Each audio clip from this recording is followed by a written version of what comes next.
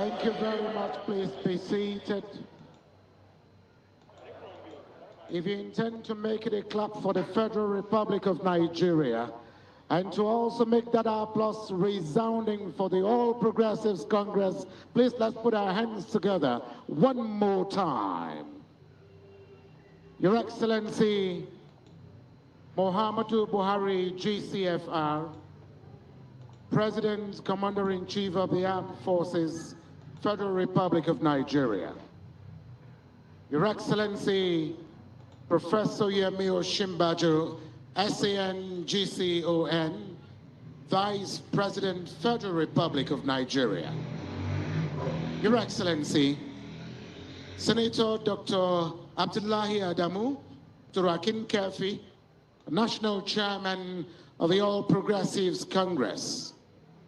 Your Excellency, Distinguished Senator Ahmad Ibrahim Lawan, PhD, CON, President of the Senate and Chairman of the National Assembly of the Federal Republic of Nigeria.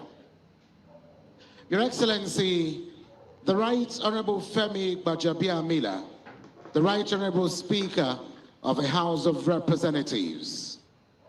Your Excellency, Dr. John Kayode Fayemi, the Governor of Ekiti State and Chairman, Nigerian Governors Forum.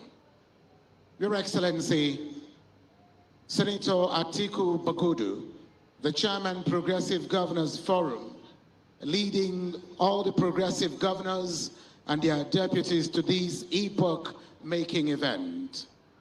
Principal officers and members of the National Assembly, members of the National Working Committee of the All Progressives Congress, members of the Federal Executive Council here present, presidential aspirants of the All Progressives Congress here present, past presidents of the Senate, past speakers of House of Representatives, former members of the National Assembly here present, state party chairmen and all party stakeholders present at this occasion, INEC officials present here, led by 3 national commissioners of INEC, the chairman and members of special convention subcommittees here present, members of the diplomatic corps, civil society organizations, people with disabilities, members of the 4th estate of the realm, distinguished invited guests, ladies and gentlemen. We'd like to, on behalf of the National Chairman of the All Progressives Congress, welcome all of you to this special Presidential Primary Convention 2022. It is a defining moment for this great party. It is without much ado, and to also welcome you most formally to this event, that I crave an indulgence to permit me to stand on the existing protocols as I invite the Chairman, National Convention Planning Committee, who also doubles as the Governor of Imo State, His Excellency Senator Hope Odidika Uzodimma, to please approach the microphone for his speech of welcome. Can we please welcome him with a resounding applause, please?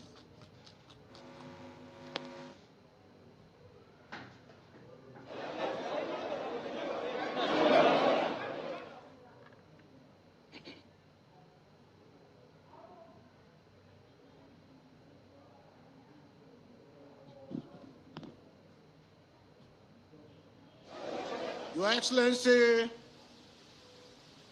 President Muhammad Buhari, GCFR, President Commander-in-Chief of the Armed Forces, Federal Republic of Nigeria. Your Excellency, Professor Yemi Osinbajo, SAN, GCON, Vice President, Federal Republic of Nigeria. The chairman of our great party, the largest party in black and white Africa, Your Excellency, Senator Dr. Abdullahi Adamu Turakin Kefi, National Chairman All Progressive Congress. Your Excellencies, members of the National Working Committee, Your Excellencies, our governors, let me please, with due permission, rely on the protocol list already established. I'm indeed very delighted to welcome all of us delegates and party faithfuls to this very history event, in particular, and also to welcome our beloved President, President Muhammad Buhari, who has creditably steered the leadership of this country in the last 7 years, and the Vice President, Professor Yemi Osibanjo. First and foremost, we must thank the Almighty God for granting us this day. Let me express my sincere thanks to our amiable National Chairman, Senator Abdullahi Adamu, and members of the National Working Committee for finding us fit to handle this very special responsibility. I have been to conventions since my entrance into national politics. I've never seen a convention as colorful, as well organized as this convention of today. This convention is AP's third presidential nomination convention, the first being in 2014 in Lagos, and the second, 2018 in Abuja. This one is very unique and historic, being a transition presidential nomination for our great party, where we are transiting from an APC president who has completed his tenure to another APC presidential candidate, who by the special grace of God and the wish of Nigerians be our next president. Your Excellencies, distinguished party faithfuls, our party has always proven opposition wrong in all our activities, and I'm very sure that we will repeat the same feat today as we look forward to a transparent, free, and fair presidential nomination exercise.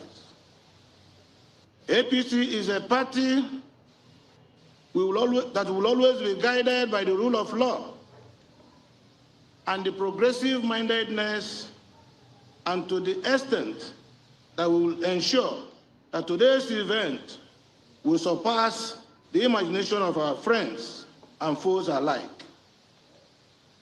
More so, today is exactly 2 months, 12 days that Senator Abdullahi Adamu ESCO started, and you can see what they have been able to achieve within a very short period of time. They deserve our collective commendation. Mr. Chairman, members of NWC, we are grateful. Let me also deeply appreciate my colleagues, the progressive governors, ably led by our amiable executive governor of Kebbi State, His Excellency Atiku Bagudu, who have also worked beyond the routine requirements to ensure the success of other party activities, especially the organization and management of this convention. You will agree with me that the number of our presidential aspirants shows strength and acceptability of our party. We must commend all our presidential aspirants for the way and manner they have conducted themselves through this period of engagement with our party members. And we hope that this spirit of brotherhood and fraternity will continue today and even beyond. A party, to my mind, is supreme. Let all of us be loyal and submit to the supremacy of our great party.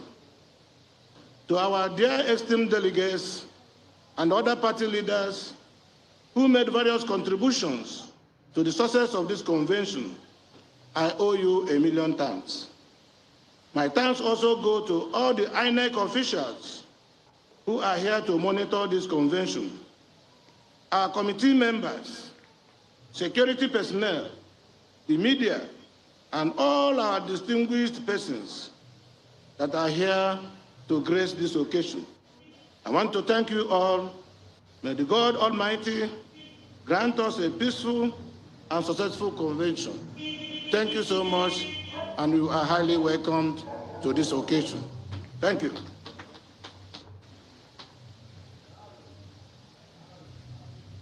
Your Excellencies, if your hands are not very busy, I'd like that we give the Governor of Imo State another resounding applause as they move on with a very special convention program. It is at this juncture that we then want to make bold to invite with all humility to the rostrum for his welcome address, the National Chairman of the All Progressives Congress, former Governor of Nasser State, Senator Dr. Abdullahi Adamu. Your Excellency Turakin Kefi, we invite you to the rostrum for your welcome address, sir. Can we please applaud him as he makes his way to the podium?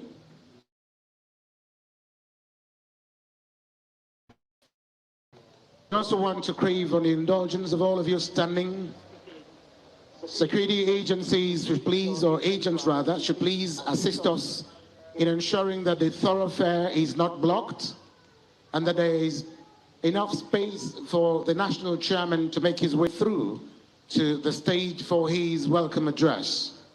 Whilst we wait for his arrival here, would like the DJ to give us something to warmly welcome to the stage the national chairman of the All Progressives Congress, Turakin Kefi.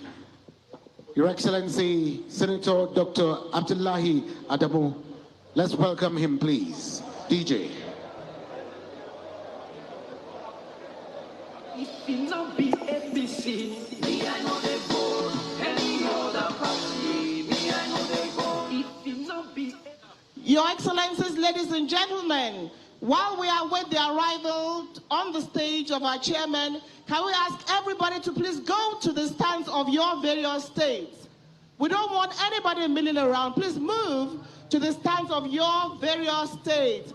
Everybody standing in front of the booth, in front of the podium, please move to your various states, please, as we await the arrival of our chairman, who will be speaking to us in a moment. Please move to your various states. Every delegate, you shouldn't be standing. You should be at your state stand. Still here are allowed to be here. Please, let's do the right things. Thank you very much. Your Excellencies, ladies and gentlemen, please welcome to the podium the chairman of our great party, the APC, His Excellency. Our chairman, you're most welcome. Thank you very much. Our foremost chairman is here to talk to us. You're most welcome, sir.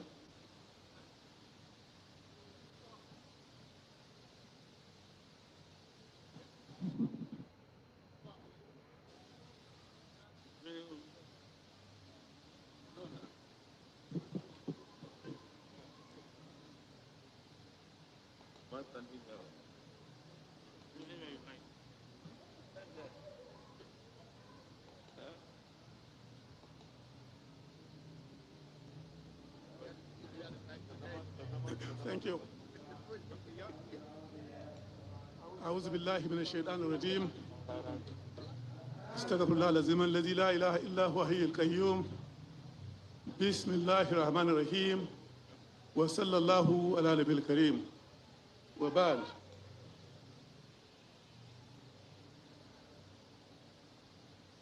Your Excellency, Mr. President Muhammadu Buhari, GCFR, Your Excellency, the First Lady of the Federal Republic of Nigeria, Hajiya Aishatu Buhari, Your Excellency, the Vice President of the Republic of Nigeria, Osinbajo, GCON, distinguished Senate President of the Federal Republic of Nigeria, the Right Honorable Speaker of the House of Representatives of the Federal Republic of Nigeria, all other protocols observed. It is with great sense of personal humility and gratitude to Almighty God that I warmly welcome you, distinguished leaders and members of our great party, to our historic 2022 convention. I cannot overemphasize the importance of this occasion for our party and our nation. You know as much as I do that the fate of our party depends on what we do here in the next 2 days. I urge us to commit the best practices in party politics by being honest and fair in our dealings, as well as keep our eyes on the ultimate prize, the post-President Muhammadu Buhari presidency in 2023. Since this National Working Committee that I'm privileged to lead assumed office a little over 2 months ago, I have continually harped on the need for our unity. We can do nothing unless we are truly united in thoughts, words, and deeds. Unity is the only glue that can hold our party together. It should go without saying that we cannot go into the general elections next year and expect to remain in Aso Rock without putting our house in order. It does not take rocket science to unite the party. It takes sincerity of purpose, commitment, and determination to sacrifice our individual interests and ambitions to the larger interests of the party in the Federal Republic of Nigeria. I confess that I am glad to see that the healing process has just begun. It has been faster than anyone could have predicted. Things are not falling apart. Things are holding up. I am grateful to you all for standing by me and members of the National Working Committee in seeing that we carry out the first order of business in our party, and that is the total reconciliation of all the state branches of the APC that were held hostage by avoidable grievances. The evidence of the new unity of purpose is seen clearly and positively in the conduct of the primaries at local government and state levels. We have thought the conduct of primaries elected candidates for the state houses of assembly, the House of Reps, the Senate, and the state government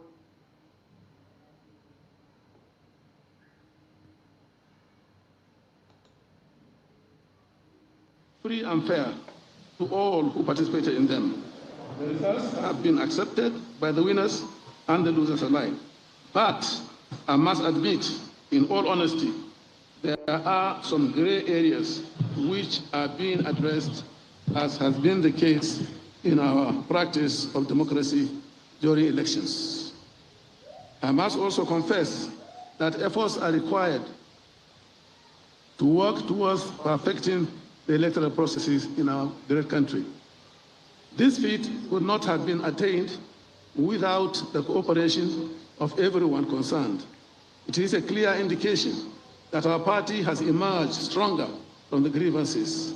We are united and are speaking with one voice once more. And at the end of the current exercise, we shall begin a steady march towards the 2023 general elections, buoyed by our resolute commitment to win and win big at all levels of elective offices up for contest. I salute all of us. We begin this day the final lap in the preparations towards the 2023 general elections. The leaders and stakeholders in our party are gathered here with us. This is their day, and this is their time. The contest for who flies the flag of the party as presidential candidate has been robust, but generally sober and statesmanlike. We welcome all those who threw their hats into the ring. They are patriots with a zeal to build on the foundation of comprehensive national development laid by President Muhammadu Buhari, GCFR. The contest for president in all the political parties has heated the polity. It is particularly so with our party, which parades the largest number of aspirants. It is said that in war, as in all serious socio-political contests, truth is the first casualty. It is so in this context. We have watched with growing concern the feeding frenzy in the mainstream media and the irrelevant social media.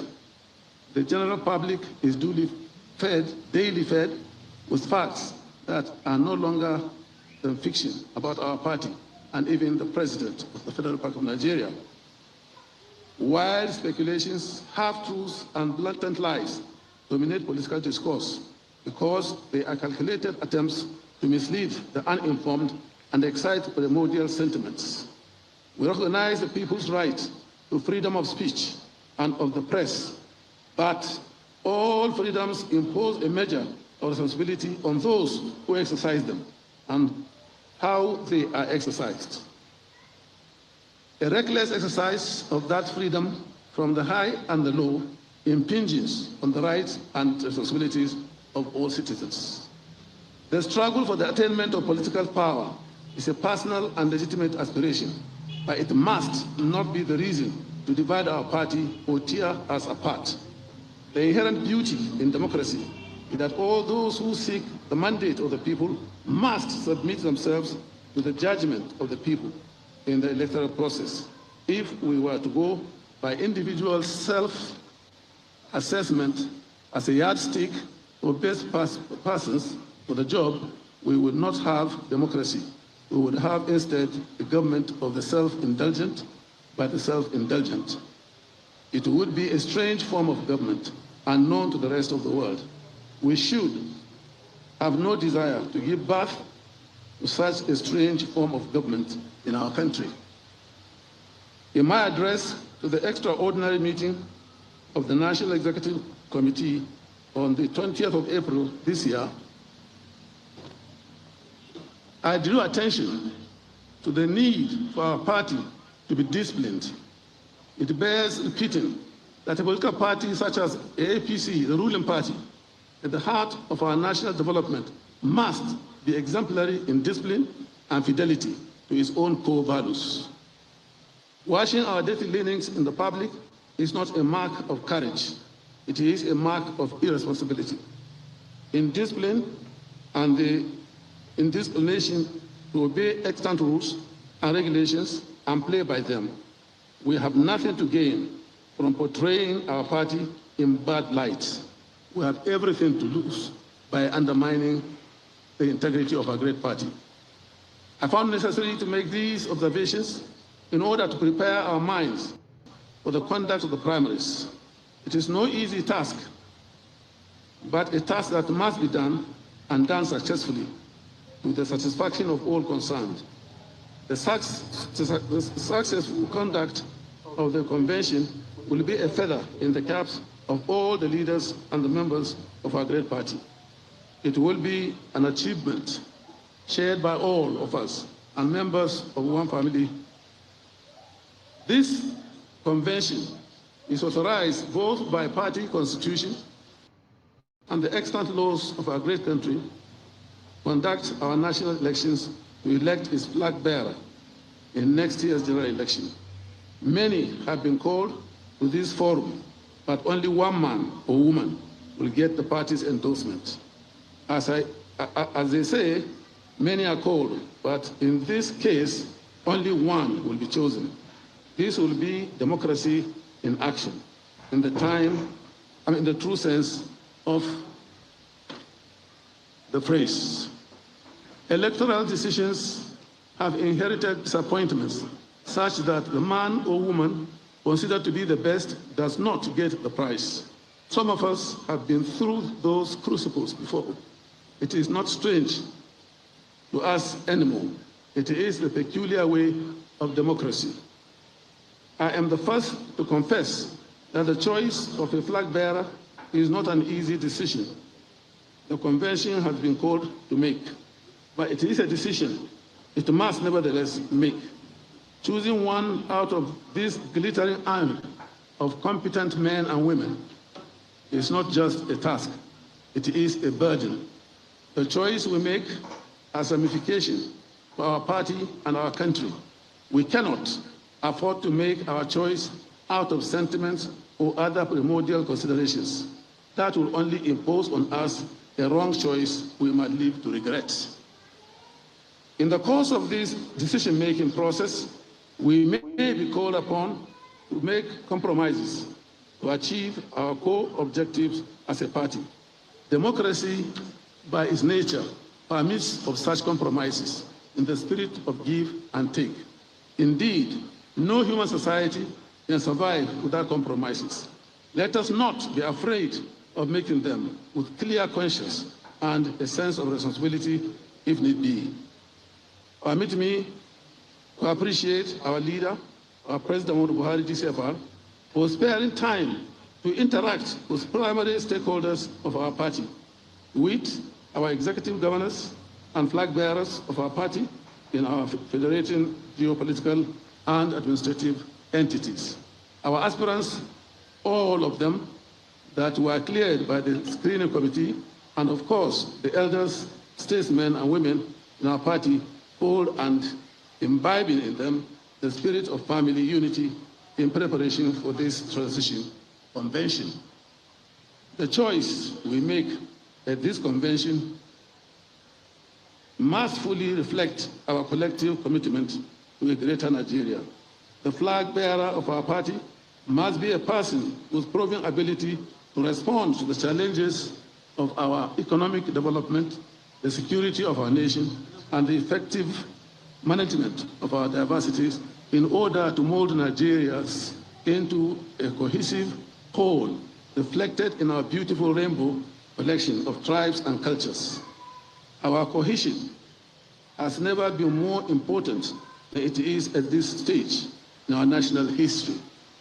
In conclusion, let me once more salute President Muhammadu Buhari for GCFR for his able leadership of both the party and our country.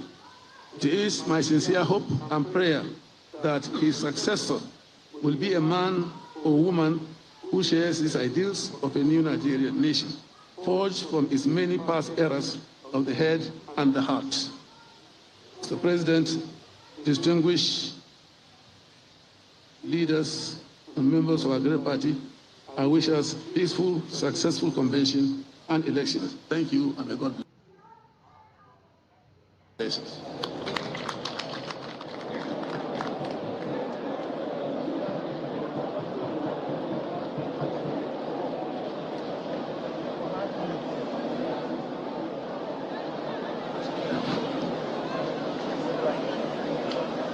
We put our hands together for His Excellency, Most Distinguished Senator Abdullahi Adamu, the National Chairman of the APC, and Turakin Kefi.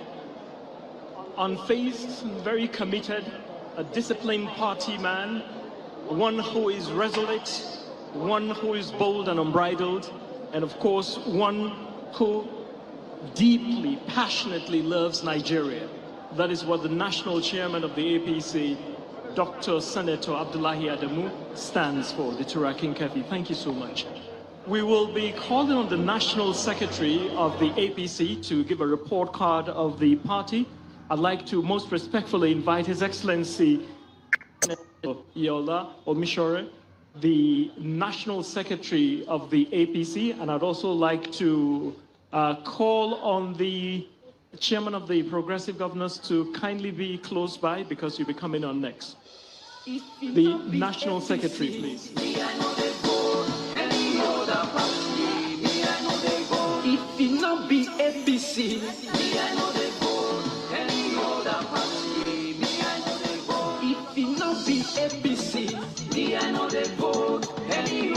party, me I know they vote. If it not be APC, me I know they vote. Any other party, me I know they vote. Now we dey put our right say. We trade that money, market to make it happy. Cuckoo rolling everywhere.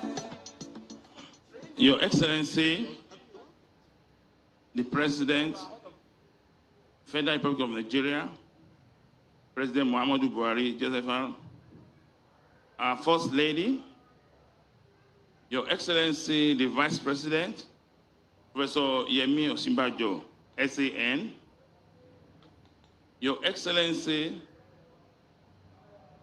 the amiable Chairman of the APC, who just welcomed us to the convention, Senator Abdullahi Adamu, CON, Your Excellencies, members of the National Working Committee of the APC, Mr. Senate President, Speaker of the House of Representatives, our governors in various states, ministers and stakeholders, gentlemen of the press, ladies and gentlemen. It gives me a great delight to welcome our leaders once again, our members, as well as a broad range of stakeholders, to this historic special convention to elect our presidential flag bearer for a party in the next coming year election. Collectively, we have established well beyond the shores of Nigeria the enviable unity of purpose during our national convention that brought us into the working committee on 26th of March 2022. Under the leadership of our chairman, His Excellency Senator Abdullahi Adamu, we continue to make significant strides to deepen our unity, strengthen core functions in the National Secretariat, and position our great party to sustain the leadership of democratic governance in Nigeria. With over 43 million members, our unique ability to reach everyone continue to rise above both national and across the nations. We remain undisputedly a leading democratic institution, not only in Nigeria, but in the African region. We have taken forward the many of our provisions of our new constitution. This reinforces the clarity of our purpose and provide much needed framework with which we have vigorously commenced to establish systems of fair play, inclusion, and accountability to our members, but to the Nigerian population. Primary elections for flag bearers for gubernatorial, the Senate, House of Representatives, and State House of Assembly are peacefully conducted across the nation. Our primary elections processes include at the risk screening, appeal committees, the eventual elections. We have sought to ensure utmost inclusion across party members, taking into consideration geographic spread, gender, youth, and persons with disability. We have taken care to ensure that we remain responsive to the aspirations of our members and of Nigerians. And I'm giving consideration to diversity in our vision, interests, and aspiration that was expected of a political party with over 45 million members. We have achieved this feat despite the tight timelines from the INEC and with full compliance to procedures and guidelines. We must express deep appreciation to the President of the Republic of Nigeria, leaders of our party, the National Executive Committee of our party, for their visionary foresight to temporarily yield the executive powers to the NWC at this time. This realist approach has facilitated consultations and made the decision-making process less burdensome, progressive, proactive, and nimble. Our great party, the APC, gathered today to elect our flag bearer. The pathway to this day affirms the internal democracy within the APC, for which many value and have joined us. Today, with other members and leaders in each of the geopolitical zones, governors' fora, and many other instruments of internal democracy, we are prepared, and by the grace of God, successfully deliver a successful special convention and the presidential flag bearer acceptable not only to our members of this party, but to all Nigerians wherever they live, work, and play. And thank you for kind attention. Thank you. Our able National Secretary. Thank you very much. That was the National Secretary of the All Progressives Congress.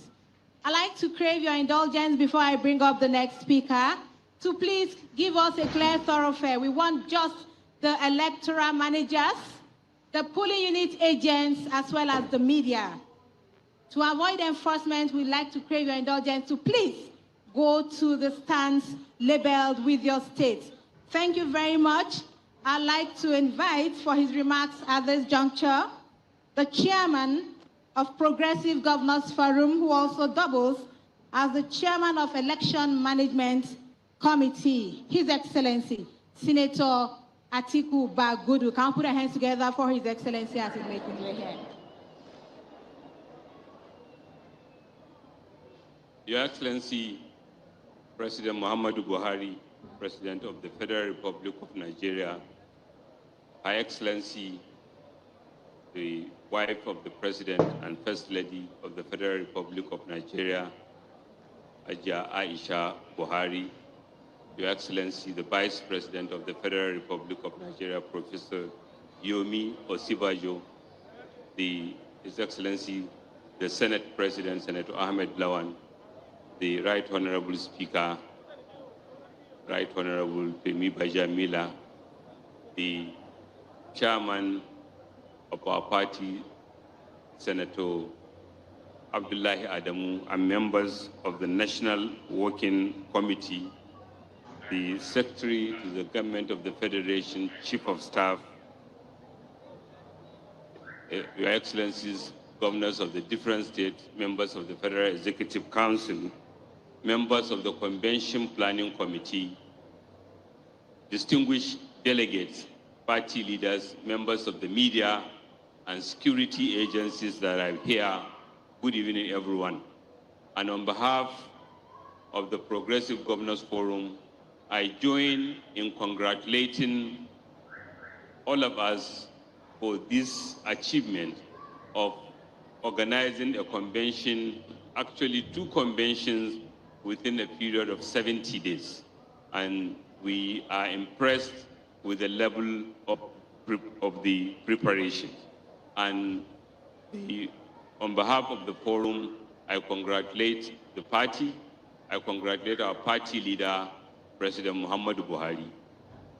This convention is following a series of activities that have taken place in the different states, congresses and primaries that resulted in the nomination of various aspirants in various positions across the country. And we are full of commendation to the party for the organization, the support that has gone to successful primaries all across the states of the country. The governors are deeply appreciative of the support that the party has given in ensuring that we conduct very, very peaceful, transparent elections that we believe will continue to endear our party to Nigerians. This is in addition to many achievements recorded under the All Progressive Congress-led administration. Today, we are gathered here for a very, very momentous occasion, which we pray will result in the nomination of a presidential flag bearer for our party.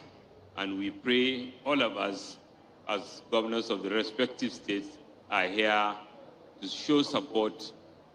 We are doing it when the Electoral Act have changed the nature of the delegates. About 70 days ago, when we gathered here, there were close to 8,000 delegates. But the changes in the Electoral Act resulted in fewer delegates, which we hope will make the election process more manageable.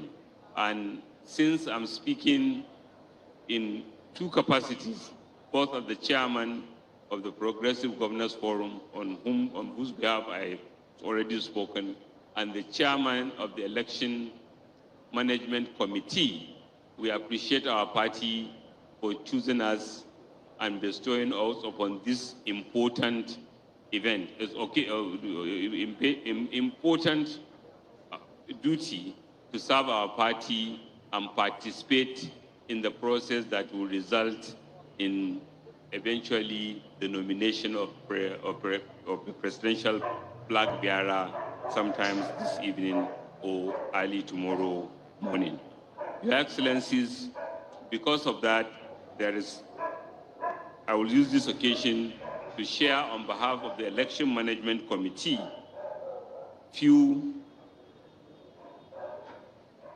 some information that as provided by the Electoral Act, only the duly elected 3 delegates per ward, i.e. 3 delegates for the 774 wards, local government, sorry, three delegates per local government, meaning 3 for each of the 774 local government will be allowed to vote after accreditation. There will be 2 voting points, each with 20 ballot boxes, and 2 states are going to be called one after the other, but they will vote at the 2 respective voting points simultaneously. Delegates are expected to write the names of their choice on the provided ballot papers. Delegates should please ensure that the name of their choice is fully written to avoid confusion, at least 2 names. Delegates who cannot write will be permitted to choose a delegate from their state to write for them. Delegates will be properly identified before voting commences. Agents of the aspirants will be permitted to sit to monitor the proceedings. All delegates are expected to return to their seats after casting their votes. At the end of the voting exercise, all the ballot boxes will be gathered together and sorted in the names of the aspirants. After the sorting out, the ballot of each aspirant will be counted, and the aspirant with the highest number of votes will be declared winner. Aspirants who decided to withdraw must inform the election committee, publicly announce their withdrawal, and sign a withdrawal form. Thereafter, there will be a translation in Hausa, Yoruba, and Igbo for delegates who may not be conversant with the instructions as stated in the English language. I thank our party, and I thank Mr. President, and I thank all our leaders that are gathered here this evening, and I want to assure them that the Election Management Committee, and as part of the Convention Management Committee, will do its very best to ensure that whatever the result so declared will meet with the highest standard expected of our party. Thank you. Thank you. May God bless you.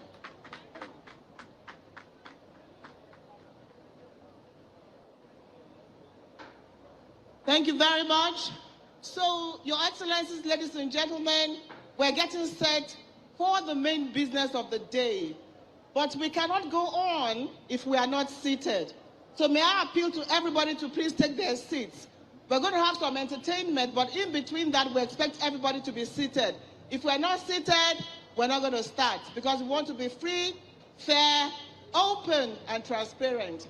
And while we do that, we'll be calling on every aspirant who will be talking to us before the voting begins. As Governor Bagudu told us, we have 23 aspirants, and I'll call their names. When we're going to start, we'll call you in batches of 4 to come and talk to us and tell us exactly why you want to be president of the Federal Republic of Nigeria after President Muhammadu Buhari. So these are the names.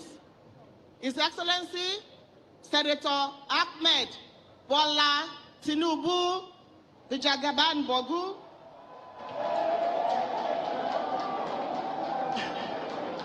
and we are calling the names in alphabetical order. We have His Excellency, Senator Ahmed Ibrahim Lawan, who is the current Senate President. His Excellency, Senator Ahmed Sani Yerima, former Governor of Zamfara State. His Excellency, Senator Ajayi Robert Borough, current Senator of the Federal Republic of Nigeria. His Excellency, Senator Ben Ayade, Governor of Cross River State. His Excellency, Engineer Dave Umahi, Governor of Ebonyi State. His Excellency, Right Honorable Dimeji Bankole, former Speaker of the House of Representatives. Honorable Emeka Nwajuba, immediate past Minister of State for Education. His Excellency, Senator Godswill Akpabio, former Governor of Akwa Ibom State and former Minister of the Niger Delta Affairs. His Excellency, Senator Ibikunle Amosun, former Governor of Ogun State and current serving Senator of the Federal Republic of Nigeria. His Excellency, Dr. Kayode Fayemi, Governor of Ekiti State. His Excellency, Senator Ken Inamani, former Senate President of the Federal Republic of Nigeria. His Excellency, Alhaji Muhammadu Badaru Abubakar, Governor of Jigawa State. His Excellency, Dr. Ogbonnaya Onu, former Governor of Abia State and former Minister of Science and Technology. Pastor Tunde Bakari.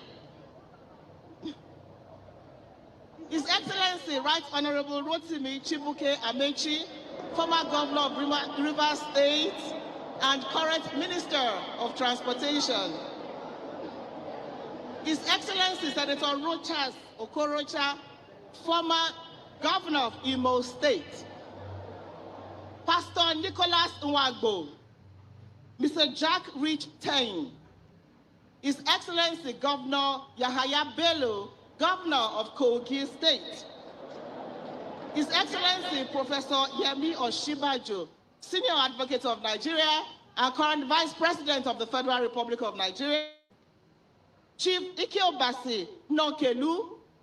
And finally, and coincidentally, the only woman in the team, but her name starts with a U, so that's why she's number 23 on the list.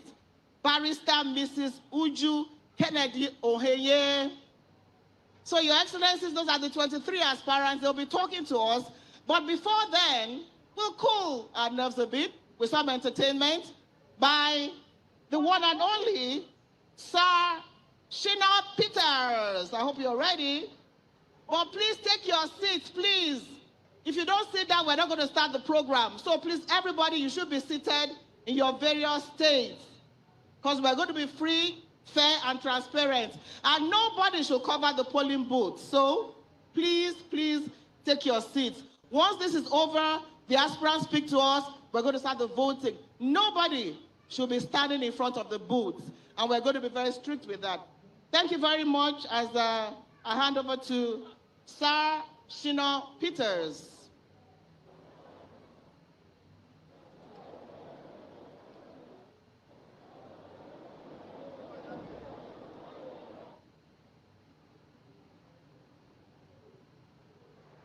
it not be APC, me I know they vote.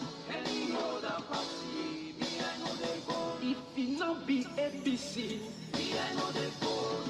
Any other party, me I know they vote. If it not be APC, me I know they vote. Any other party, me I know they vote. If it not be APC, me I know they vote. Any other party, me I know they vote. Now we dey put our eyes say, we trade that money, market women they happy. Cuckoo rolling everywhere. Train they work from start to nothing. Go wherever, back home never. APC is the only solution. Mama, papa, shine your eyes, eh? Shine, shine, shine. Brother, sister, shine your eyes, eh? Everybody, shine your eyes, eh? Shine, shine, shine. APC is the only solution. If it not be APC, me I know they vote. Any other party, me I know they vote. If it not be APC, me I know they vote. Any other party, me I know they vote. If it not be APC, me I know they vote. Any other party, me I know they vote. If it not be APC, me I know they vote. Any other party, me I know they vote.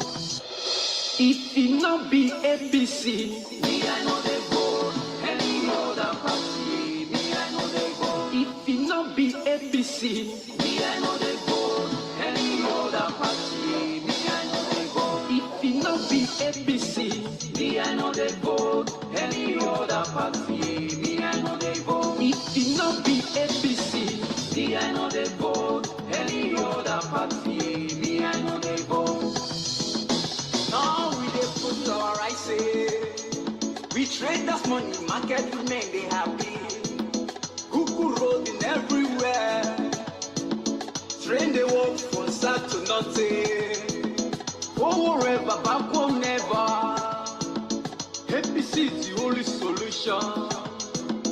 Mama, papa, shine your eyes, eh? Shine, shine, shine. Brother, sister, shine your eyes, eh?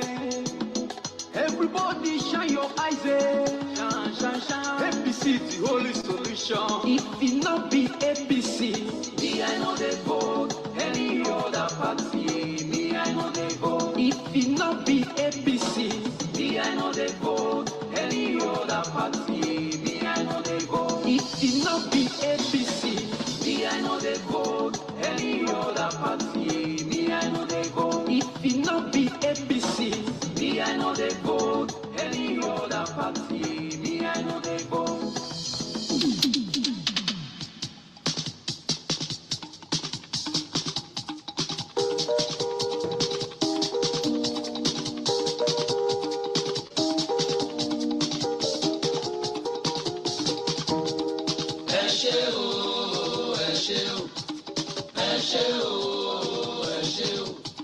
Afrojuju lẹ fẹ́ gbọ́ o, ẹ ṣé o.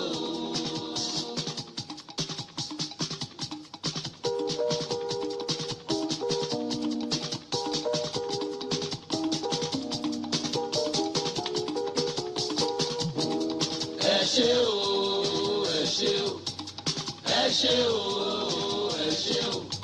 Afrojuju lẹ fẹ́ gbọ́ o, ẹ ṣé o. Tí bọ́ ṣe máa lùlù tàbí kọrin afrojuju tó máa dàbí ẹni tó ní. Kò sí bọ́ ṣe máa lùlù tàbí kọrin afrojuju tó máa dàbí ẹni tó ní. Oníkọlà jẹ́ ó ṣe owó ọmọ Pétérù ti dé o. Ṣìnà Peter ló láfrojuju. Afrojuju o, ìfẹ́ ti sílẹ̀ o. Ẹ̀jẹ̀ lẹ́gbẹ̀ẹ́ lẹ́yìn mi. Ẹ jọ̀wọ́ kí ló pè ní creator. Olùdásílẹ̀. Mo ní kí ló pè ní founder. Olùdásílẹ̀. Olúwaṣínà Peters. Olùdásílẹ̀ Afrojuju. Àti sọ tẹ́lẹ̀ rí. Ayé òde pátá dáradà wọ́n kàn lè fọwọ́ aago sẹ́yìn ni. Àsìkò àwa yúùtù rèé o, ọyẹ bí inú wa. Ọ̀ṣọ́ ni yọ ṣàgó.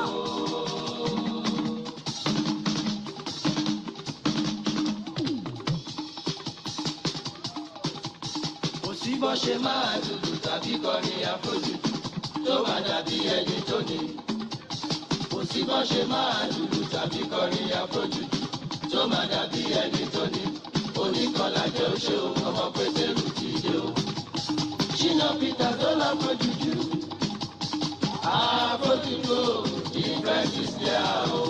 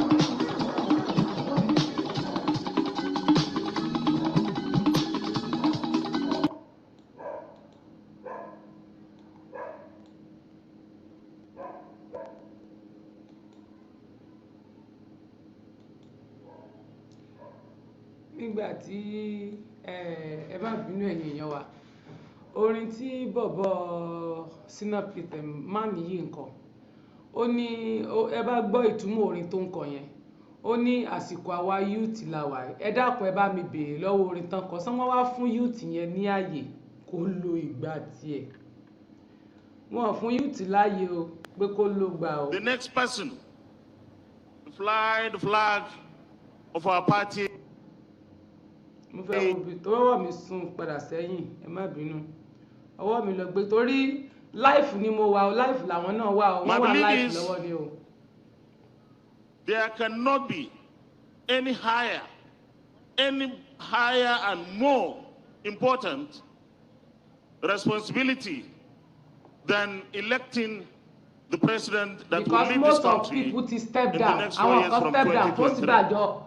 Àwọn kan step down fún Tinubu ló yẹ kí n sáré gbé life, wọ́n wà life lọ́wọ́, share.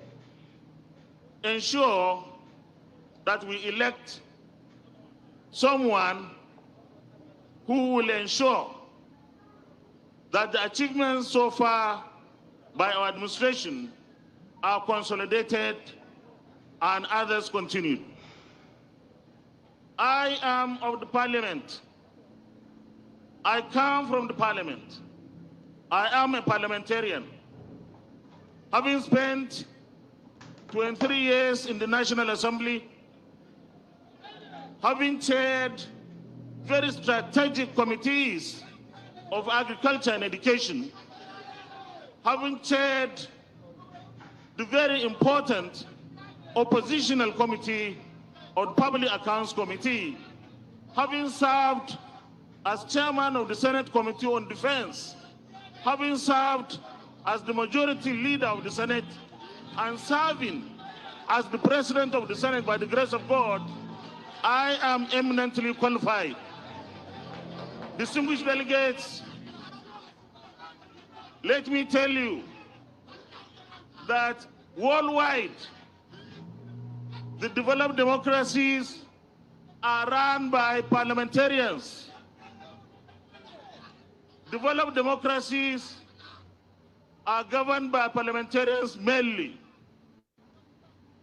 If you go to parliamentary systems, the prime minister is always an elected parliamentarian. If you go to the US and similar democracies, senators and members of Congress run the country. Today's president in the US, the President Biden, was in the Senate of the United States of America. President Obama was also a senator in the Senate of the United States of America. I have acquired sufficient experience working very closely with the Mr. President, our dear President, as the presiding officer and chairman of the National Assembly. I have learned a lot, and by the grace of God, if you elect me this night, I will continue and consolidate those massive achievements Mr. President and the APC administration have achieved. God bless the Federal Republic of Nigeria. God bless the APC. APC! APC! APC! Thank you very much. Thank you very much, Your Excellency, Senator Ahmed Ibrahim Lawan, President of the Senate and Chairman of the National Assembly.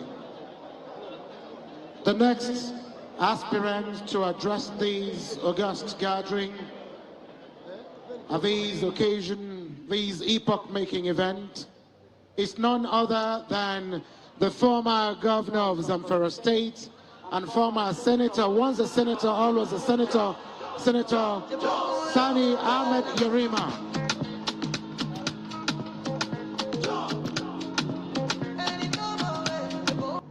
Serious security challenge.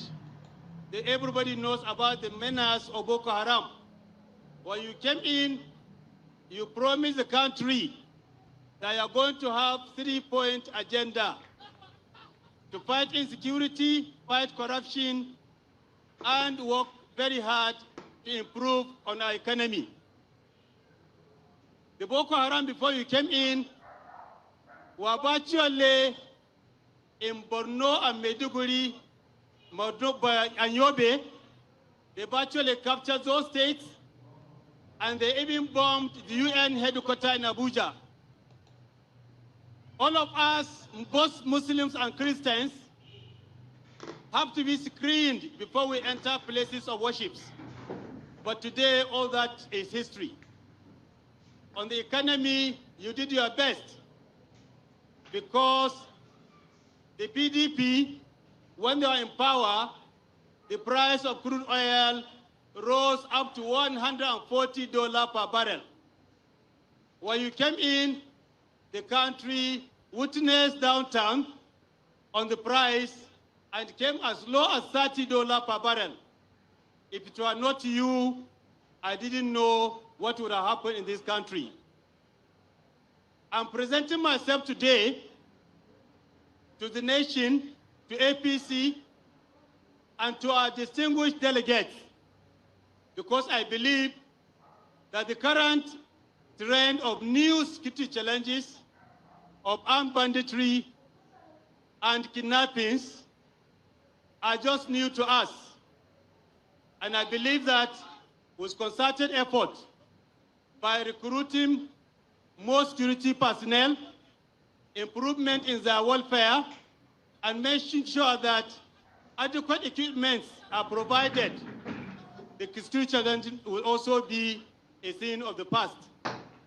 We have high-level poverty.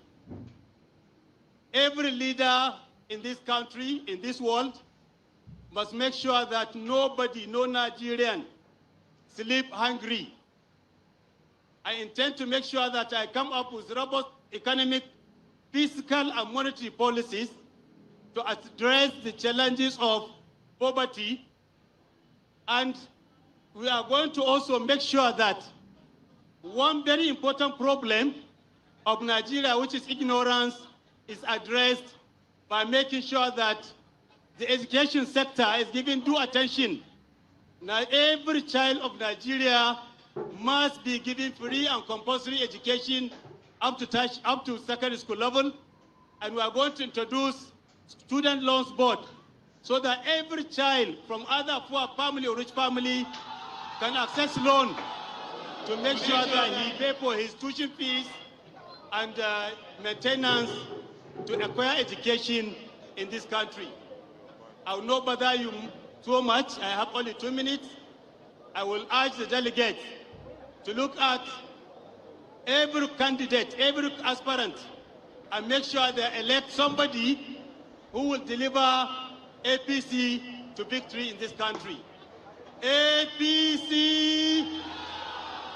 APC! Failure. APC. Failure. Thank you very much, and God bless all. Thank you very much, Your Excellency, Senator Ahmed Sani Yarima. At this juncture, please, any artist that is not performing on the stage at this point should please leave the stage for the time being. Your Excellencies, very distinguished ladies and gentlemen.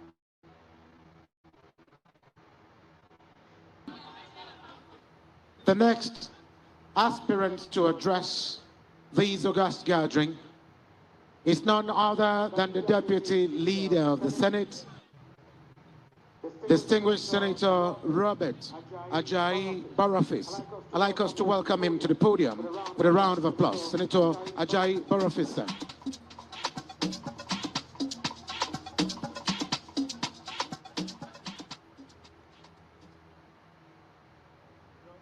Your Excellency,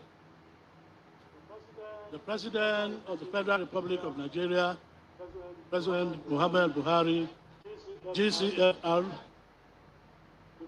the First Lady, Your Excellency Aisha Buhari, the Vice President, Professor Yemi Osinbajo, the Chairman of our party, Senator Abdullahi Adamu, Urakin Kebi, and Sri Kinyanki, the Obateru of the Source.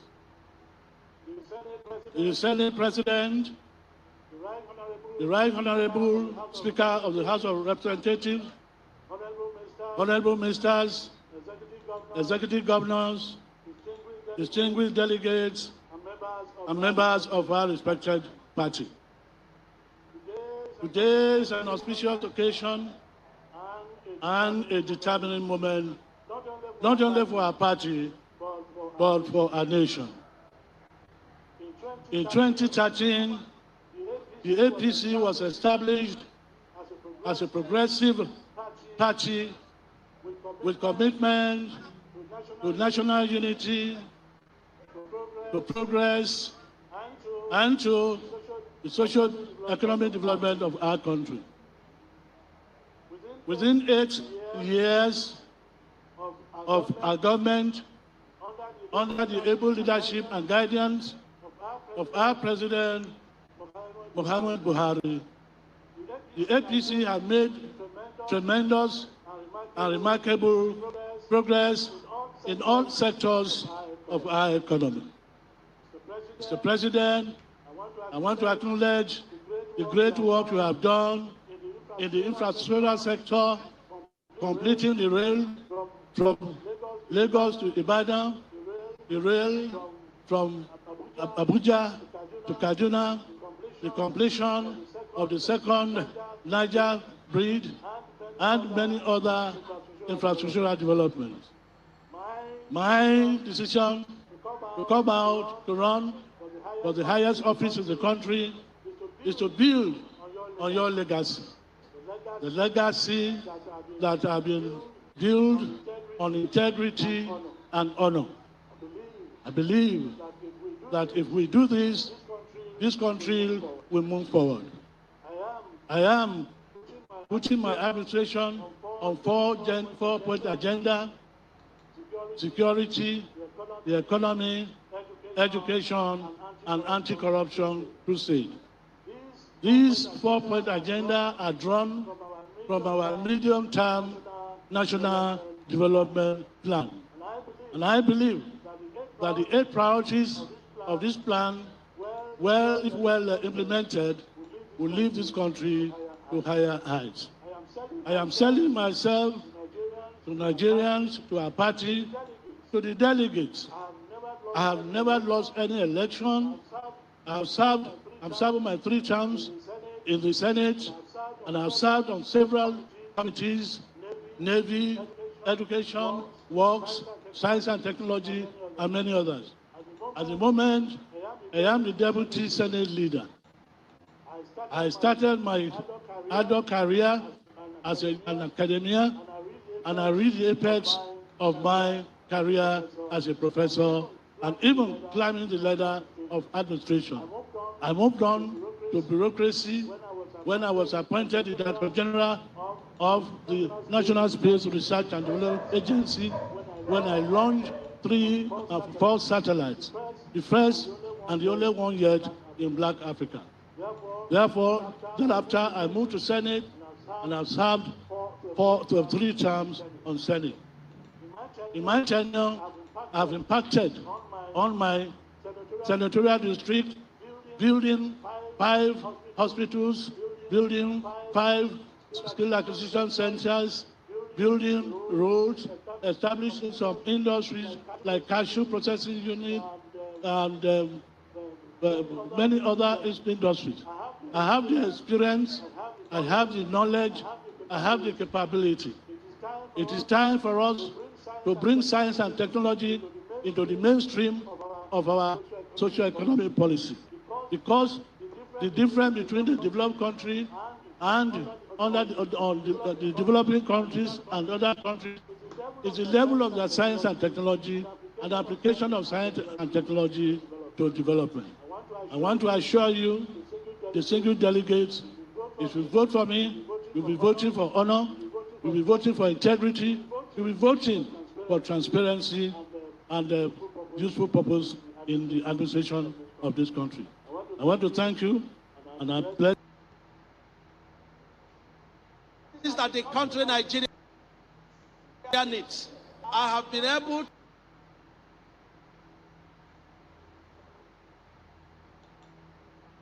to prove that you can do quite a lot with little resources. I have been able to bring Ebonyi State to compete with other states of the nation, irrespective of the date and time this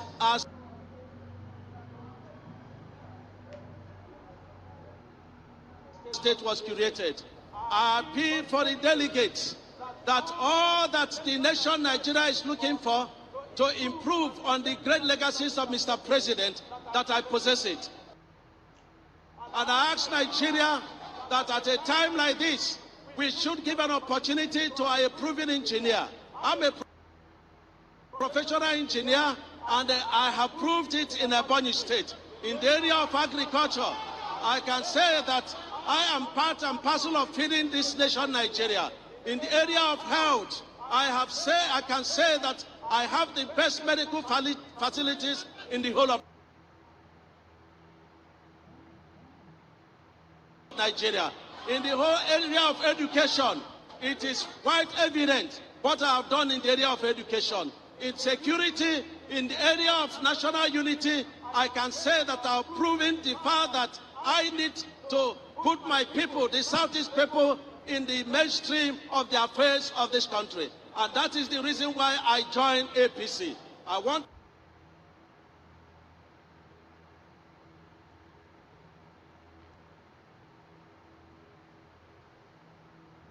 the APC delegates to look towards me and know that they have a young man who has the capacity, who has the ability, who has the wisdom, and who has the divine calling to improve on all that our dear president has done for our country. I urge you to give me your votes. I urge you to look through all the promises we have made. Nigeria in 2023 will not be looking at promises. They are going to be looking at your past performances and what we've been able to achieve. And I have a lot to campaign for APC with. So I thank you very much, and I have great faith in God and in you that you will do the right thing and give me your votes. God bless you and God sustain you, and congratulations to all APC members. APC! Thank you. Thank you very much, Your Excellency. We've just listened to His Excellency Engineer Dave Umahi, the Executive Governor of Ebonyi. Thank you, thank you. We'll now like to call on a gentleman who was the youngest ever Speaker of the House of Representatives of Nigeria at the age of just 37 then. Honorable, His Excellency Right Honorable Dimeji Bankole, who would now come and make his presentation.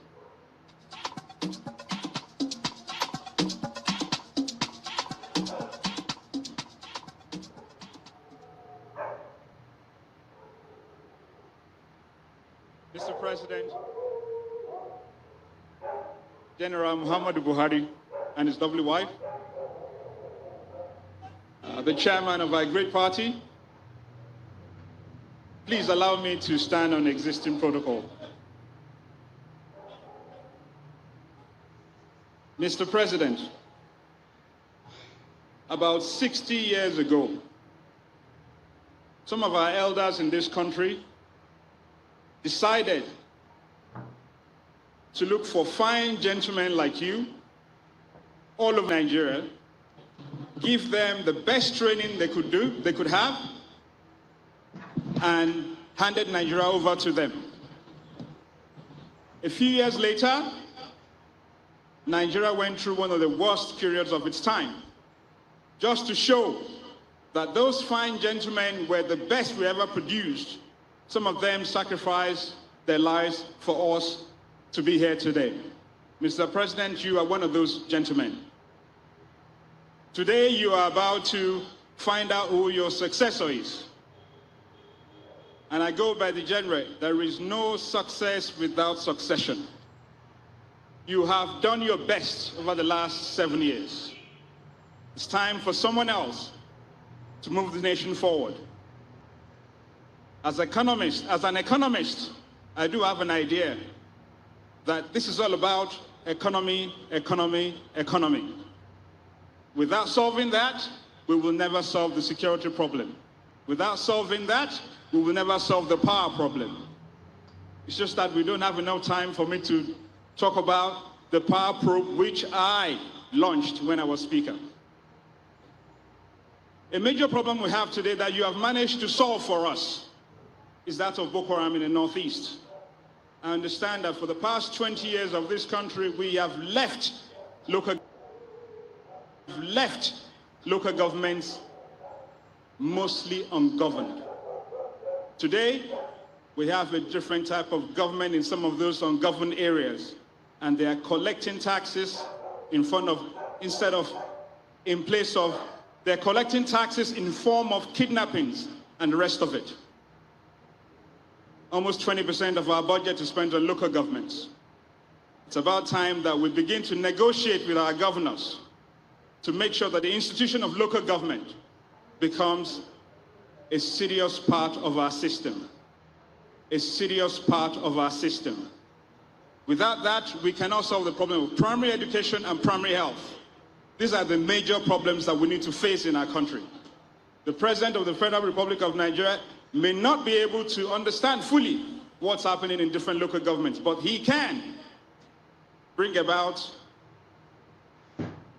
strong institutions as far as we need them in this country. Well, Mr. President, as a younger person, I proved to this nation, with my colleagues in the National Assembly at that time, at a critical time in our nation, that it's possible for younger people to handle critical situations when we brought about the doctrine of necessity that actually saved the dignity of one of our former presidents and actually allowed our country to move forward.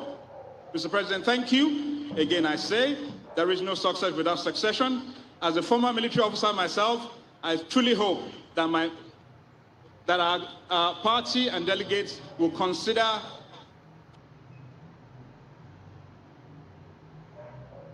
the lives of those young men standing in all parts of Nigeria, making sure that Boko Haram and the rest of them do not take us to pieces. Thank you, and God bless all of you.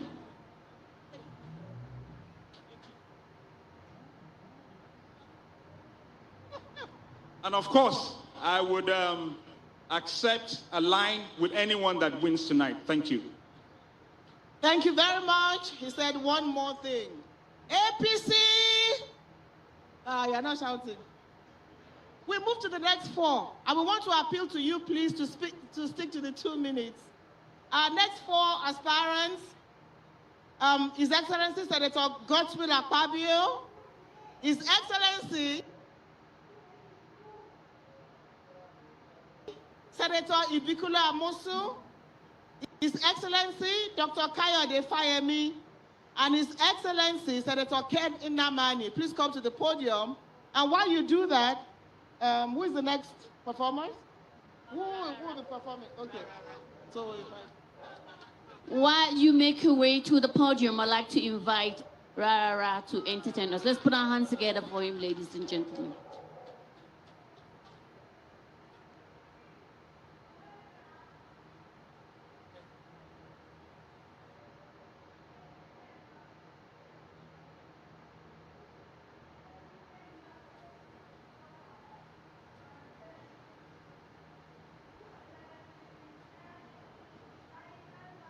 Hello.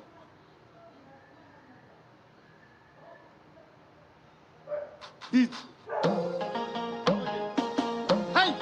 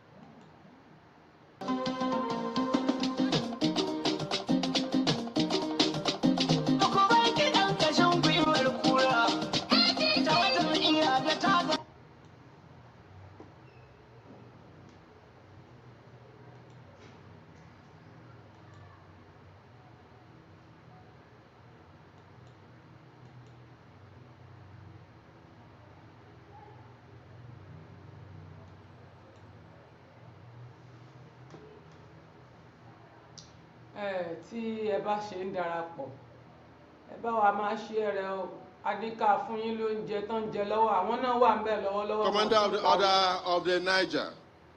Wọ́n ìkúrò ń bẹ̀ o wọ́n wà ń bẹ̀ báwọn náà ṣe ṣáìsì káwa náà ṣe díẹ̀. As one of those with great aspirations to become president of the Federal Republic of Nigeria. But however, I do not know the year. As a student of history, I want to let you know that the All Progressives Congress came to birth through very strong alliance between the then ACN in the southwest and the CPC in the north. Today I want to thank the progressive governors of northern Nigeria, my dear colleagues, having been a governor for 8 years, for their decision to ensure peace, stability, and unity of the country, that in 2023, the presidency of this country should go to the southern region of Nigeria. It is on that note that I do not want to speak much. But I want to say that the decision is laudable. Mr. President, I'm going to make a statement. I hope my supporters are listening. I hope my delegates are listening. The statement I want to make is that for 2023, I want to join you to go with a president that has vision. Helen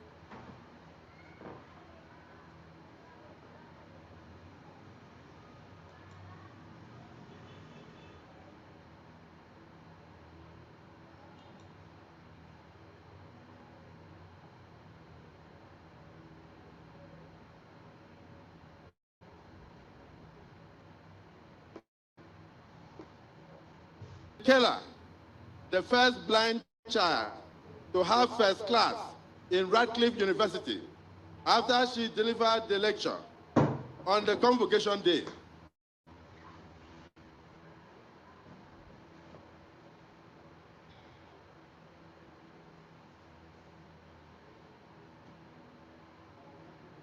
First class in Radcliffe University after she delivered the lecture on the convocation day. A mischievous pressman asked her a question.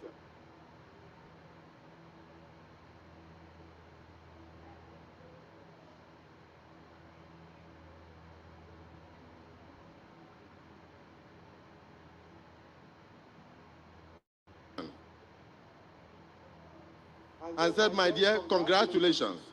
But what do you think could be worse than being blind? And the child answered, to have sight and no vision. To have sight and no vision.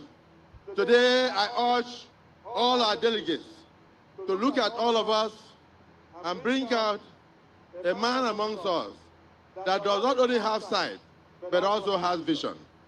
It was that sight that enabled me, it was that vision that enabled me to turn around a pedestrian state like Akwa Ibom State into a destination of choice for all Nigerians and the global community. And that is what they came to know as uncommon transformation. So I am ably qualified to be your president. I'm standing in front of you.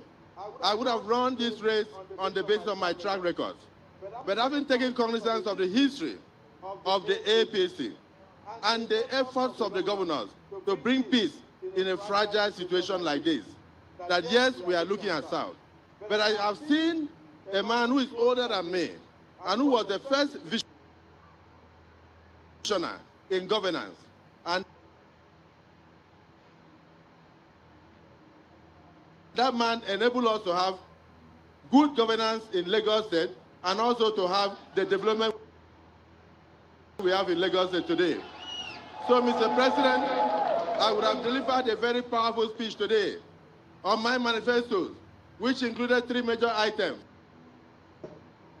that of security, that of unity of the country, that of the economy of the country, which involves infrastructure. And as a man who is known as the governor that turned boys into men, I would have said, yes, indeed, I would have done so. But I don't have to do so by being president. I will join the next president. I will join the next president.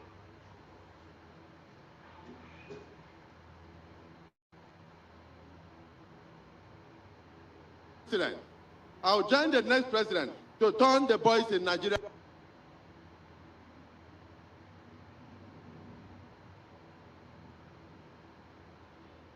into men. And therefore, I drop my hat and I urge you that as I withdraw now, vote for Asiwaju Ahmed Tinubu. Vote for Asiwaju Ahmed Tinubu.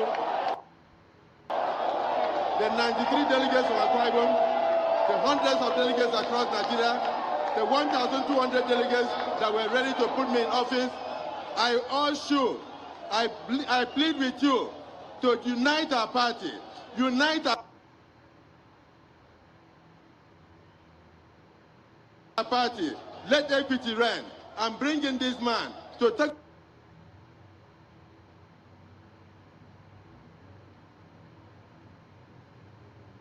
over from our current president, and we will support him.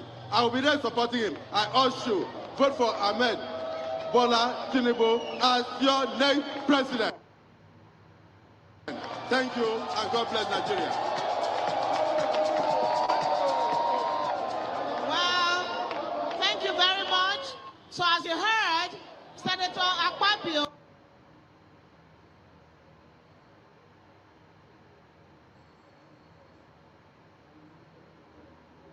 has stepped down for Asiwaju Bola Ahmed Tinubu. So we move on to our next speaker, who will be His Excellency Senator Ibikunle Amosu, who will speak to us now. You're most welcome, Your Excellency.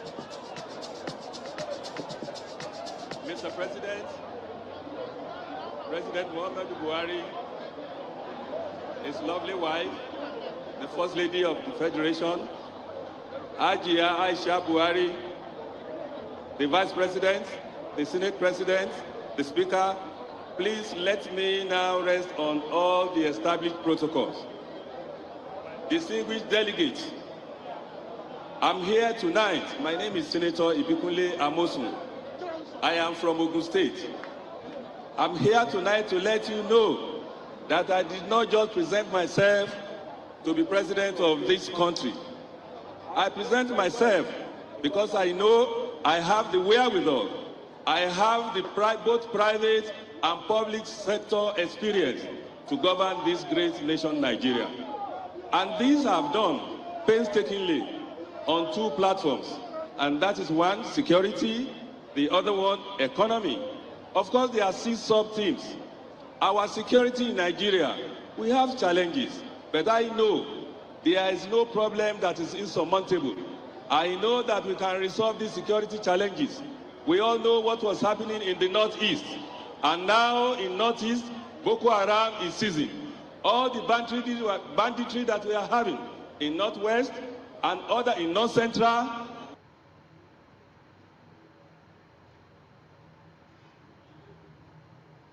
And what has just happened in Southwest, in Ondo State, we do not want things like that. We do not want things like that. This is not the Nigerians of our dream. This is not what our forebears planned Nigeria to be. And if you look at where we are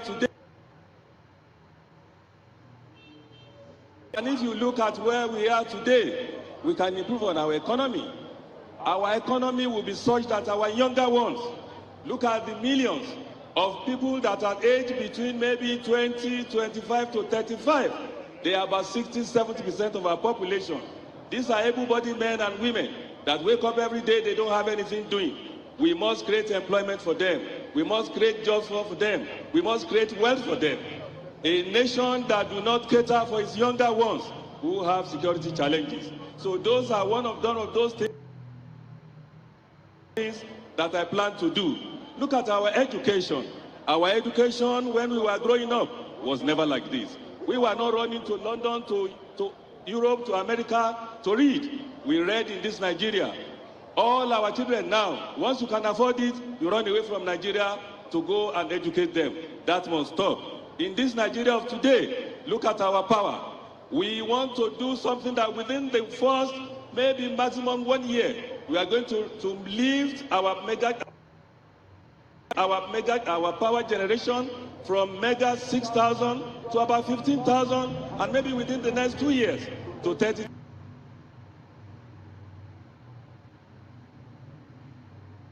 Within the next 2 years to 30,000, and it's just generation. We must, as we are generating, we must transmit, and as we are transmitting, we must distribute. Look at Nigeria. Look at our health sector. We are lucky. God was on our side when COVID struck. That Nigeria will survive it, that we will not be picking dead bodies on our streets, is to the glory of God Almighty. But we can't do better. This is Nigeria. This is the giant of Africa. This is the giant of the black race. We must do better. Look at our infrastructure. And let me commend President Muhammadu Buhari. This administration has done very, very well on infrastructure. And unfortunately, the insecurity that we have is overshadowing this beautiful work that this administration is doing. We will concentrate on our infrastructure in a scenario where from Lagos to Abeokuta, it will take you several hours to do. Thank God now with the railways that is happening, but we will improve on that. Again, from Damaturu to Enugu to Owode to everywhere in Nigeria, we must be able to move from one place to another. We must be able to move freely. Growing up as a child, growing up in secondary school, it doesn't matter where you come from. It doesn't matter whether you are a Christian or a Muslim. We are one Nigeria, and that is what it will be. We are going to go on massive nation building. Genuine one at that, we must do. Look at our agriculture. Agriculture that will lead us to food security. A nation that can feed itself is no nation. And we have to thank President Muhammadu Buhari for coming up with the cliche that we must eat what we grow and we must grow what we eat. There's a lot that can be said. Look at our infrastructure, I've talked about that. Look at our infrastructure, I've talked about that. Look at agriculture, I've talked about that. Look at technology. We should not be left behind. We should participate. If we are left behind, if we don't participate, we'll be left behind. Nigeria should be a technology-driven nation. Now let me end this address by saying that our greatest gift, our greatest resource in Nigeria is the human capital. If with all these our younger ones, with all what Almighty has done for us, there is no reason for us as a nation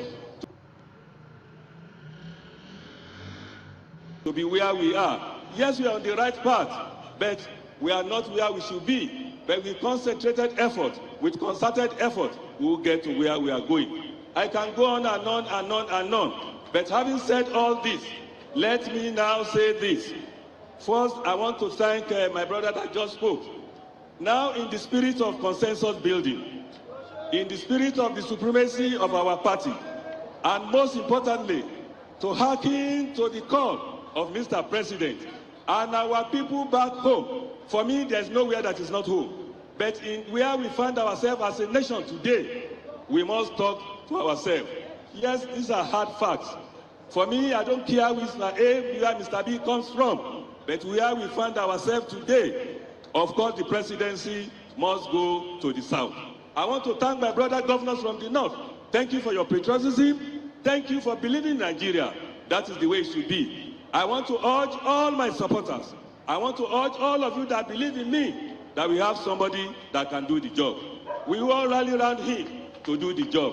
And it's no stranger to me. We have been together for quite some time, and that is Asiwaju Bola Ahmed Tinubu. So I believe with your support, with all of us coming together to support him, he will take Nigeria to greater heights, he will take Nigeria to the desired height. APC!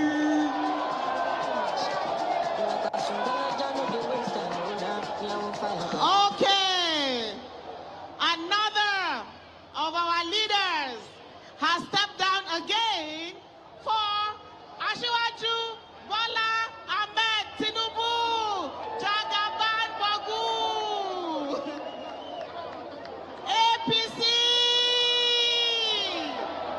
We're going to move on now as we call again on one of our brightest and the best, the governor of Ekiti State, our brother, our leader, Governor Kayode Fayemi.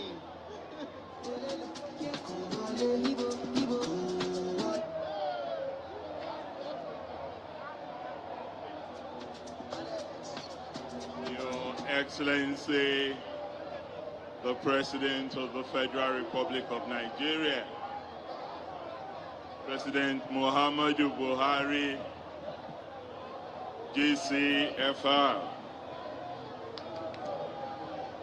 Your Excellency, the First Lady of the Federal Republic of Nigeria, Haji Aisha Muhammadu Buhari, Mr. Vice President, Professor Yemi Osinbajo, GCON, the Chairman of our great party, Senator Abdullahi Adamu, most distinguished Senate President and Mr. Speaker, my brother governors who are here, distinguished leaders of our party, distinguished delegates. Our gathering here today in the city of Abuja represents an important milestone in the history of our great party and of our beloved country's democratic advancement. In coming together from the four corners of Nigeria, we are once again demonstrating to Nigerians and the world at large that we're the true bearers of the hopes and aspirations of Nigerians for national unity and progress. Today, Mr. President, Nigerians at home and abroad are watching as we make an all-important decision about who will be the standard bearer of our party for the 2023 presidential elections, to build on your numerous legacies of achievement and also address the current challenges that we have. I have been honored, Mr. President, and privileged to serve our party and our country in various leadership positions. As a matter of fact, Mr. President, you would recall that on December 10, 2014, I was in this very historic position that my brother, the governor of Imo State, is today, as the chairman of the Special Convention and Presidential Primaries at the Teslim Balogun Stadium in Lagos, in which you emerged as the candidate of our party for the 2015 election, an election that you went on to win, and one that you did with a historic mandate to replace a sitting government. 7 odd years after that, you have made significant progress as our leader in tackling our challenges. And I think the most critical challenge that you have tackled is to ensure that our country has not disappeared into the abyss. Because if it had continued along the trajectory that it was going in 2014, 2015, we probably would not have a country called Nigeria again today. For that, we owe you a debt of gratitude. But the job of governing is never finished, Mr. President. You have come nearly to the end of your own term in office. And it is a historic duty and an opportunity for you to preside over the process of electing your successor in office. That is the process we are starting here today. And for those of us who have had the privilege of traversing the length and breadth of this country, because of the opportunities we have had in serving in government and as a citizen for many years, we know that it is only in unity and in cohesion that we can really meet our manifest destiny. That destiny that Sir Abubakar Tafawa Balewa spoke of in 1960, of being a pride to ourselves and a great hope to the African world.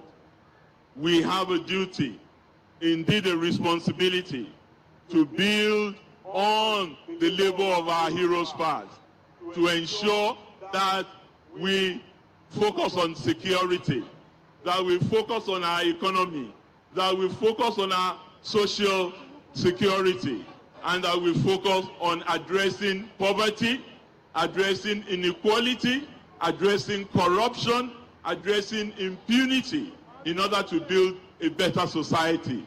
We must focus on empowering our women, on providing jobs, particularly for our youth, and in ensuring that we retool our armed forces and security services in order for them to do a better job of securing our country. Mr. President, this is the task before us today, and it is the task we are asking our delegates to decide on. And I must thank my brother governors for the work that they've been doing at the various subnational levels. We must continue to do that work.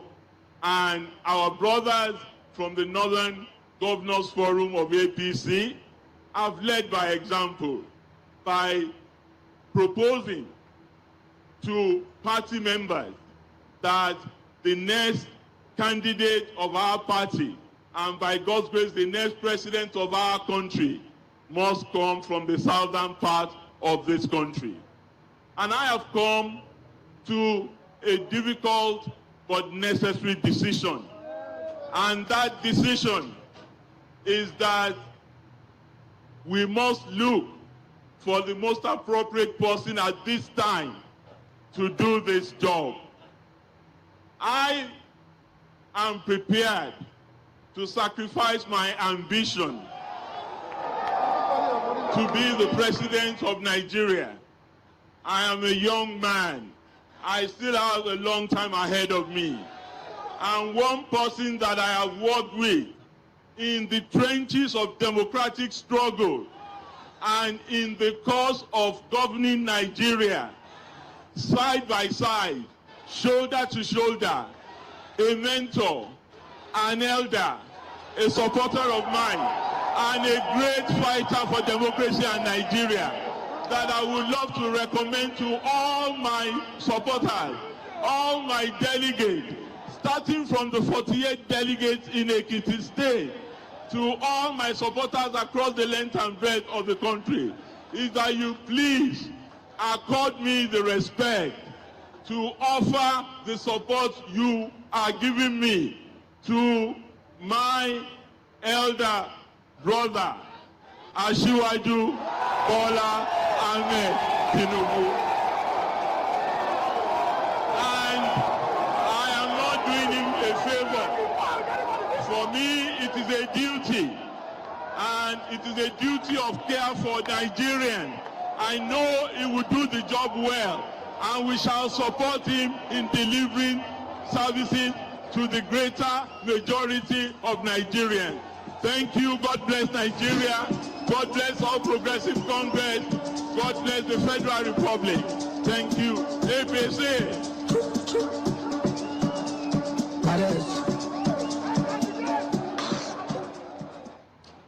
Thank you very much. Another aspirant has stepped down for Asiwaju Bola Ahmed Tinubu. He said he's young. He's not only young, but he's also handsome. Ladies and gentlemen, give it up for Governor Kayode Fayemi of Ekiti State. Thank you very much. Now we have Senator Ken Ndamani, who has actually withdrawn from the race, but will also speak to us on why. Yeah, just come and talk to us. Senator Ken Ndamani has withdrawn, but he's here. So he's already. So ladies and gentlemen, Senator Ken Ndamani, former Senate President of the Federal Republic of Nigeria. Thank you.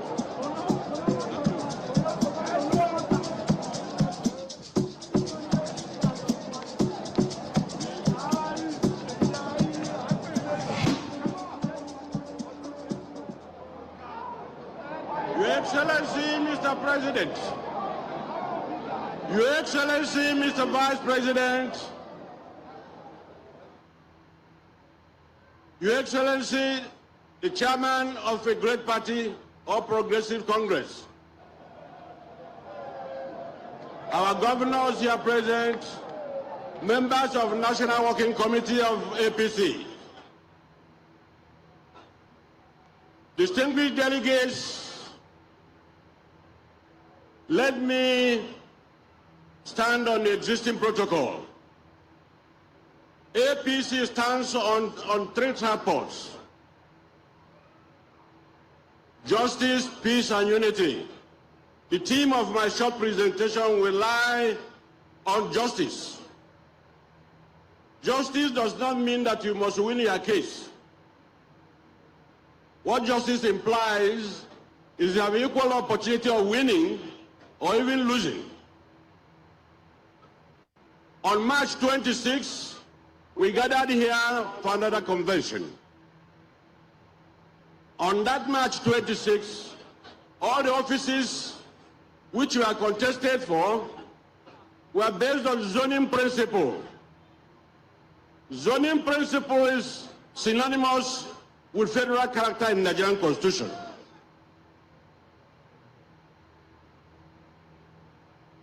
It helps to give all the sections of Nigeria equal opportunity. All the offices held in the northern part of the country were transferred to the south, and all the offices held in the south were moved up north. Today's convention suddenly had changed. It's no longer based on the zoning principle. I will suggest very strongly that we take a second look at the Nigerian Constitution, the area that concerns the federal character, which gives all parts of Nigeria equal opportunity to feel that that part is an integral part of the country. There's no section in Nigeria that has monopoly of knowledge or monopoly of experts.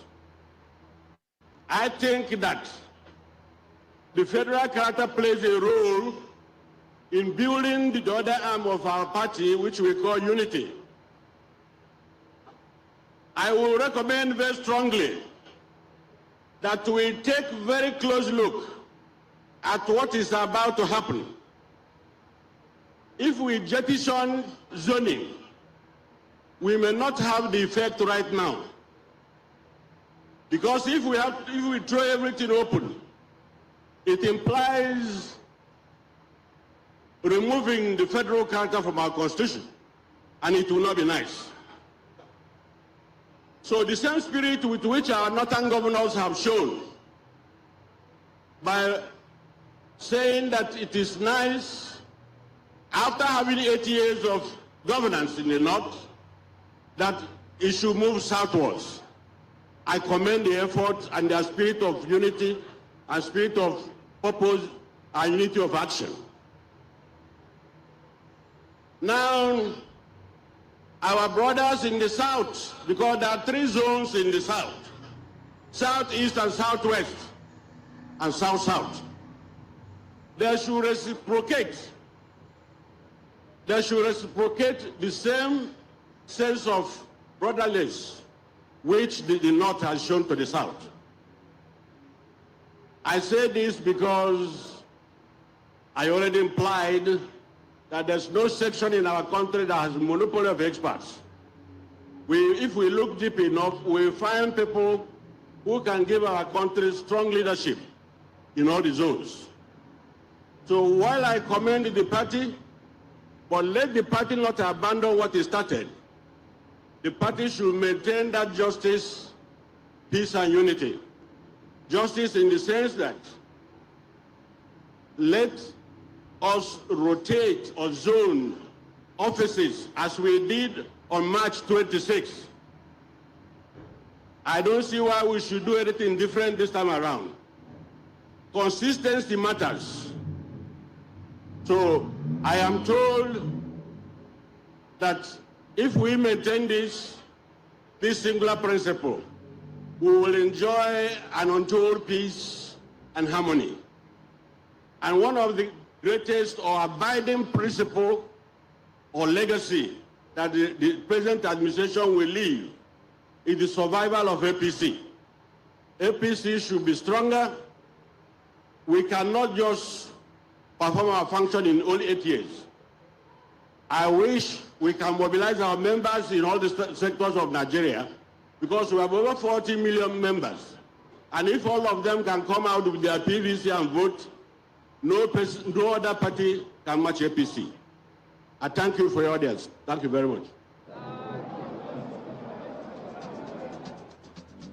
Thank you very much, Senator Ken Nnamani. Well, he spoke here before, but he's back again.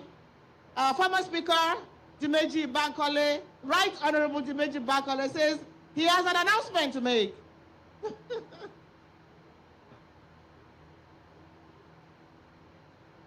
Mr. President and your lovely wife, again, I stand on existing protocols.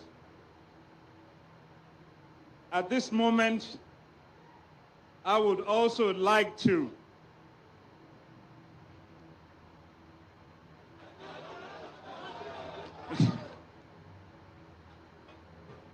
and as I say in Yoruba, torí èmi náà fẹ́ dàgbà.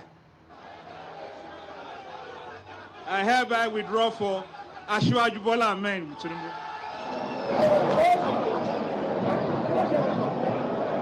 You didn't hear what he said. right. He said he also wants to grow old. So he's stepping down for his father. Thank you very much, Mr. Speaker. Can you call the next, Andy, the next set? Thank you very much. Your Excellency, the father of a nation, President Muhammadu Buhari, GCFR. Your Excellency, the First Lady of the Federal Republic of Nigeria, please permit me to stand on the already established protocol as I then invite the next set of 4 aspirants that will be addressing this august gathering. I'd like to invite Your Excellency Alhaji Mohammed Badaru Abubakar, the Executive Governor of Jigawa State, to please make your way to the podium. I also want to invite Your Excellency Dr. Ogbonnaya Onu, former Governor and immediate past Minister of Science, Technology, and Digital Economy, to please make your way to the podium.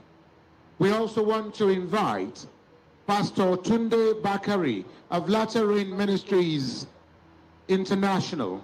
And the 4th person is Your Excellency Right Honorable Rotimi Chibike Amechi, former Governor of Rivers State and immediate past Minister of Transportation. Can the 4 of you please make your way to the podium for your speeches as aspirants? Let's have some light music from the DJ just as they make their way to the podium. Your Excellency, bring it down a bit. For emphasis sake, Your Excellency, Alhaji Mohammed Badaru Abubakar, the Governor of Jigawa State, Your Excellency Dr. Ogbonnaya Onu, former Minister of Science, Technology, and Digital Economy, Pastor Tunde Bakari of Lateran Ministries International, and Your Excellency Right Honorable Rotimi Chibike Amechi, former Governor of Rivers State and immediate past Minister of Transportation. Could the 4 of you please make your way here? Thank you very much. Already, without much ado, His Excellency Alhaji Mohammed Badaru Abubakar, the Jigawa State Governor, is here, and I therefore invite you to the podium for your speech. Your Excellency, sir. Your Excellency, Mr. President, Her Excellency, our mother, the First Lady, the Vice President, Honorable, the Senate President, and the Right Honorable Speaker, distinguished ladies and gentlemen. If you recall, in 2018, I chaired the convention that brought about the leaders of the party. In that convention at that time, I pleaded for national unity. I pleaded for consensus that will help and stabilize our party. And for all these years, I'm an advocate of consensus. And just a few weeks ago, I also chaired the election committee of our great party that brought about the executives of the party at the national level and at the zone. During that convention, I also begged for consensus. We had 78 positions to contest for, and at the end, the contestants agree in most cases to a consensus. We were only able to do election in 12 positions out of the 78. In that spirit, and in the spirit of brotherhood, brought about by the decision of my colleagues, the northern governors, that power must shift to the south. I accepted that position then, and I stand by it now. For that reason, I wish to thank all the delegates here, all my supporters, for the wonderful job they have done throughout our campaign. And to tell them that we are trained to do what is right. We are trained to be just. We are trained to be fair. And we are trained to know that what is destined for you must come to you. What is not destined for you is never yours. For this reason, I want to reconfirm my withdrawal from this race and invite all my supporters and delegates to support our father, our leader, Bola Ahmed Tinubu. Thank you.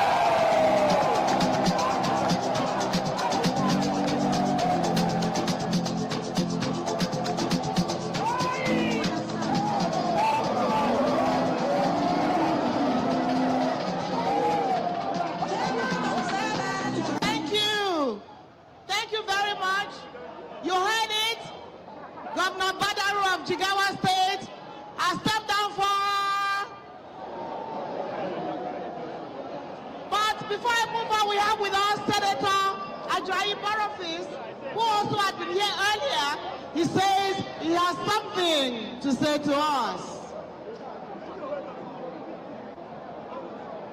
Mr. President and Commander-in-Chief of the Armed Forces, the chairman of our party, distinguished ladies and gentlemen, I think I am for democracy and I am for progress of our party.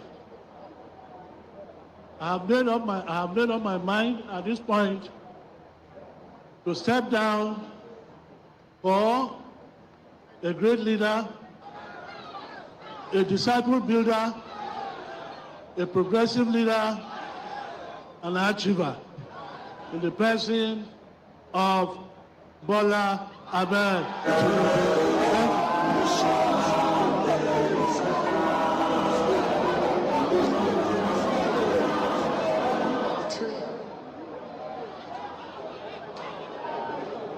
Okay, so that was Senator Ajayi Barofis, who has also stepped down.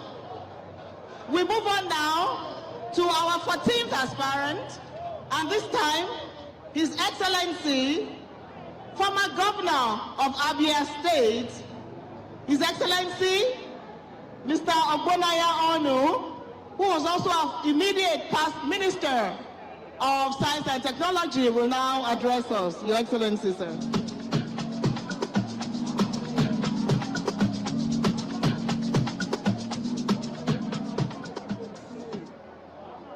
Your Excellency, Mr. President,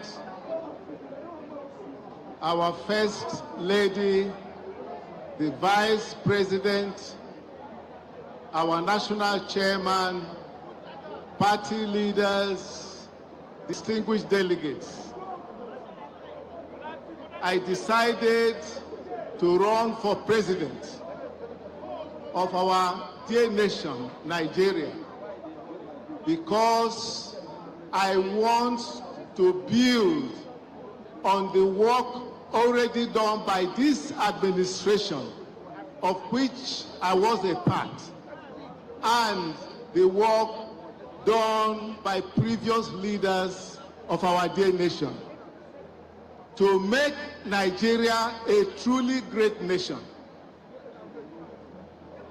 Nigeria was created by God to be a great nation, a nation that all other nations will respect and all Nigerians will be proud of, a nation that will be in a position to grow enough food for our people and to export the surplus, a nation that can produce many of the things that we need and stop relying on importation into Nigeria of all the things that we need.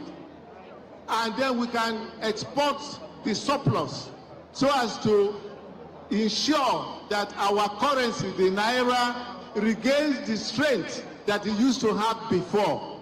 This naira used to be stronger than the dollar, and it can still be achieved. We want, I believe very strongly, that using science, technology, and innovation, and encouraging entrepreneurship, helping to ensure that all Nigerians are educated, and in the interim, to offer free education to all Nigerians and make it compulsory at the primary and secondary levels. Because we have seen that the difference between developed and underdeveloped countries are essentially nations that have ignorant people as their citizens. But this education that we are talking about will be different from what we have now. This education will now be influenced by science, technology, innovation, and entrepreneurship. I believe that one day Nigeria should be ranked in the stature of countries like the United States of America and China.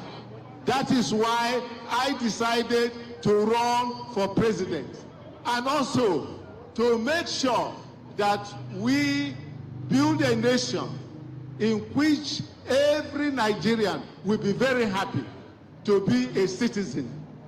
To achieve this goal, we will ensure that we allocate a minimum of 2% of the gross domestic product of our economy, to science, technology, and innovation within 2 years. We are doing less than 0.5% today, and we'll be creating a 1 trillion naira fund for job creation, because we need to create jobs for Nigerian youth.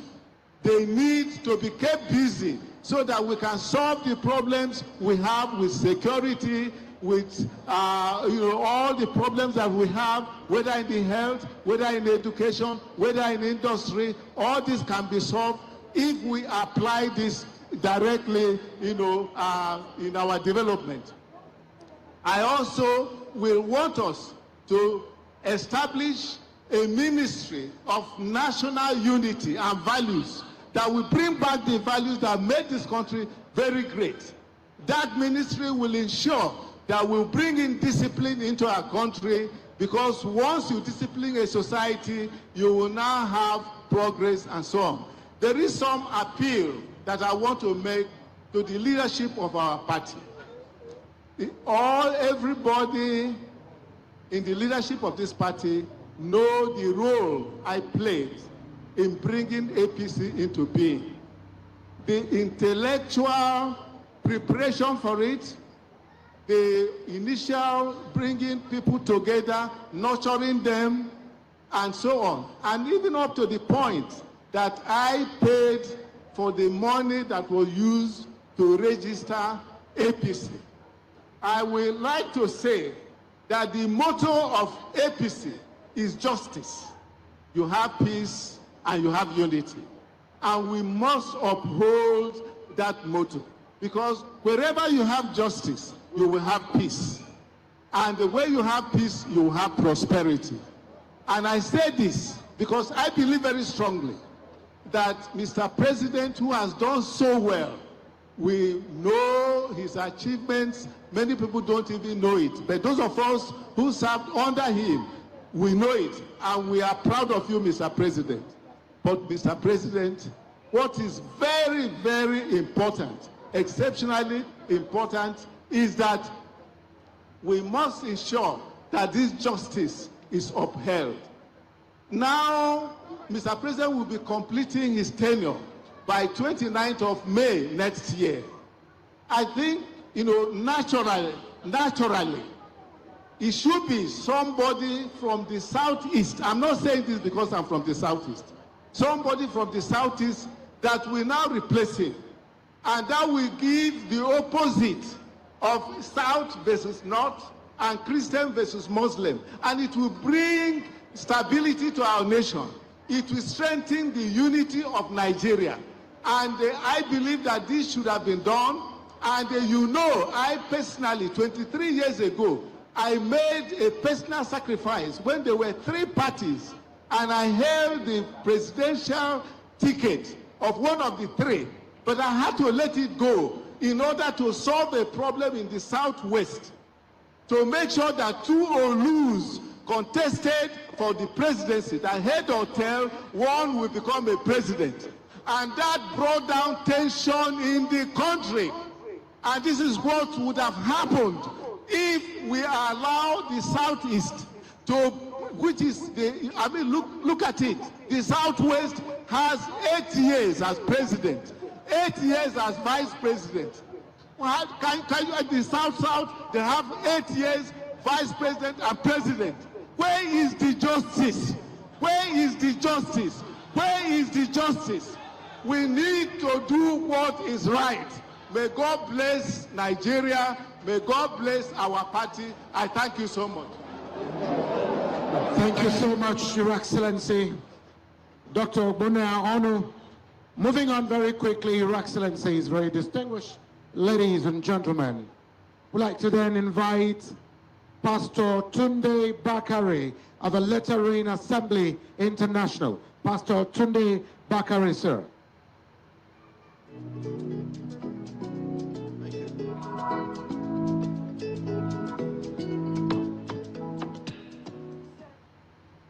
The President and Commander-in-Chief of the Armed Forces of the Federal Republic of Nigeria, General Muhammadu Buhari, GCFR, our amiable First Lady, Dr. Aisha Buhari, the Vice President, Professor Yemi Osinbajo, SAN, GCON, the APC Chairman, distinguished Senator Abdullahi Adamu, our very own delegates from every local government in Nigeria, invited guests and observers, ladies and gentlemen, please permit me to stand on the well-established existing protocol.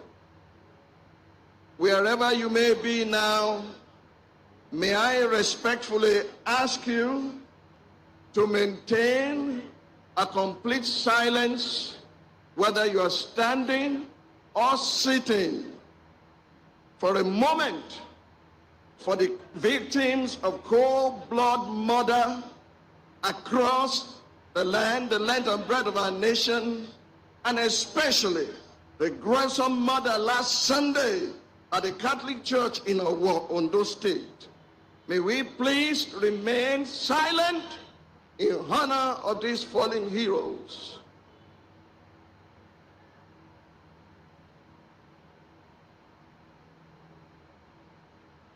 May their souls rest in peace. God forbid that we lead without being compassionate and being sensitive to the pain of our citizens. Ladies and gentlemen, and our dear delegates, history is lived forward and it is written in retrospect. And those who do not learn from history will only repeat the blunders of history till they become history. Thank God that I have a living witness in this arena tonight. 11 years ago, on January 15, 2011, I received a call from the then General Muhammadu Buhari, retired, inviting me to be his running mate in the 2011 presidential elections on the platform of the Congress for Progressive Change, CPC, one of the predecessors of our great party, the All Progressive Congress. In convincing me to accept his invitation, despite my initial hesitation, our leader, now President Muhammadu Buhari, said to me that he chose me because, having examined my records and trajectory, he was convinced that should the need arise, he could confidently hand Nigeria to my care assured that I could hold the nation together.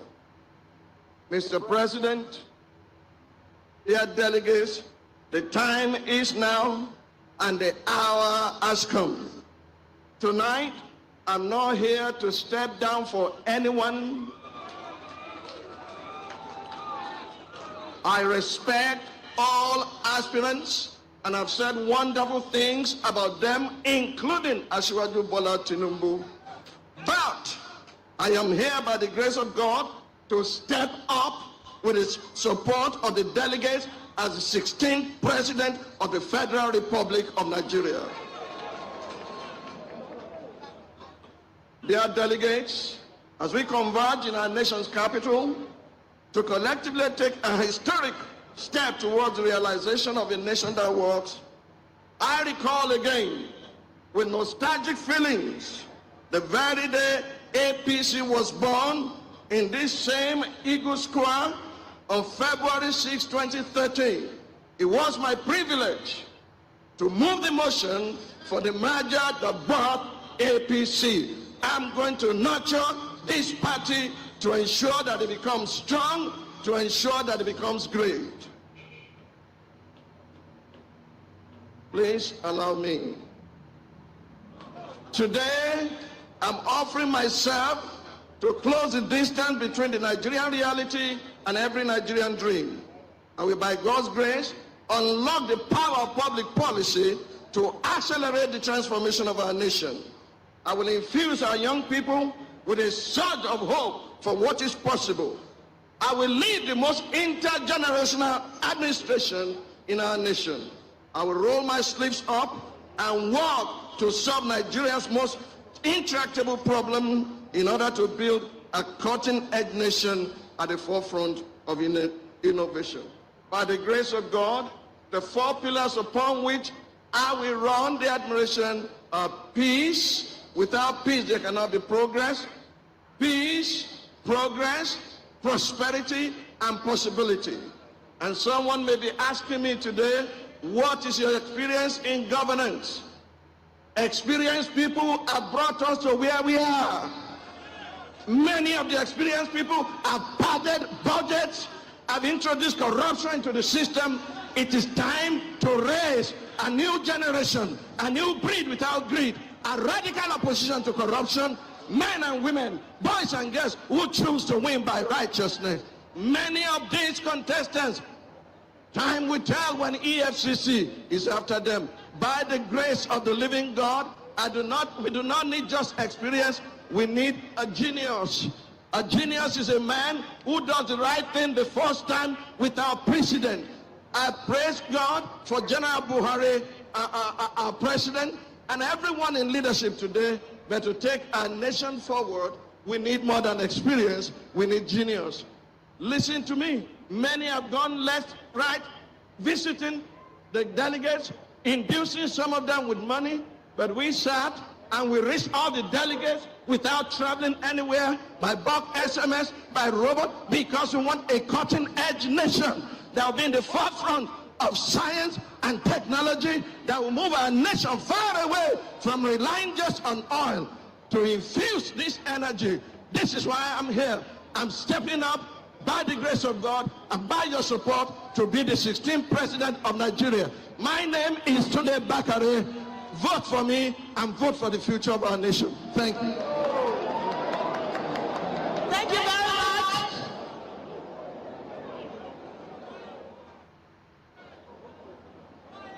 Thank you very much, Pastor Tunde Bakare. We're moving on now. The next four will be Senator Rochas Okorocha, Pastor Nicholas Felix, Mr. Jack Rich, and His Excellency Governor Yahya Bello. But in the meantime, it's now time to call on Minister of Transport, the Lion of the Niger Delta, the Right Honorable Rotimi Chibuke Amechi.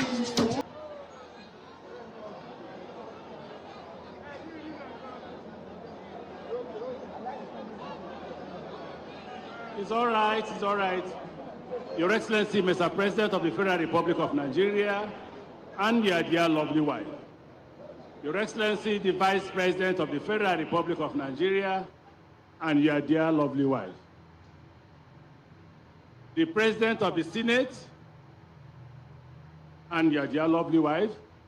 The Right Honorable, the Speaker of the Legislature of the Federal Republic of Nigeria, SGF, Your Excellency, the Governors, distinguished ladies and gentlemen, I will not forget to recognize my dear lovely wife.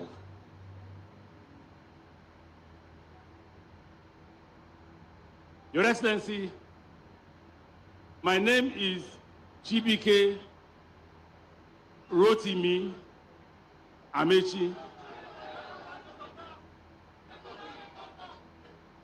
Your Excellency and the delegates, I just turned 57.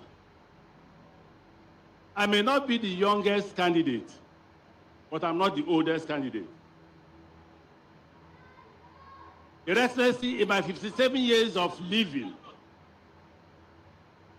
I would urge this House for a minute silence for all those who died in our war and those who died in the course of the train terrorism and all others who have died in the course of insecurity.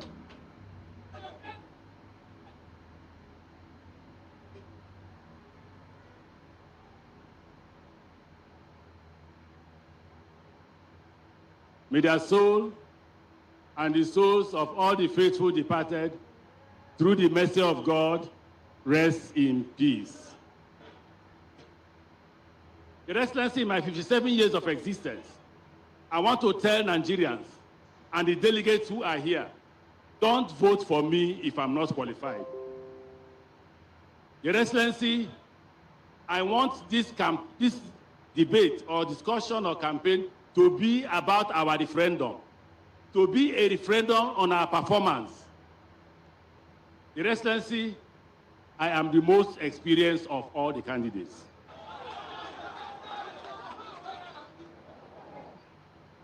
Your Excellency and Nigerians, I was elected Speaker of Rivers State House of Assembly, and I served for 2 terms. Your Excellency, while serving as Speaker, I was the chairman of the State Speakers of Nigeria, twice. After that, Your Excellency, I became the governor of Rivers State, and I served for 2 terms. Your Excellency, after serving for 2 terms, in the course of my service to my colleagues as Speaker, as Governor, I was elected the chairman of Governors Forum twice. Your Excellency, by your grace and the grace of God, you appointed me the Minister for Transportation. Again, I served twice. Your Excellency, you appointed me the Director General of your campaign. Again, I served twice.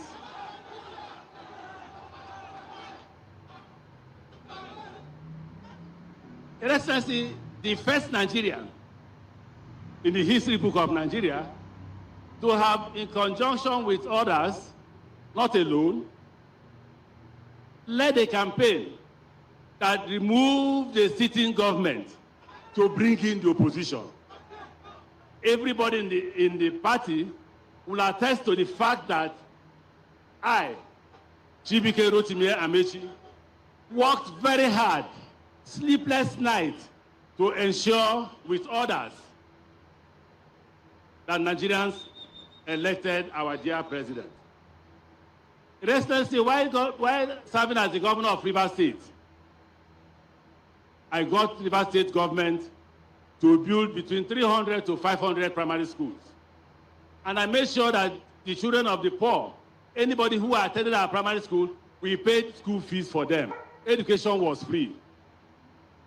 Your Excellency, we built about 150 health centers, for which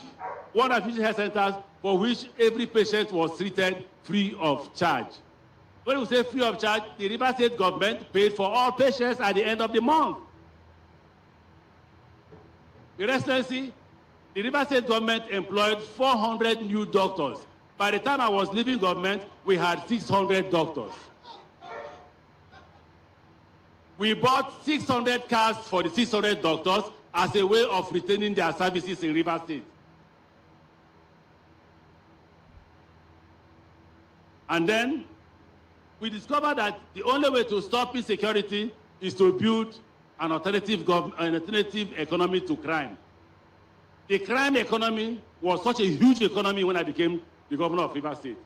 We built 500 roads, we built 300 to 500 health centers, primary schools. We built 150 health centers. We built power. And we employed people. We invested in agriculture. We had the Songhai farm. And by the time we were leaving government, crime had reduced. Insecurity had reduced. Kidnapping had reduced. My expectation, sir, is that all those who have come here to speak should have told Nigerians what they have done in their states. Judge me by my work. Your Excellency, when I became the Minister of the Federal Republic of Nigeria, railway was moribund. Today, there is railway from Itape to Warri. Today, there is railway from Lagos to Ibadan. Today, there is railway from Abuja to Kaduna. Today, work is ongoing from Kano to Kaduna. Today, work is ongoing from Port Harcourt to Maiduguri. Your Excellency, your government is the first government that will build the first deep sea port in Nigeria, and it is located at Lekki. It was started by this government, and it will be concluded in September. So please, delegates, assess us by our contributions. Don't assess us by how much we bring here. Because if it's by how much we bring here, ask all of us, what is our source of revenue? What is our source of income? How did we get this money?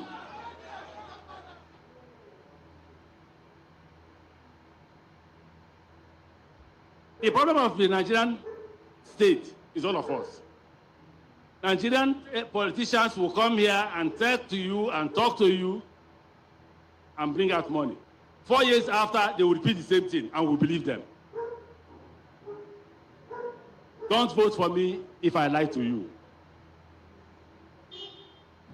Don't vote for me if I have not performed. But I have performed. I have.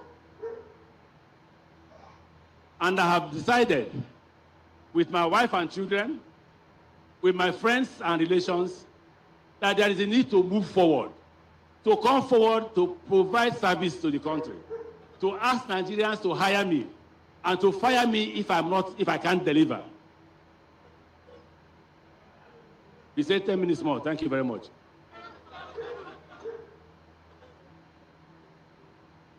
If you vote for me, I shall do the following. The first thing is that you need to create an economy that will create employment. Ask all politicians who are telling you they will create employment to tell you how. These delegates must use that word, how will you do this? The Nigerian economy moved from agrarian economy to service economy. I shall bring it back to agrarian economy, to industrialization and production. If we don't produce, crime will continue. Well, it is production that creates jobs. We will grow farm, we will grow cocoa, we will grow banana, we will grow cotton. We will add value to it. It is a value addition that creates jobs. We will rebuild our universities to become a place of learning. And the first policy, when you elect me, there will be rule of law, law and order. Anybody who commits crime will be punished for committing crime. People will not be let off the hook because you're important. Your lives are important. Trust me, Do what? Trust me. Very few of who are honest.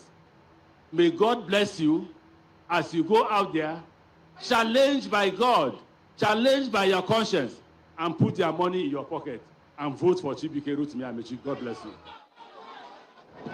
Thank you very much. That was Right Honorable Rotimi Amaechi, the Lion of the Niger Delta. Your Excellencies, distinguished ladies and gentlemen, without further ado, I call for his own remark. The next aspirant, His Excellency, the former governor of Imo State, Senator Owele Anayo Rochas Okorocha. Put your hands together for him. DJ Spinall, top boy. Olalaje ni Asake. ọmọ ológo kò ní sófò gbogbo ìṣòro rẹ ọ̀tá ní òkò ẹnu ẹ ò ní gbẹ ò ní mọ́fò ọmọ yìí kò ọpọlọ lè fi gbé. Thank you. My paper, my paper.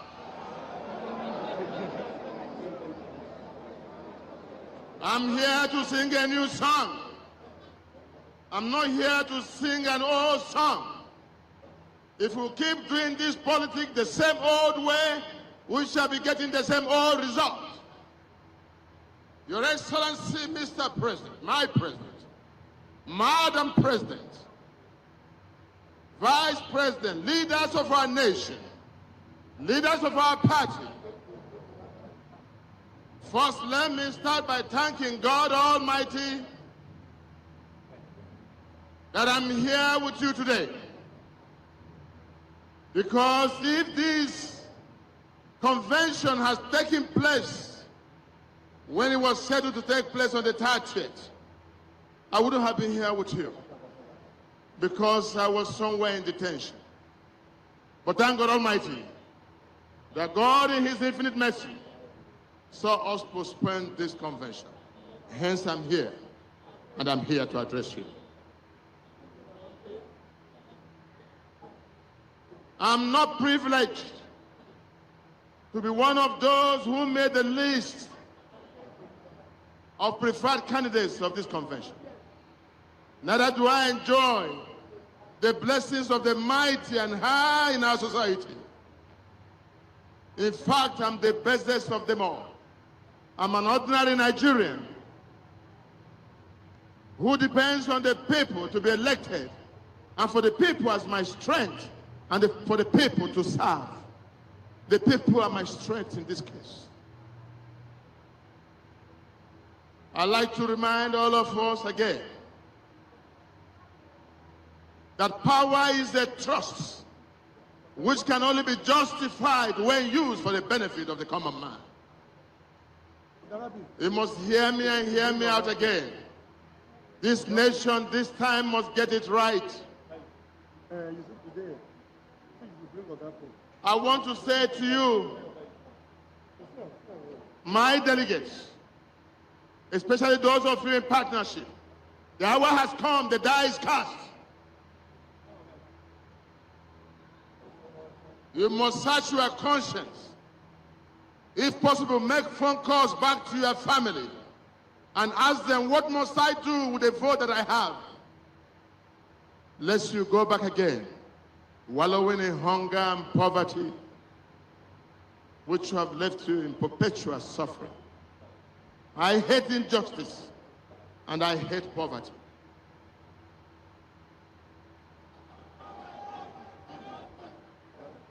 I have covenant with God Almighty that when He blesses me, I shall bless others. And when He gives me, I must share with those who do not have. Because on my own, I can do nothing. But I can do all things through God, which gives me strength. Gentlemen, ladies and gentlemen, my insistence in politics, after my traverse in politics, having formed this party, the APC, I have every reason to quit politics. But when I remember the poor, the widows, the sick, the needy, our nation bleeding, when I remember the insurgents, then I have reason to come back. I'm here to serve you. I've run for this presidency the third time. and I lack nothing.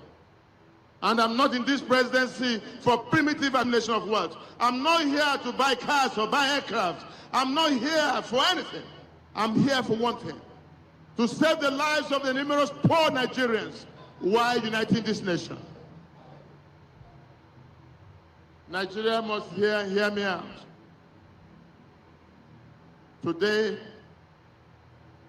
my dear delegates, destiny has bestowed on you the onerous responsibility to decide for us who shall fly the flag of our party. You must never do that with sentiments.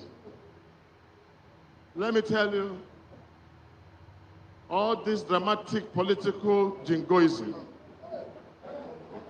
which is going on here does not address the matter before us.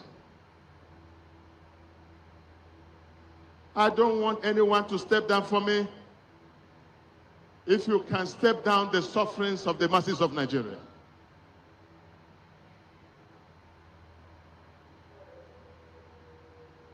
I'm qualified in the three arms of government. I'm a lawyer with master's degree. I have experience in judiciary. I'm a former governor of Imo State 2 times. I have experience in the executive. And I'm a sitting senator. I have experience in the legislature. I have this experience in all aspects of our nation. So to you, my delegates, thank God that this power today is not in the hand of the high and mighty. It's in your hand. I don't know what they may have told you. I don't know what they must have said to you. You must think twice before you cast this vote. Because when you go back, while in poverty and anger and hunger, no one is there with you. I'm your best partner. I hear every aspirant here saying, I will, I will, I will. I don't say I will, I say I have done it. Listen, let me be boastful for the first time. I'm the commander of free education who saw children not going to school, provided school for them.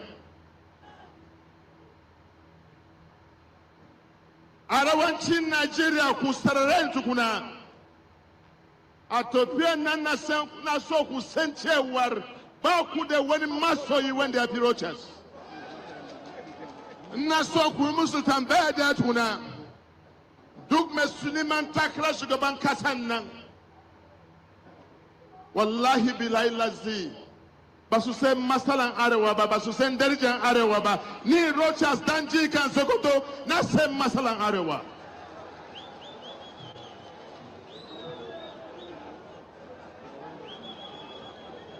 Kutambe sukuna. Kuma sutambe da. Me kuntaba yima arewa. Yanzu wato an zo siyasa sai ku tashi sai kuna hau koina a ce a baku Korea. Ku yi mai da Korean ba ku sai mutum da ba sai yanzu. Yaudara ce kar ku yada. Umunem jibom afumuru Rochas uka akpara akpa isi ka eji ekwe ya. Onye mara asụ ya asụ n'ikwe. Onye gamakwana asụ ya asụ n'ala. I speak again. Let me tell you, those that are aspiring, everybody in this case, let me tell you why I'm a better candidate. I hear people talk about track record. Believe me, let me say this. And don't tell anybody anywhere. The truth is, everyone contesting this election today is government that made them. None of them made wealth before government. So if they give you money, it's government money. But Rochas was Rochas before politics. I have the business acumen to create wealth, and I can create wealth. My people, my paper. God bless you. Thank you very much, Your Excellency, the former governor of Imo State. Okay, thank you. I bring up the next speaker, the next next aspirant. Thank you. Thank you. I bring up the next aspirant, Dr. Nicholas Felix, please.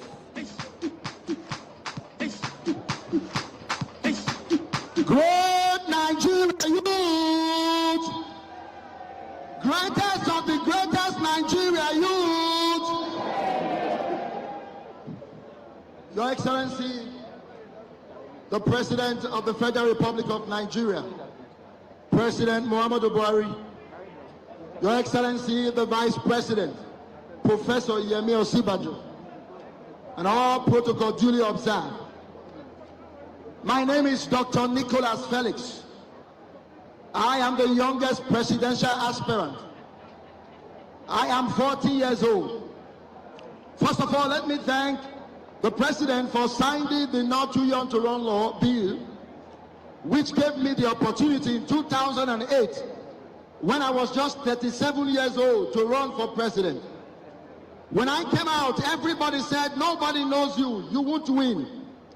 Everybody said, don't attempt it. But I went ahead, and I came third in the general election. When nobody thought it would happen, it was then I knew that dreams can still come to pass in Nigeria. It was then I knew that the son of a nobody can still become somebody in Nigeria. It was then I knew that the son of a retired civil servant whose pension is just 9,000 naira a month can still become somebody in Nigeria. With that effort, I decided to come the second time under this great platform, the All Progressive Congress. I have traveled to several states. I have met youth. I have spoken to youth. I discovered we have been marginalized. The only title they know how to give us as youth is to be SSA running around without offices. When the bill came, when the fee for the nomination form came, like every other person, I was going to be discouraged. But I refused to be discouraged. I said I must stand to represent the youth. After a while, going through the record, like the sons of Issachar, I understand the time that we are in. I understand that we must put personal interests aside. I understand we must think about the people who are dying every day. We must think about those who have just been killed. I understand that we must think about the youth. After careful consideration, I looked at it. If you look at it very carefully, we have the North, we have the South. And I thank God for all our northern governors, for what you guys did. I throw a salute for you all, for allowing power to go to the South. I throw a salute. But I must say, Muhammadu Buhari started his public life as a military officer and a GOC. Have you ever heard that he stole money as a GOC? The answer is no. He later became military governor of present Northeast State. 6 states today: Taraba, Borno, Adamawa, Gombe, Bauchi, and Yobe. In today's circumstance, President Buhari would have had not less than 100 houses per state. But President Buhari has no house except the houses he has in Kaduna and his village, Daura. President Buhari could have had 600 houses, but he chose to have only 1 house in Kaduna and 1 house in Daura. President Buhari is not a thief. After his governorship, he was appointed Minister of Petroleum and Chairman NNPC. As I'm speaking with you, President Buhari has never had any filling station, not even a fuel dump. it is because he is an honest man. After his ministership, he went into other public life. He was head of state. He never stole government money. It is because of this that we brought him, because he's not a thief. That explains why we brought him into politics in November 2002. Most of the speakers who spoke here tonight will tell you stories about how they knew Buhari in 2014, 2015. What of 2002? It is because President Buhari has never stolen in his life. That was why we brought him into APP, All People's Party, and gave him the party ticket in 2003 to run for the presidency of this country. We knew Buhari is Fulani, we knew Buhari is Muslim, then we gave him that ticket. We all ran, we failed. 2006, for the 2007 presidential election, we gave him ticket again. He ran, we failed.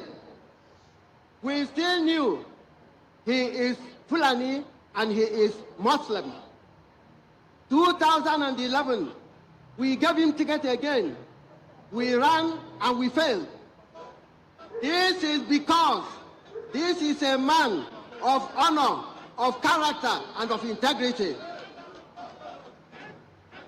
This is because he's a man of honor, of character, and of integrity.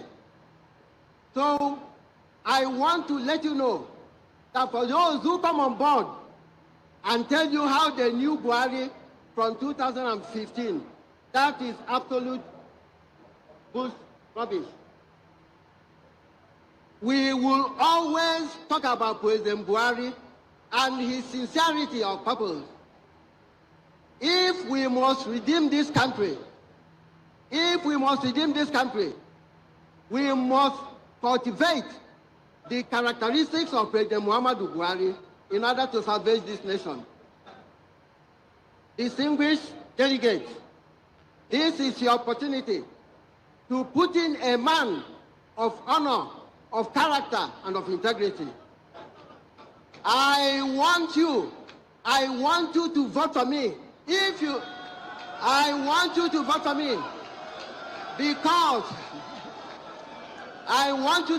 for me because this is the only opportunity you have to reticulate the characteristics of President Muhammadu Buhari.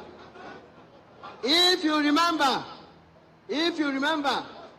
in November 2018, I founded the I Stand with Buhari movement and spread it all over this nation in order to take Buhariism forward. So, distinguished delegates, ladies and gentlemen, this is my story. This is our story. Please vote for me. Vote for me to extend Buhariism. I thank you very much. Thank you. Thank you very much, Your Excellencies, distinguished ladies and gentlemen. That was Chief Ike Obasi Mokelu. I'm going to bring up the only woman in this contest. A pride of the nation. Women should please give a resounding applause as I invite Barrister Mrs. Uju Kennedy Oheye. Wow. Naijas, my country. I love una no be small.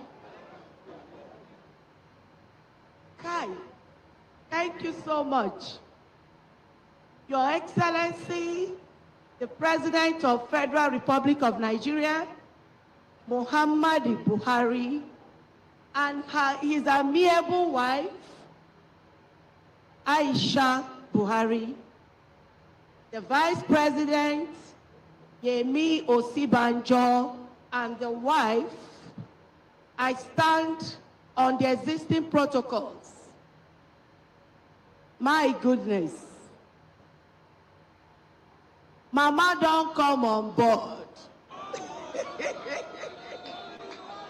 Everything go better because Mama they on board. I thank you all. I came on board actually because of you people, the downtrodden, the physically challenged, the indigent patients, etc., and the elderly women, etc., etc., and the youths. That is why I came on board, because I feel Nigeria needs a mother. I decided to come on board to be that mother of the nation. I love you guys so much. And again, there are so many things I feel that a woman is needed to be done in this country. That is the only thing Nigeria is lacking. Woman expertise, economical and selflessness. That is what major thing that we need in this country right now. The men don't pay for this place, so 40 years. Una don't need mama. I thank you people so much. But after I've seen the event of things and how things are going, I found out that we still need some more time for it to happen. So based on this, I am pleading with all the delegates to know that their vote is a lifesaver. We have our children to think of, especially their future. We have our mothers to think of. We have our nation to think of. Let them try and vote right for somebody who will be able to achieve all this for the brighter future of our children. That is what I'm pleading with the delegates. Your vote is a lifesaver. Please utilize it well for the right candidates. And I feel, as Barrister Mrs. Uju Kennedy Ohanenye, that I should step aside for that lifesaver and the best candidate, who is Asiwaju Bola Tinubu. I urge my delegates, my supporters, my women to please vote right and cast their vote for Asiwaju Ahmed Tinubu. That is what I'm pleading with you people. I love you all. I love Nigeria, and I love you. Bye-bye. Give it up, Mama, wait there on board. Mother, I no go forget you for the suffer where you suffer for me. Sweet mother, I no go forget you for the suffer where you suffer for me. Thank you very much, Mama, wait there on board. Again, Mama has stepped down for Asiwaju Bola Ahmed Tinubu, the only woman in the race. We appreciate you, we respect you. One day, we'll get there. We are moving to the final aspirant now, which of course is the Vice President of the Federal Republic of Nigeria. But before then, we had called Honorable Emeka Nwajuba, but he didn't come up.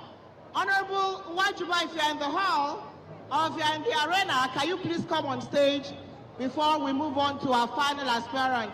So we'll give you a few minutes. Honorable Emeka, are you in the hall, in the arena? I doubt if he is. Okay. So Your Excellencies, ladies and gentlemen, we're moving on now as I respectfully invite our very last aspirant for tonight, the one and only Vice President, Professor Yemi Osinbajo, SAN, Vice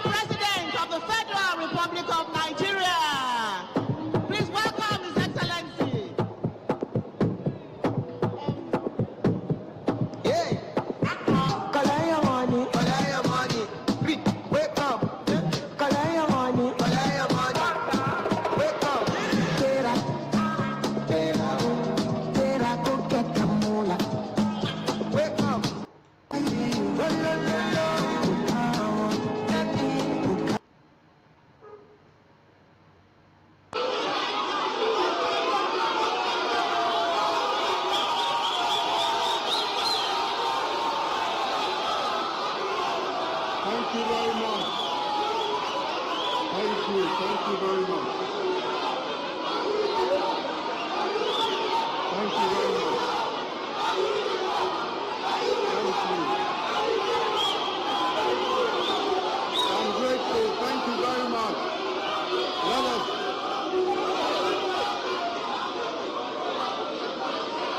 Your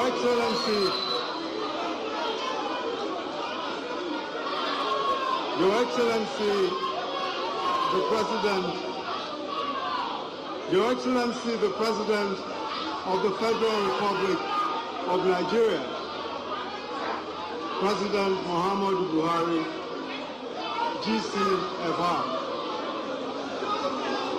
Your Excellency, the wife of the President,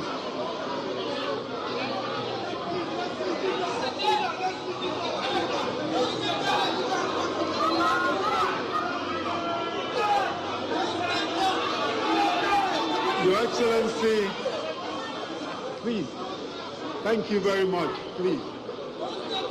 Your Excellency, the President of the Federal Republic of Nigeria, President Muhammadu Buhari, GCFR, Your Excellency, the wife of the President of Nigeria,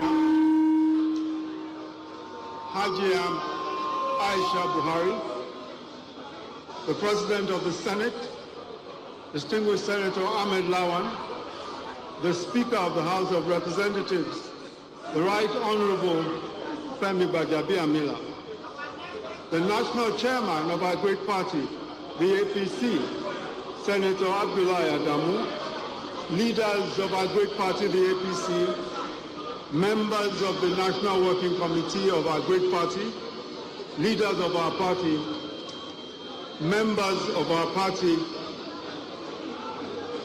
distinguished guests, all of our young people, ladies and gentlemen,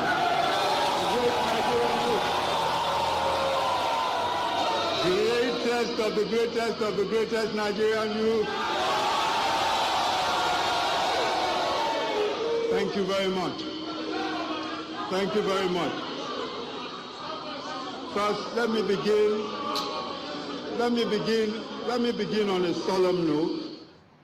I join you and the good people of Ondo State in mourning the victims, men, women, and children of the heinous and dastardly terrorist act that took place at the St. Francis Catholic Church in Owo, and other victims of terrorism across the country. And I pray that the Lord God Almighty will comfort their families and that we'll never see a repeat of these heinous acts in our nation again. I'm deeply honored to stand before you today and to share this platform with 22 other exceptional members of our great party who today vie for the preferment of the presidential candidate of our great party, the APC. Like most of us here, I am a Nigerian. I was born here. My parents were born here. I went to primary, secondary school, and university here. I have worked here all my life. This country has afforded me most of the education and opportunities and the worldview that I have. I have seen and experienced the great prospects of Nigeria. I know that it is possible for us to have a world-class educational system. It is possible to have a world-class healthcare system for all Nigerians. It is possible to establish a tech economy here in Nigeria. It is possible to establish a bitumen processing industry in Ondo, gold processing in Zamfara and Osun, and exploit and process the finest precious metals and stones in the world, in Benue, in Plateau, and most of the north-central states. We can exploit oil and gas in the Niger Delta, in the southeast, and now even in Bauchi and Gombe states. It is possible to manufacture our vehicles in Nnewi. Already, Innocent Motors is doing great things there. We can open up steel plants in Kogi, establish Africa's largest industrial city between Ogun and Lagos. We can establish the biggest gas and petrochemical plants in the world in the Niger Delta. We can sell fertilizer to Africa, as we already have one of the largest plants in the world, the Dangote refinery. We can sell shoes to the world. Already the Aba Shoe Cluster in Abia State sells over 1 million pairs of shoes every week to the rest of Africa. We can manufacture our weapons, our ammunitions locally. Daikon in Kaduna is already manufacturing munitions, manufacturing all manner of ammunition.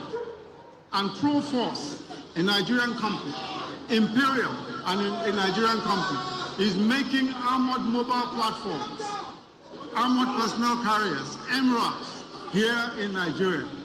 We can build drones, helicopters, and planes. Our Air Force is already manufacturing air platforms and manufacturing its own drones. And God helping us, in 2 decades, we can become the first nation on earth to send a team of all black men and women as astronauts to the moon. We have the talent, the resources, and the resourcefulness to be one of the world's leading economies. We have the guts and the confidence to beat the world. We can run an open, honest, and transparent government.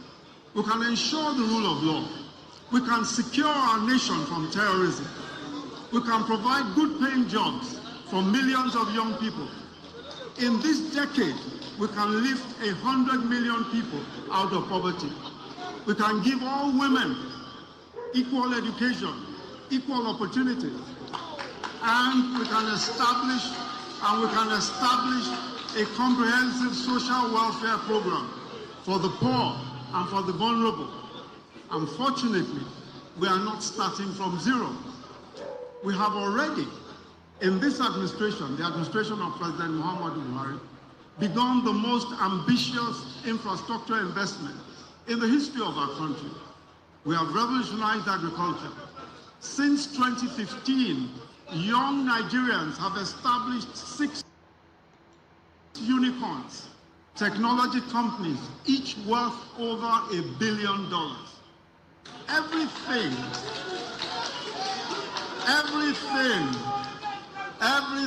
we can imagine or dream is within our reach.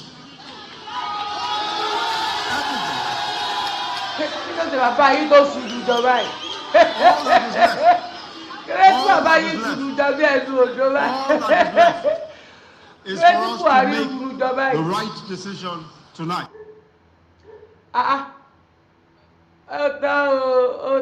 Kí ló dé tí bàbá sùúrù jọ o? Why tí bàbá sùúrù jọ bí ẹnu odò? Kí ló dé tí bàbá wá runu jọ báyìí? Abẹ́rẹ́ Buhari ni ó dẹ̀ wá nánú. Ọlọ́gbọ́n fọ́ ni gidi gan ni. Ó dẹ̀ wá sunu papọ̀. Ó ga o. Eléyìí loud gan o. Ẹ̀yin ọ̀yẹ́ mi. Ta ni a fún yín jẹ lé nínú wọn. Nígbà tá a dẹ̀ rí pé wọ́n wà ńbẹ̀, làwa náà ní pé ká sáré gbé wá sójú móhùnmáwòrán yín kó mọ́ di pé inú ọmọ gbọ́ lẹ́yìn ìsìn, kó mọ́ di pé ẹ̀yìn ìsìn lẹ́ẹ̀mọ́ gbọ́ wọn. La ní ká fi hàn yín. All the voting process will go as far as this election is concerned. The deadline by INEC is for the 9th of June 2022 to conclude all primaries and for all political parties to conclude who will be their flag bearers. So the process for the ruling APC is what we're experiencing tonight. Speeches from the aspirants were heard tonight. The president has given his speech, but he has since left the arena. But in all, what we'll be seeing in any moment from now is the voting proper to begin. And Governor of Kebbi State, Senator Atiku Bagodu, who is leading the election process, is speaking with some of the officials and agents of the different aspirants. Absolutely, Sheon. We understand that there are 3 voting points, one to the left, another to the right, and then one in the middle for those in the glass house in case anyone in there is accredited, which we highly doubt. But as the delegates file out to cast their votes, which I believe will take about an hour or so, let's quickly run you through some of the speeches of the day and see how that turned out. We understand the first to give a speech was Senator Asiwaju Bola Ahmed Tinubu, and he sounded really confident, talked about justice for victims of terror and forever erase the terrorism from the country. That's what he will do if he became president. Absolutely. Interesting that it was Bola Tinubu that began the speeches, opened with him and ended with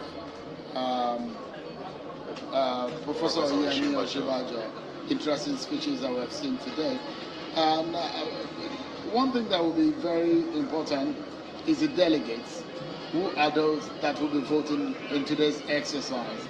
Of course, we are in another day, a second day into the convention, or the third day. Third day, actually. Since Monday, arrival of delegates and all of that, registration, and started yesterday with accreditation, and now we have come to the point where the decision will be made by the delegates. And of course, let's show you some statistics that might be very important for this race. Terry, 3 delegates per local government, and we have 774 local governments across the country. And so, states that you find with a larger delegate tells you one thing, that they have more local government areas, because you simply will do the math. 3 delegates multiplied by the number of local governments in the state. That is the calculation, which gives you about 2,340 actually. 2,340. If you do the mathematics, I may not be very... 3 by 774 would be 2,322 delegates. And I think what's interesting about what we see here is how busy this place is.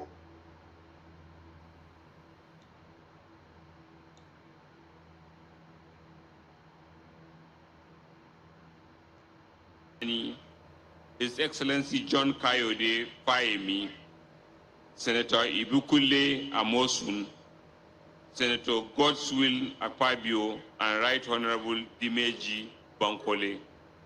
The list of aspirants still contesting is Honorable Chukwuemeka Nwajuba, Engineer, His Excellency Engineer Nweze David Umahi, Pastor Bolahan B. Bakari, Asiwaju Ahmed Bola Tinubu, Ahmed Rufai Sani, Chibuke Rotimi Amechi, His Excellency Yomi Osinbajo, His Excellency Senator Rochas Okorocha, His Excellency Yahaya Bello, Mr. Ten Jack Rich, Dr. Christopher Onu, His Excellency Senator Ahmed Lawan, Senator Professor Ex-Excellency Ben Ayade, and Chief Ikiobasi Mokelu.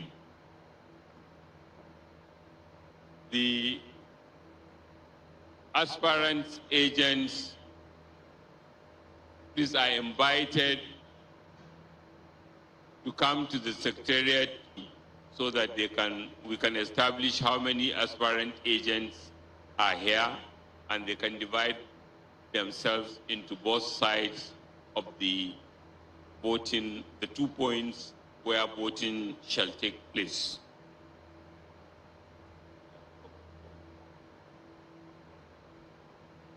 Yes.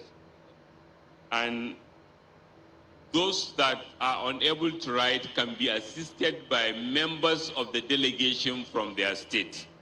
And each voting unit There's a voting agent, there's a polling agent, there's a security man monitoring the ballot box. So with this, the Electoral Committee will proceed to begin the provision of ballot papers to the initial states of Abia that shall be voting to the right of the state box or to the left of this podium where we are standing, and Kano State that shall be voting to the left of the state box or to the right of the podium where we are standing. And then as we make progress, we will be calling on more states as the others. I think I've covered all. Thank you, Your Excellency, and thank you for the honor to wait and observe the commencement of the voting process. Thank you all. Thank you very much. The Executive Governor of Kebbi State and Chairman of the Election Committee, and he has announced to you how this election is going to be done. So the onus is now on the members of the Election Committee, the agents of the various aspirants that are contesting.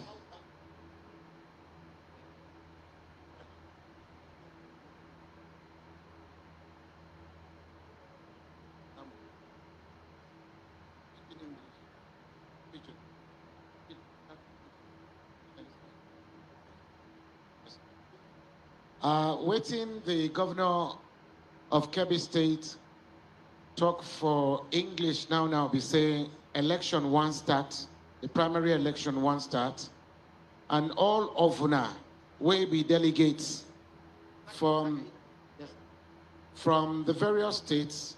It means say una go sit down, mona wait, any moment from now they go call una state by state, make una come drop una ballot papers for inside ballot. So the ballot boxes, they don't inspect them, then they empty.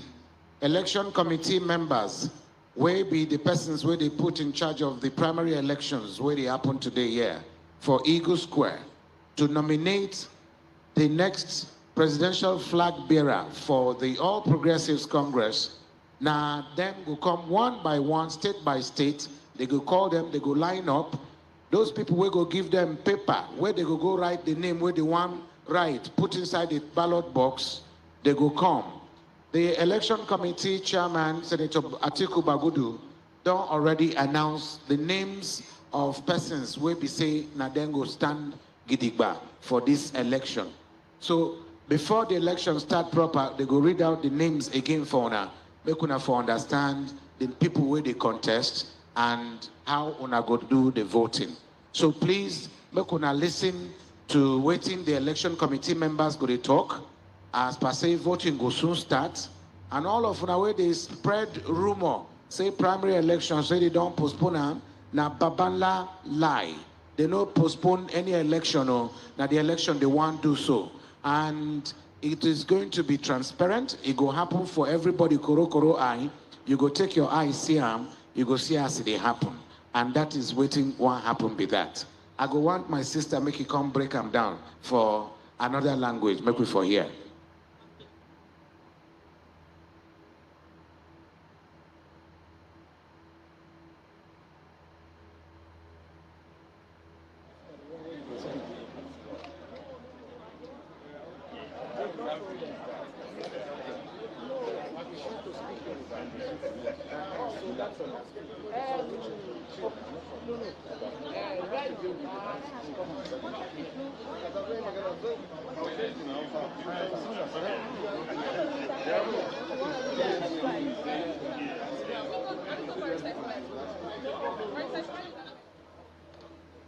Your Excellencies, distinguished ladies and gentlemen, and to the MVPs of today, the delegates. Biko Nundibai from the east, Atinenwe ballot boxes, n'aka nri na aka efe m. Ndị na-ebe a, unu ga-etinye vootu na bọksịs dị n'aka efe. Ndị nọ na saịdị a, unu ga-etinye vootu unu na ballot boxes dị n'aka nri m. Anyị achọrọ onye ọbụla abụrụ accredited delegate ka ọ ịpụta ha na ndị polisi ga-eburukwa gị o. Chairman of the Electoral Committee, Dr. His Excellency Atiku Bagudu ekwuchagwa ya, abụkwa afa ndị ga-eme observation.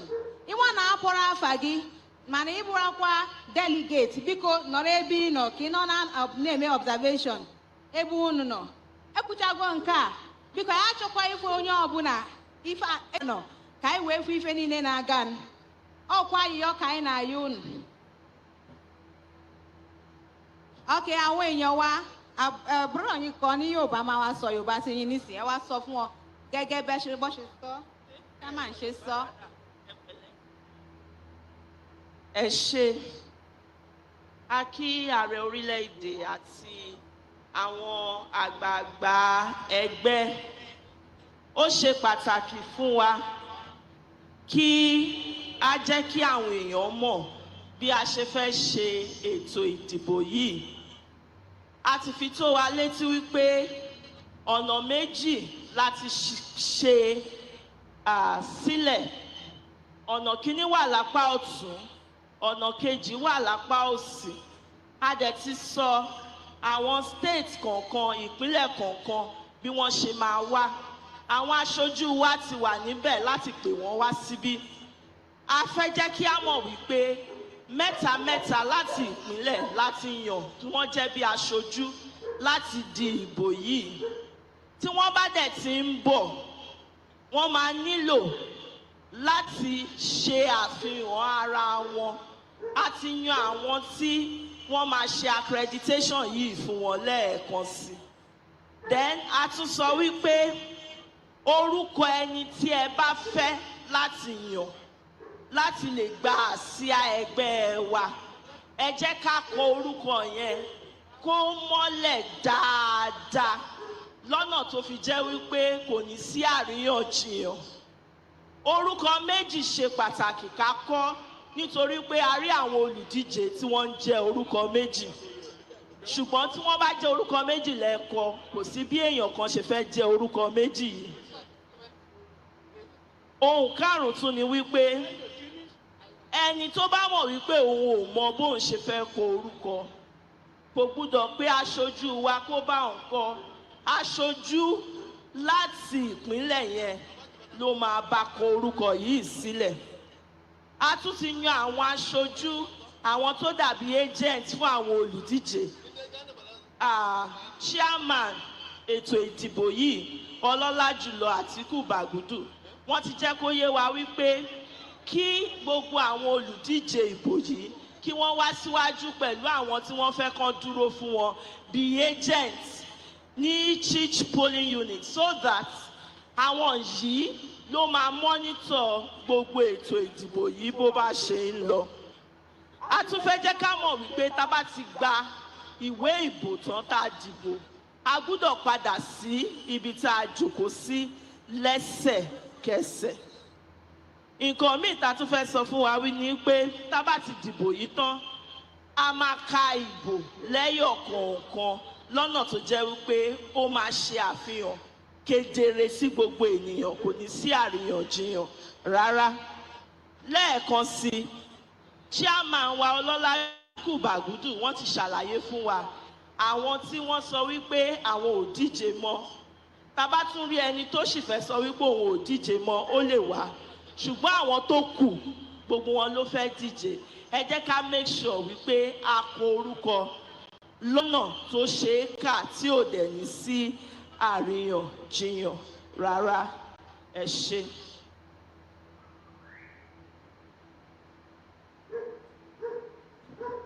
Assalamu alaikum wa rahmatullahi ta'ala wa barakatuh. Jama'a,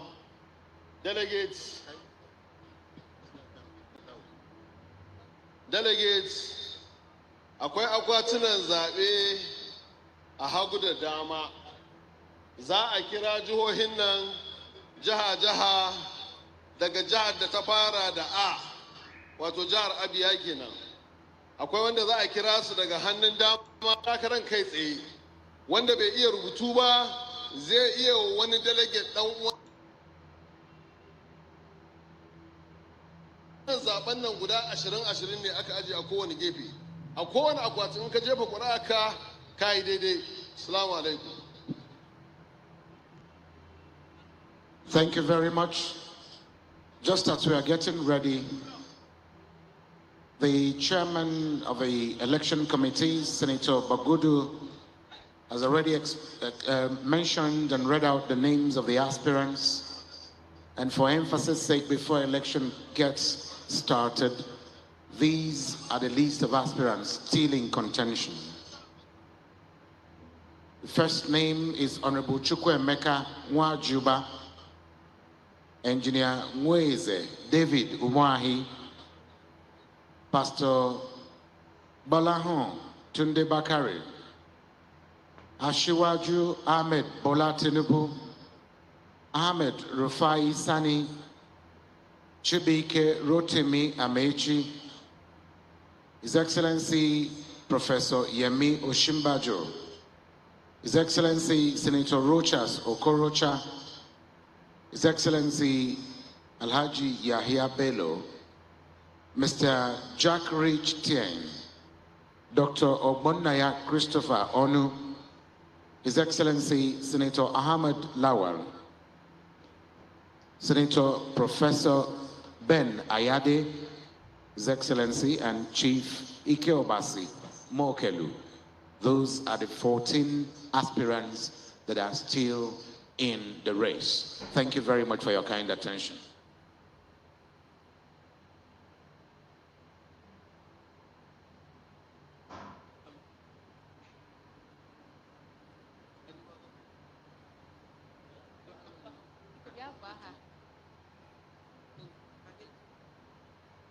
Your Excellencies, distinguished ladies and gentlemen, it is very important and worthy of note to let the delegates know that we have 3 Ahmeds on the ballot tonight. So if you just write Ahmed, it will not be valid, please. Delegates should be educated, please. We're also going to reiterate this in the 3 major languages spoken in Nigeria, as well as broken English. We have Asiwaju Ahmed Tinubu, we have Ahmed Rufai Sani, and then we have Ahmed Lawal. The 3 names carries Ahmed, so we want the delegates to take cognizance of that, please. So, I'd like to call on Honorable Princess to please come reiterate this to our Igbo delegates in clearer terms, because we are in Igbo.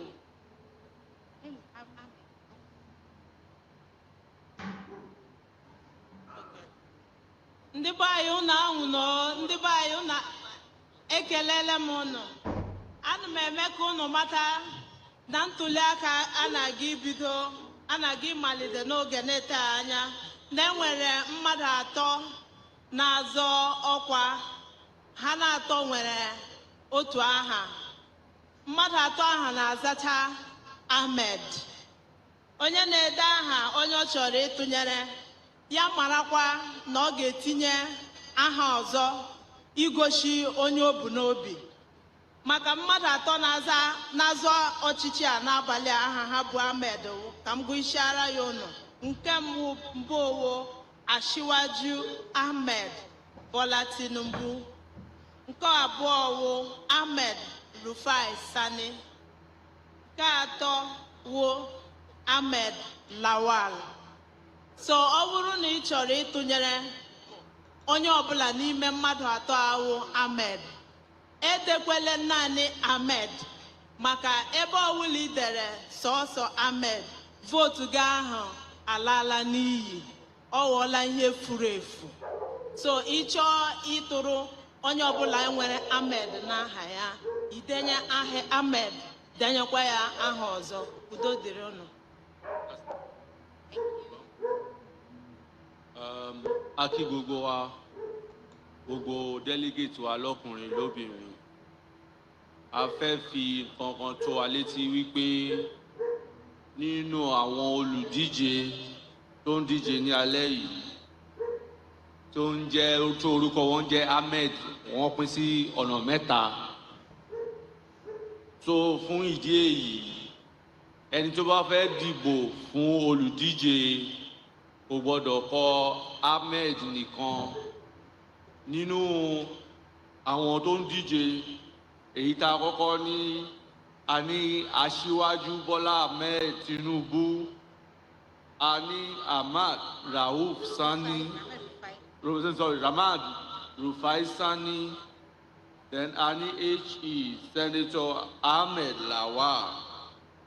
Fún ìdí èyí ẹni tí a bá fẹ́ dìbò fún a gbọ́dọ̀ kọ orúkọ ẹ̀ ní àkọjá tí ó máa fi hàn kedere wípé ẹni báyìí ni à ń dìbò fún. Ẹ ṣé púpọ̀.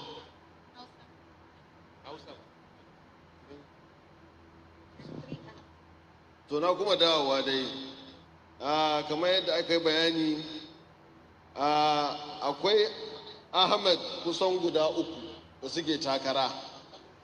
Akwai Ashwaju Ahmed Bola Tinubu, akwai Ahmad Rufai Sani, sannan kuma akwai Sanato Ahmed Lawal. To in delegate ya rubuta Ahmed kawai to kaga ba za lalle a san wani Ahmed bane. Haka zalika akwai Professor Ben Ayade, akwai Professor Shibanjo. Ta yi wani ya rubuta Professor kawai. In ka rubuta wannan ma za a samu matsala. Saboda haka a nemi suna ko a rubuta cikakken sunan ko a nemi sunan da ba wanda yake da shi. In Tinubu ne ka rubuta Tinubu kai tsaye ko Bola misali ko Ashwaju an san babu mai wannan sunan. In Ahmad Rufai Sani ne ko ka rubuta Ahmad Rufai Sanin ko ka rubuta Yarima ko wani makamancin wannan. Haka zalika in Sanato Ahmed Lawal ne ka rubuta Sanato Ahmed Lawal ko ka rubuta Ahmed Lawal. Amma in ka rubuta sanata akwai wajen sanatoci uku da suke takara. In ka zo ka rubuta mana sanata za ka lalata ƙuri'arka. Saboda haka delegate a mai da hankali akan haka.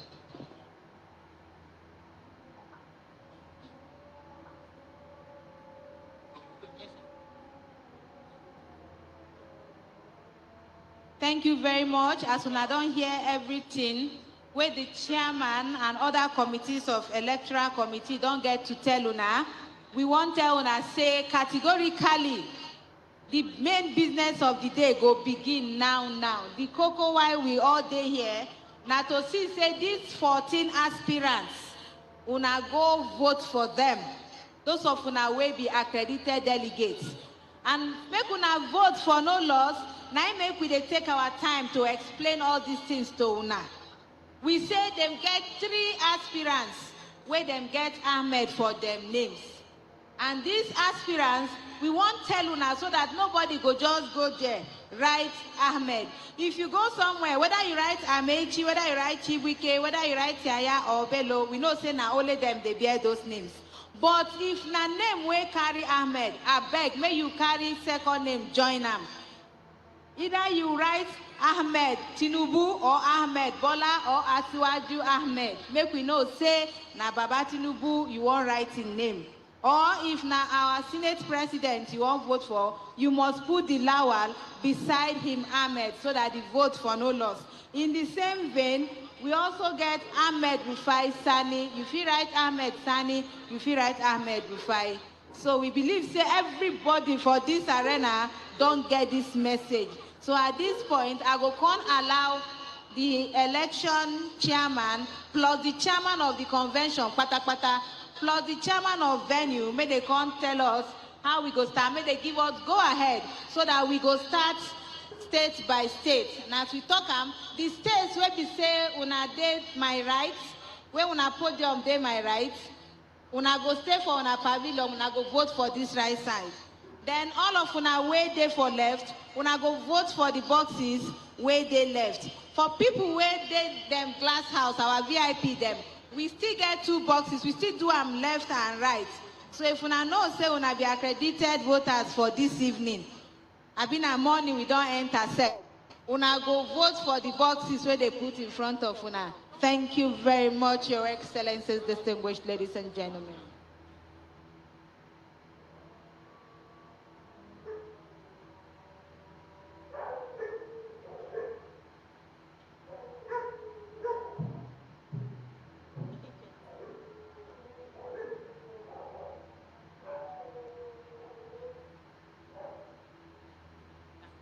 We hear say something, don't they cause katakata for somewhere. I beg, make the agent wey follow delegates. Na him go write for delegates wey no go school. It is very important, Your Excellencies, distinguished ladies and gentlemen, that delegates who are not learned, those of them who are not well educated westernly, should please be assisted only by the agents from their states. Delegates, please. Delegates, please. We don't want cross delegates from other states writing for people. We heard it's already starting, so please.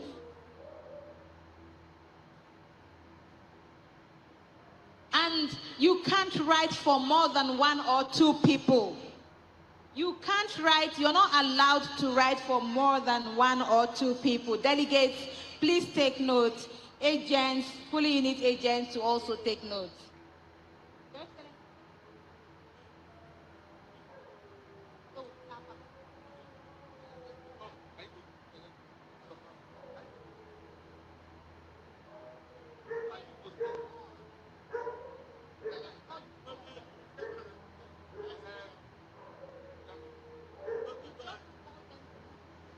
Dan Allah delegates mu kula, dan Allah waɗanda ba su iya rubutu ba kar su kira waɗansu daga wani jiha. Daga jihanka za ka nemi delegate da iya rubutu ya rubuta maka sunan wanda kake son ka zaɓa. Ba a son kuma delegate idan ya rubuta ma mutum ɗaya ya rubuta ma mutum 2 ya kai 3 ko 4. Ka tsaya delegate in ya rubuta ma mutum 1 2 an gama sai a nemi wani kuma a gaba bai iya rubutu ba. Kuma kar a manta sunaye da suka zo iri ɗaya dan Allah a tabbatar da an rubuta abin da zai nuna shaidan ga wanda nake so. Akwai Ahmad Lawan, akwai Ahmad Bola Tinubu, akwai Ahmad Rufai Sani. Saboda haka akwai bambanci, in kuna son Rufai ne za ku sa Rufai, in Lawal ne za ku sa Lawal. Sa'annan kuma akwai Professor Ben Ayade, akwai Professor Yemi Osinbajo. In kuka sa prof kawai ba san wani prof bane kuka rubuta ba, wannan zaben ta zama a iska. Saboda haka dan Allah a kula, a bi a hankali, insha Allah za a fahimci juna. Thank you very much. With the kind permission of the Chairman Electoral Committee, as well as the Chairman of this special convention, we are starting with Abia State and Adamawa State. Delegates, accredited delegates from Abia and Adamawa State should please proceed to the ballot area. Thank you very much. DJ.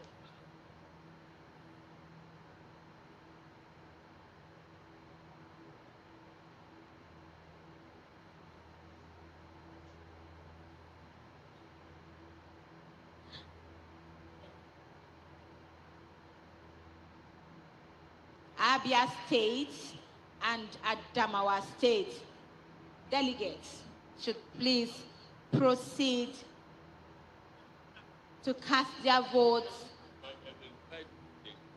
Abia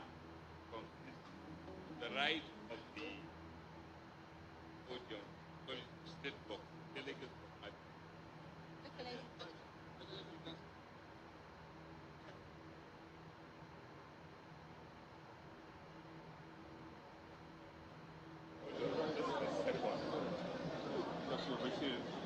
There are other agents like no, you have raised that. And what maybe you are confusing.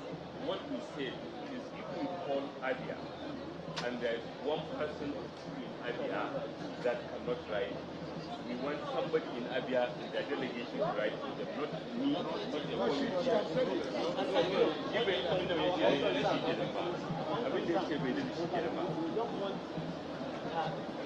transparency, or rather the secrecy, We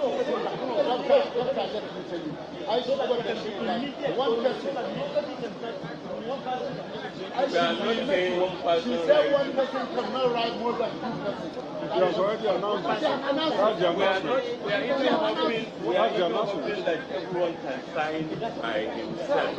But we are saying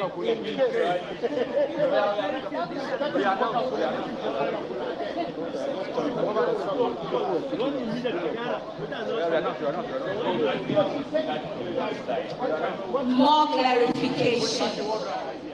More clarification by the chairman of the Electoral Management Committee. Please listen to the chairman. Thank you. Delegates from Abia State can now approach the voting area led by the member of the election committee. This is the voting area to the left of this podium. Delegates from Kano State can begin to approach the voting area to the right of this podium, and then we'll continue thereafter.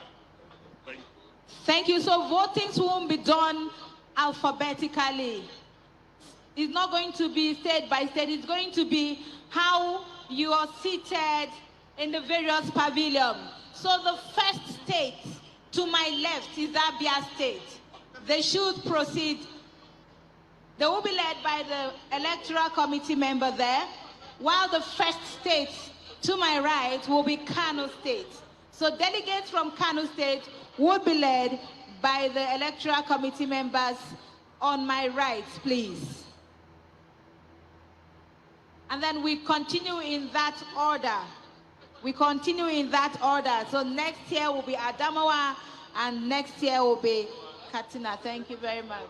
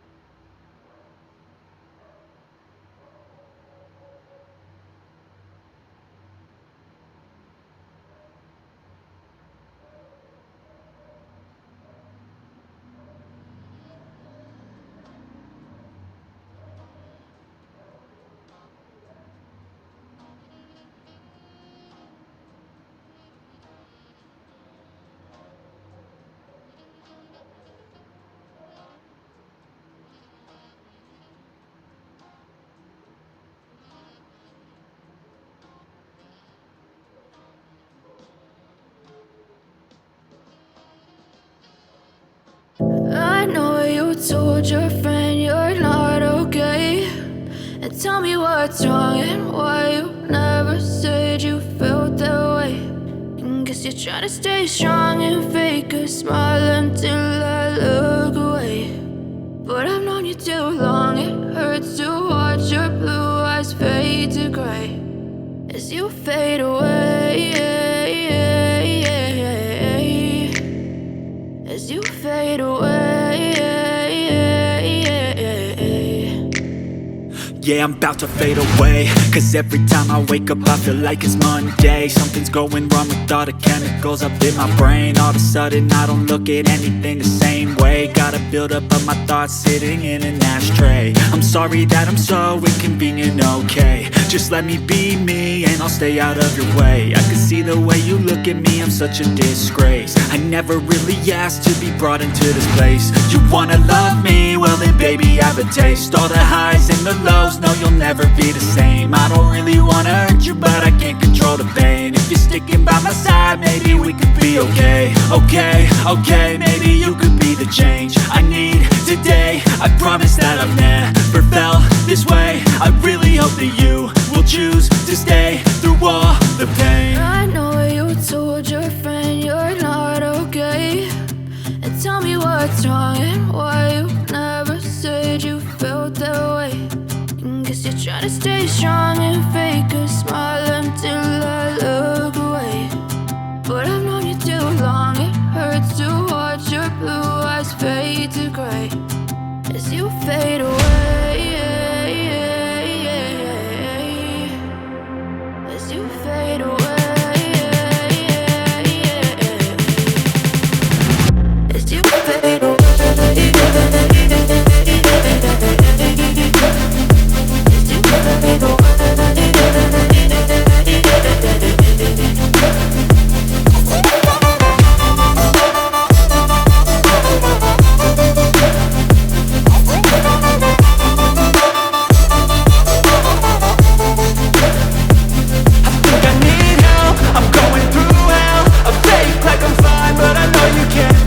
Like nothing I felt, my mind overwhelmed. I think that I'm broken, but I hope you can't help. I know I'm not perfect, but some days I feel far more worthless. Baby, you make me feel nervous. If I still have you, I have purpose. It's all worth it.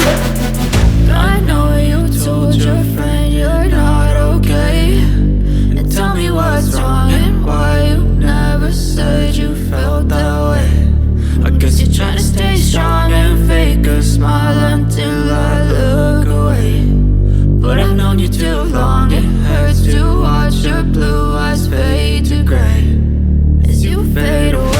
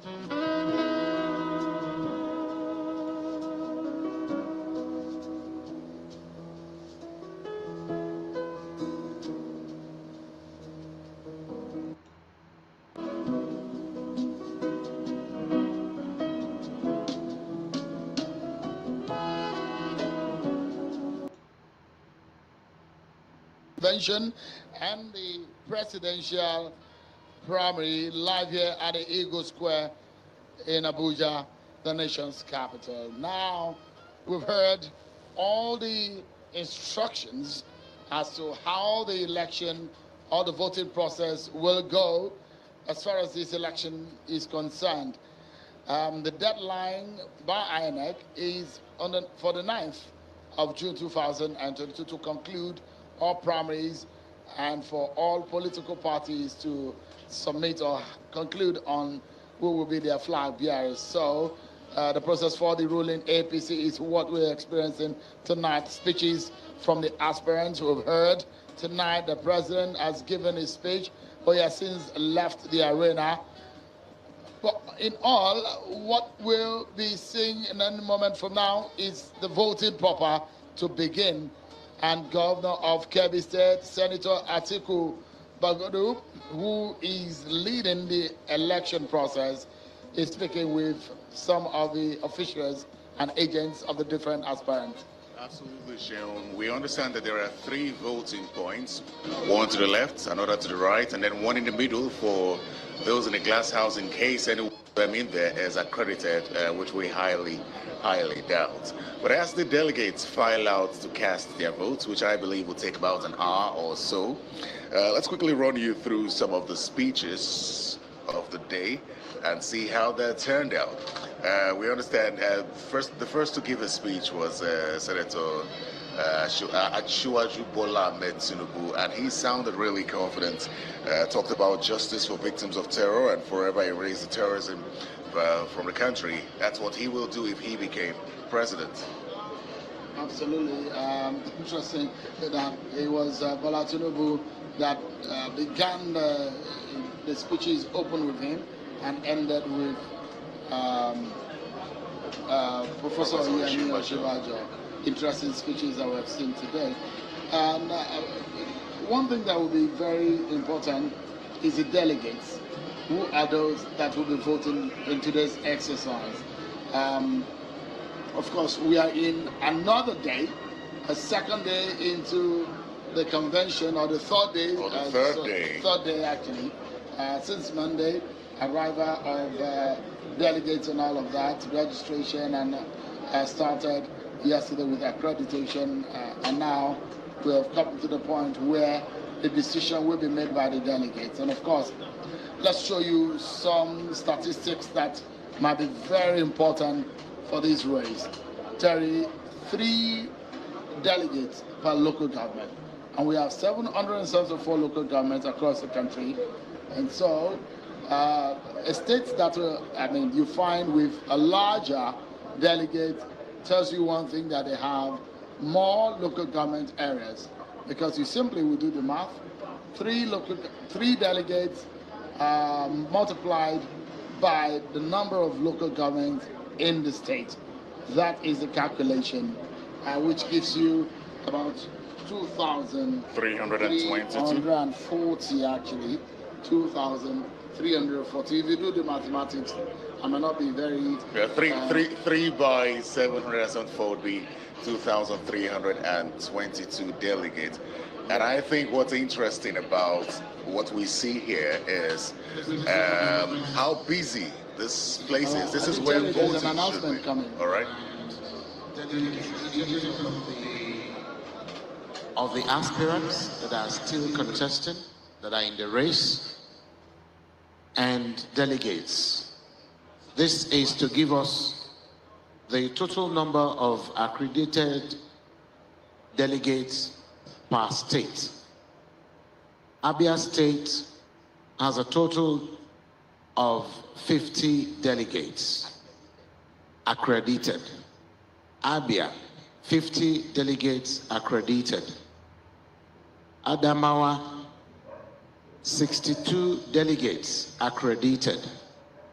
Adamawa, 62 delegates accredited. Anambra, 63 delegates accredited. Anambra, 63 delegates accredited. 5, Bayelsa. Bayelsa, 24 delegates accredited. 24 delegates accredited. Bauchi, 55 delegates accredited.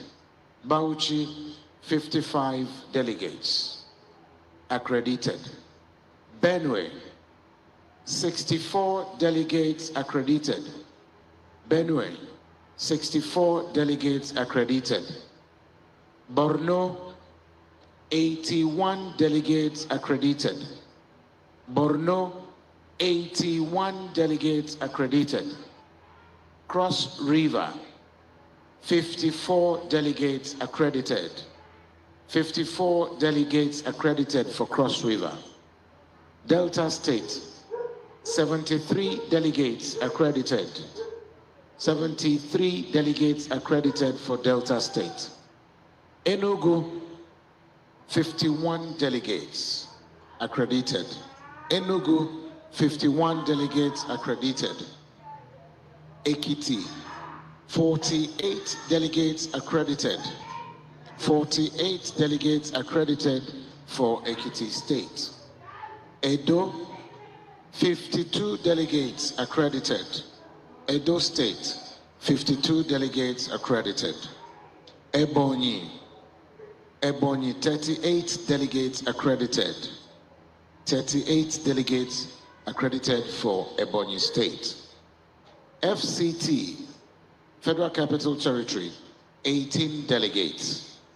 Federal Capital Territory, 18 delegates accredited. Gombe, 33 delegates accredited. Gombe, 33 delegates accredited. Imo, 52 delegates accredited. Imo State, 52 delegates accredited. Jigawa, 81 delegates accredited.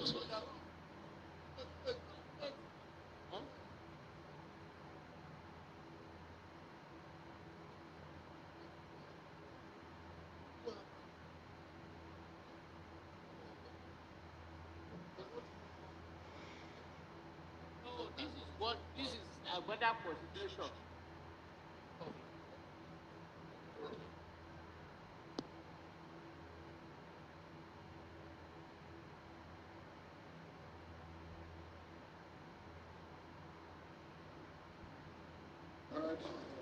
All the delegates and the proportions in which each of the states have them. In total, Terry, for the northern region of the country, there's a total number of 1,257 delegates. And for the whole southern region, for the APC, there's a total number of 1,065 delegates. Quick correction. Edo is 54 delegates accredited. Imo, 81 delegates accredited. Imo, 81 delegates accredited.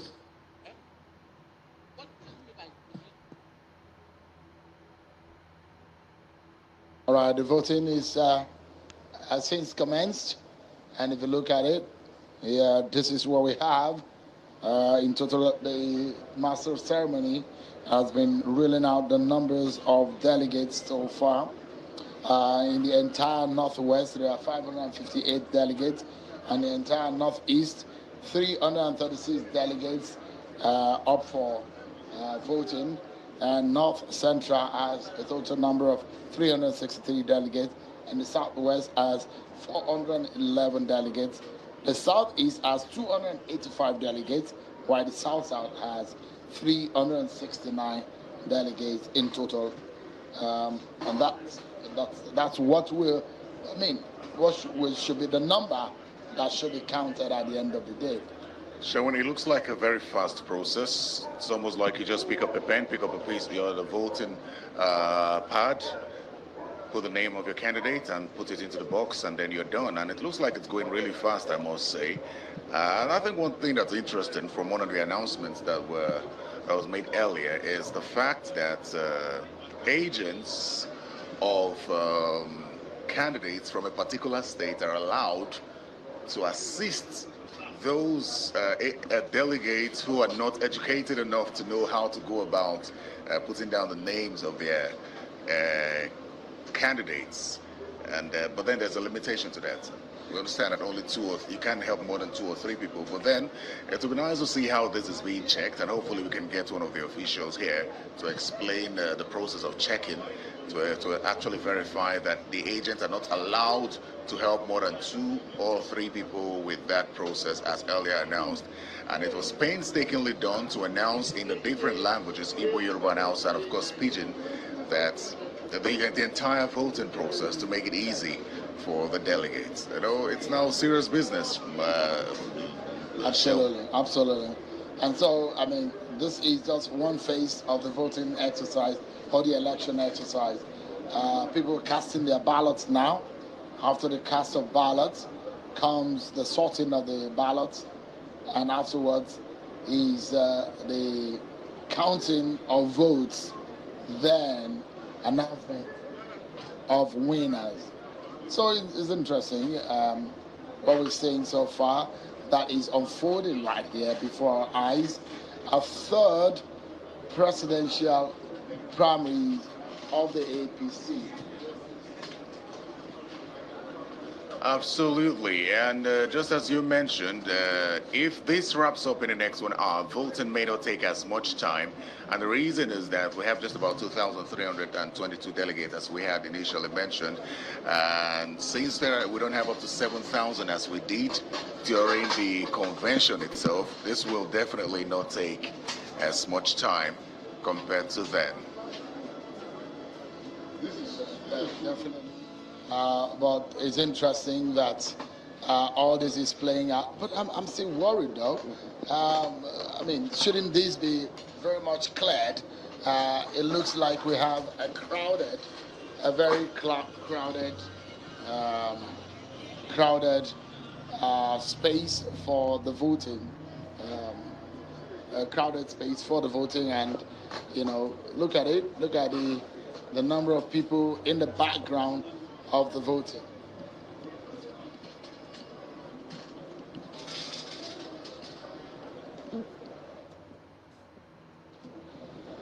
It's indeed going to be some long hours of the night, and how all this play out is in the hands of the delegate, actually. They are the beautiful brides of this exercise. And they seem orderly. Yeah, it looks they really do seem orderly, and yeah. if this but continues... I'm just worried about the crowd. You can see it looks not all the... So I find that the security agencies are well positioned all around the voting area, so to ensure that nobody crosses parts where they shouldn't. And I think that's the crowd that we see here from the image picture before us. Because if you look closely at the boxes, there's no crowd. Looks like a single file. You just file in, cast your worried vote and walk away. Should there be any kind of agitation, this might lead into some chaos. Because it's obviously the arena, the inner barricade may look free, but on the outer space, it's not looking pretty much absolutely what way. Let's get some views about this process, especially those who have taken the responsibility of securing this entire space. He's a retired general in the Army, a former Minister of Defense, Interior. We're being joined by General Adam Bazao. Thank you so much. It's good to see you, General. Thank you so much. Thank you so much for coming. Thank you. The security seems to be lightened, and there seems to be some laxity. What's caused that? It was tighter earlier in the day. Yeah, well, you have to appreciate we started deploying about 2 days ago here, and to ensure that there is no chaos, to ensure that there is free flow of traffic, both human and vehicular, and ensure too that the seating arrangement is well provided, so that everybody, once you come into the arena, you know where to go to. So all that has been done. We also deployed to ensure that we don't have a situation whereby people come in to occupy the place before the beginning of the event itself. So far so good, and up till this point, this is the last lap of the whole exercise. Whereby, you know, the arrangement is ongoing for the voting. And this is a process we want, just the way we've started, to end well, peacefully. Because every Nigerian is eager to know the results and want as much as possible to make sure that the process is transparent, that is free and fair. And the only way to do that is to ensure that we have excellent security backup. And we'll be able to provide that. And this is why we are staying here. We've been deployed. We've been here since yesterday. And we have not even gone back to our homes. So we'll be here until the end of the exercise to ensure that it's hitch-free. All right, General, I mean, I'm worried a bit. If you look at the picture there, the inner circle or the inner space of the voting area seems a bit, looks well coordinated, but the outer space, are you worried about a possible chaos that may erupt from any kind of scenario that may play out? Because it looks too much like a lot of crowd that, around. Yeah, if you observe well, the whole area has been cordoned. The whole area has been cordoned to ensure that nobody does anything stupid there. And I want to assure you, this is why I came along with most of the members of the security committee, including the DIG in charge heading the security agencies, to ensure that this thing goes smoothly. Of course, there are a few issues that some of the representatives of the aspirants were trying to clarify. And of course, the election committee has been handling that. And I'm sure by now they would have finished handling, sorting that out. Other than that, I think things will go on very well.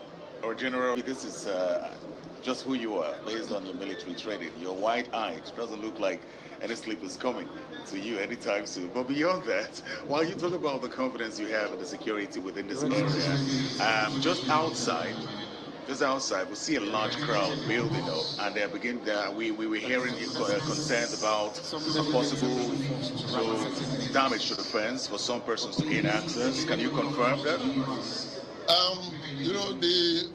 As you observed, Joe mentioned, throughout from morning up to late this evening, everything has been smooth. But of course, we've gotten to a period of excitement whereby everybody is waiting to know the actual results coming out.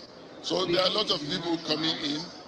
The space, you can see, we still have space, but we are ready to control the crowd. We have positioned the security personnel and at strategic points. In case of any eventuality, we do not hope there's going to be anything serious that will come up. But as much as possible, we are prepared to handle that. But first thing first, we want to ensure that the process of voting is done very well, transparently, and that is free and fair. Yeah. Because once you do that, then you won't have any need for people to doubt anything and even try to create chaos within this. I mean, can you give okay, we are hearing some instructions now. All right. I was going to ask you, General, how many security operatives are deployed here today? Well, like you know that ours, not the only security team that we have. There's those that were deployed by the presidency for specific purpose of taking care of the president, including the military.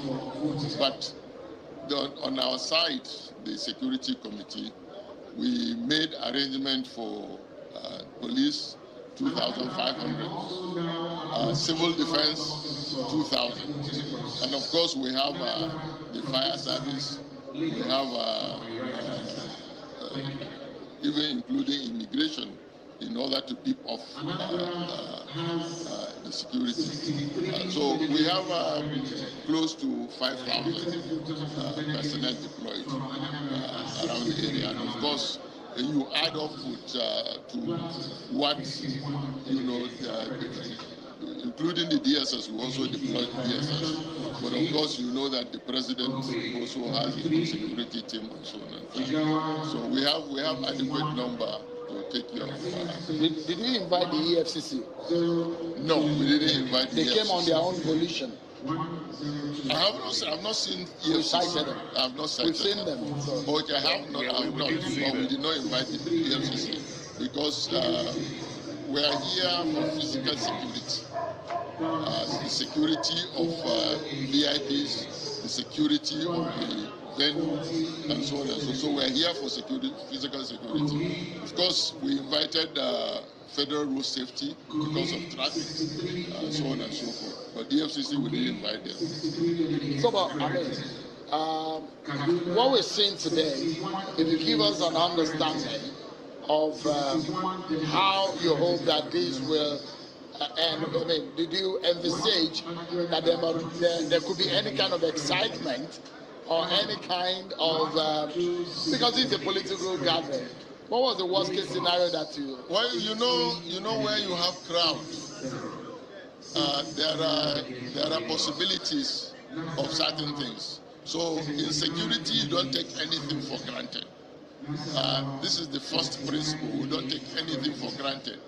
We assume that there is possibility that one or two things could happen. So in order to not to allow that, we prepare for it. In case it does happen, we have taken preventive measures adequate enough to ensure that we do not have any breach of security. If there is any threat we identify, we eliminate it. So this is a gathering of all kinds of people and of different interests. And certainly you would envisage that there is that possibility. But we take preventive measures in order to secure the environment. General. When we were talking about the EFCC, the question I was going to ask the General was, did you envisage any kind of vote buying? And how do you want to guard against it? Envisage what? Vote buying. Vote buying. I think that's why the EFCC was on ground for that. We don't put that as part of our responsibility. Our responsibility is entirely physical security. General, there were some issues initially with journalists who were trying to access this place. There were issues initially with journalists who were trying to access this place, and there were some journalists who were tear-gassed just outside here trying to access this place. Even though that was eventually resolved, it raised the question of what was the initial instruction to the security agents as to know who is allowed to access this place or not. Well, I don't know if there's any time that people were tear-gassed. But the fact of the matter is that one of the journalists, came with the Minister of Information to let me know that the police used tear gas somewhere at the gate. And he had some of his crew at the gate. So I asked the DIG to go with him to the gate to find out what was happening. And also facilitate their entry into and I also later visited the place myself. The arrangement we had, and it was perfect arrangement at the beginning, was that this main gate was meant for only VIP. Then we have the other gates that the delegates and all other participants will pass through. And we secured, there were gates with 3 entrances. One entrance was for members of subcommittees, all subcommittees, and journalists. So the arrangement was that everybody will go through that gate, park their vehicle, walk through into the arena. But unfortunately, I think it was around evening, other people started coming through this gate, and the security personnel were trying not to allow them to come in. And I think from their explanation, they were trying to overpower them. And so that was why I said, no, there are other options they could take first before they gas. But fortunately, there was no harm on anybody, even after the use of tear gas. And I also, of course, apologize to the journalists that reported the case and also facilitated his entry. Before we allow you to go, General, can you confirm to us, is it true that a delegate slumped and died? That a delegate slumped and died? Have you gotten any reports in that regard? No, I just read it from you people. I haven't, it didn't happen here. Probably they say it happened, you know. At the ICC? No, maybe at their state lodges or something like that. But it didn't happen here. I also read it, you know, as news provided by journalists. We must sincerely thank you. Thank you, General Nambazao, it's good to see you again. Since you left office, we rarely... That's happened 12 years ago. Yeah. That's a long time ago. Thank you. Former Minister of Interior and the co-chair of the Security Committee of the APC National Convention. Thank you very much. So much for coming. Thank you for having me. Thank you very much. Thank you very much. That's General Abdurrahman Dambazao, the co-chair of the Security Committee of the APC National Convention. So it was really important for us to clarify this issue of the journalists, because you know that even us had a slight challenge coming in here.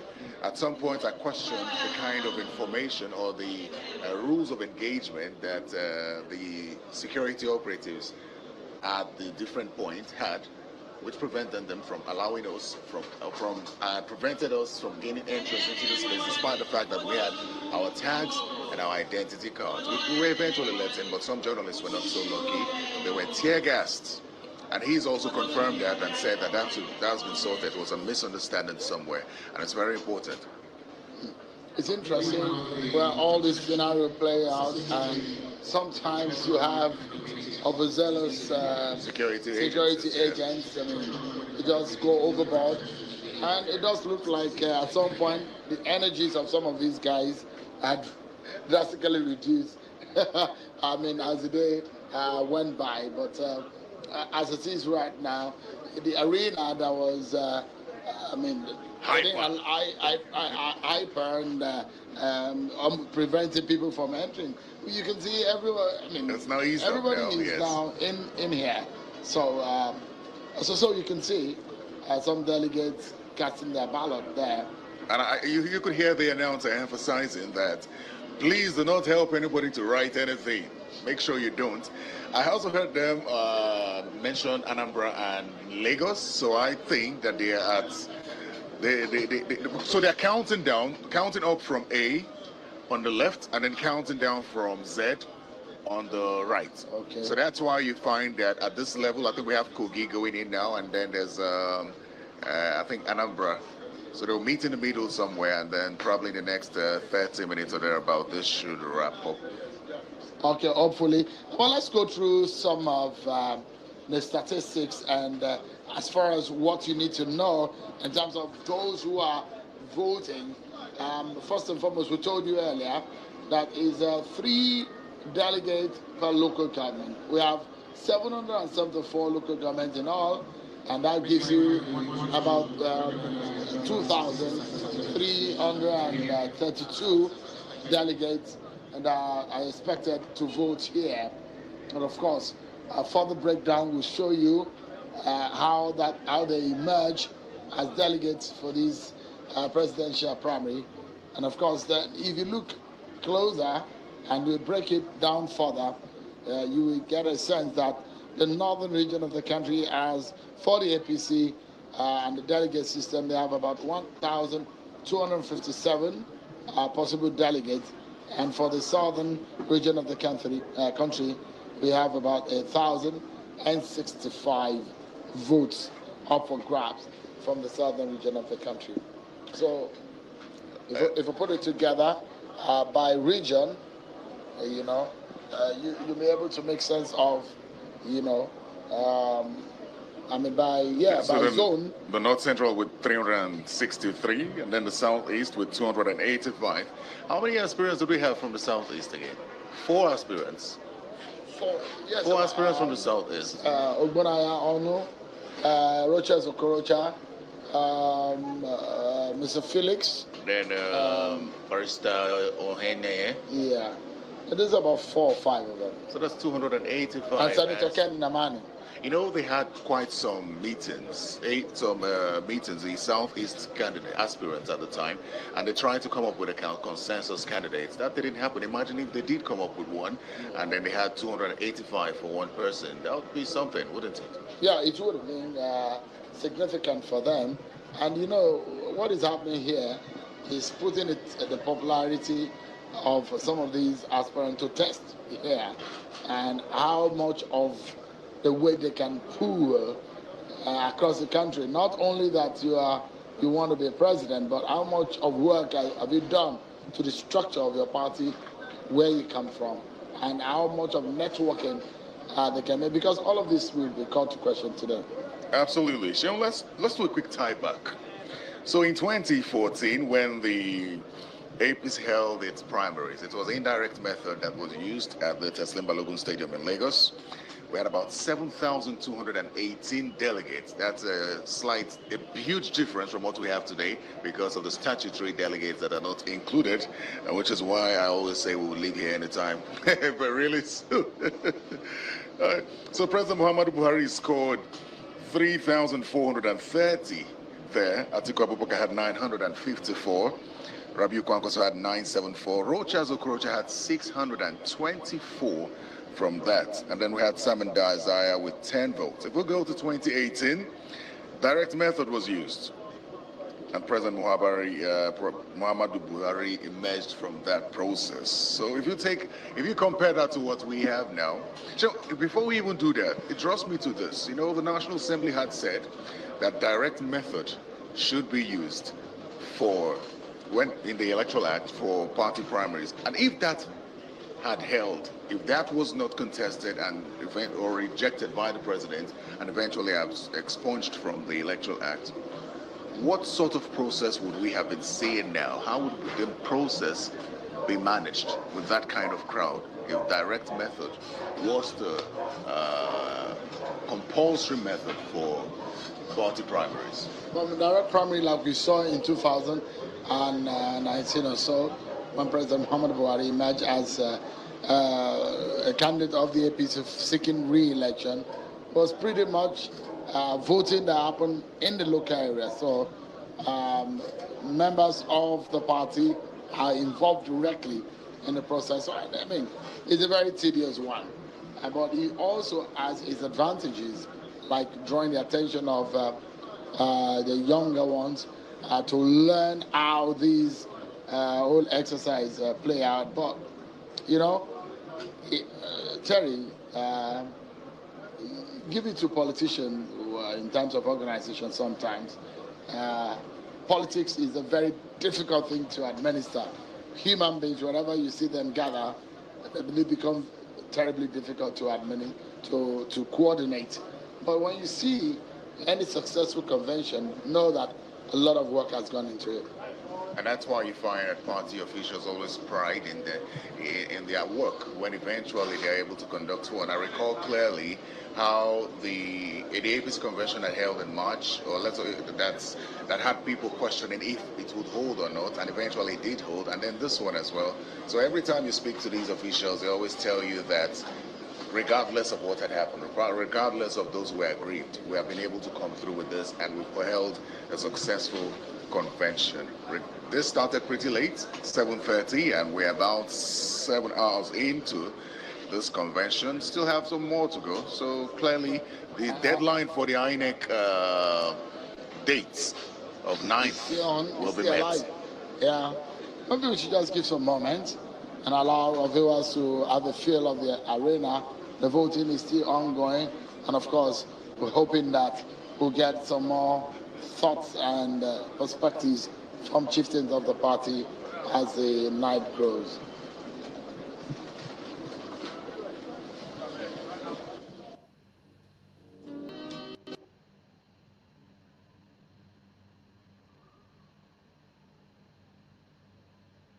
Same thing.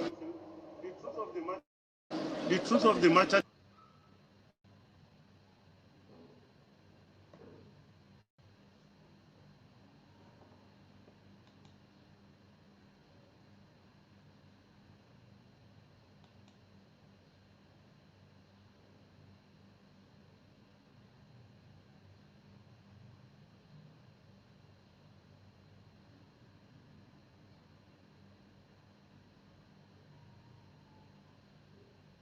to me is that during our permutations, there's no state, for example, that we considered the vice president will win outright, in which he will beat us. There's none. We considered Ekiti to Kayode, plus or minus, with not 0 for us, something like 5, 6, 10 for us. And we considered Akwa Ibom to Godwin Okpabio, but even there too, we expected about 10 or 11 delegates. We considered Rivers to Amechi, where our highest expectation was for 5 or 6, on and on and on. In Bayelsa, our expectation was about 80. So where we are not at the top, we are second, though the margin might be big. As it stands today, I'm very sure that you were monitoring what was happening all through the night when the governors were consulting and there were permutations as to from 5 candidates down to 2, now down to whether or not there will be a consensus. Well, I mean, in all of those who have stepped down, a lot of people thought that they were not probably in a very good relationship with Ashwaju, but they stepped down today. I mean, how much of consultation did you make with them? What did you tell them? What was the trade-off? Well, I can tell you that since Thursday last week, I've not slept up to a total of 5 hours working on this project, permutations.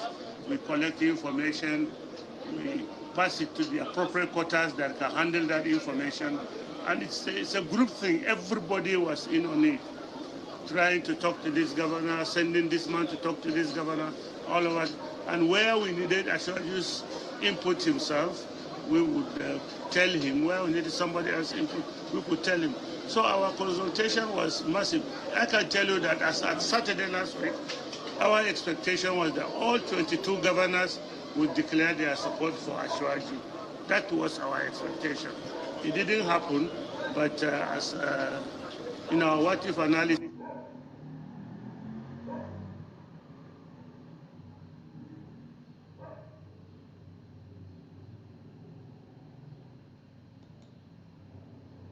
we had foreseen, we have prepared a possibility where it will happen like it did happen today. And we are comfortable that we've done what we needed to do. How many votes in total out of...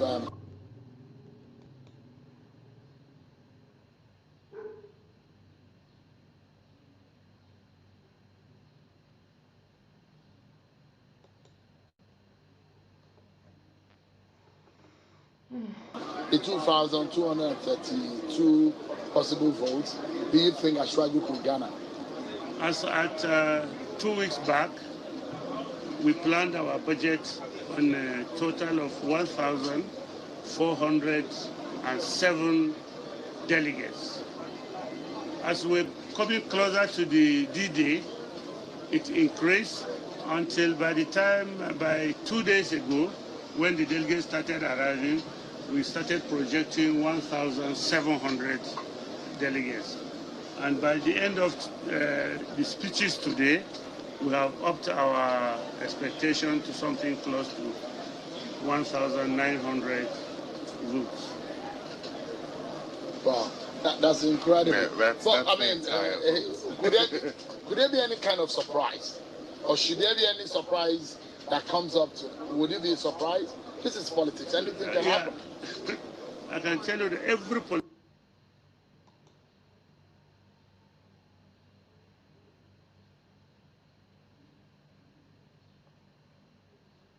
politician goes into an election thinking he will win based on the strategies and the information gathered.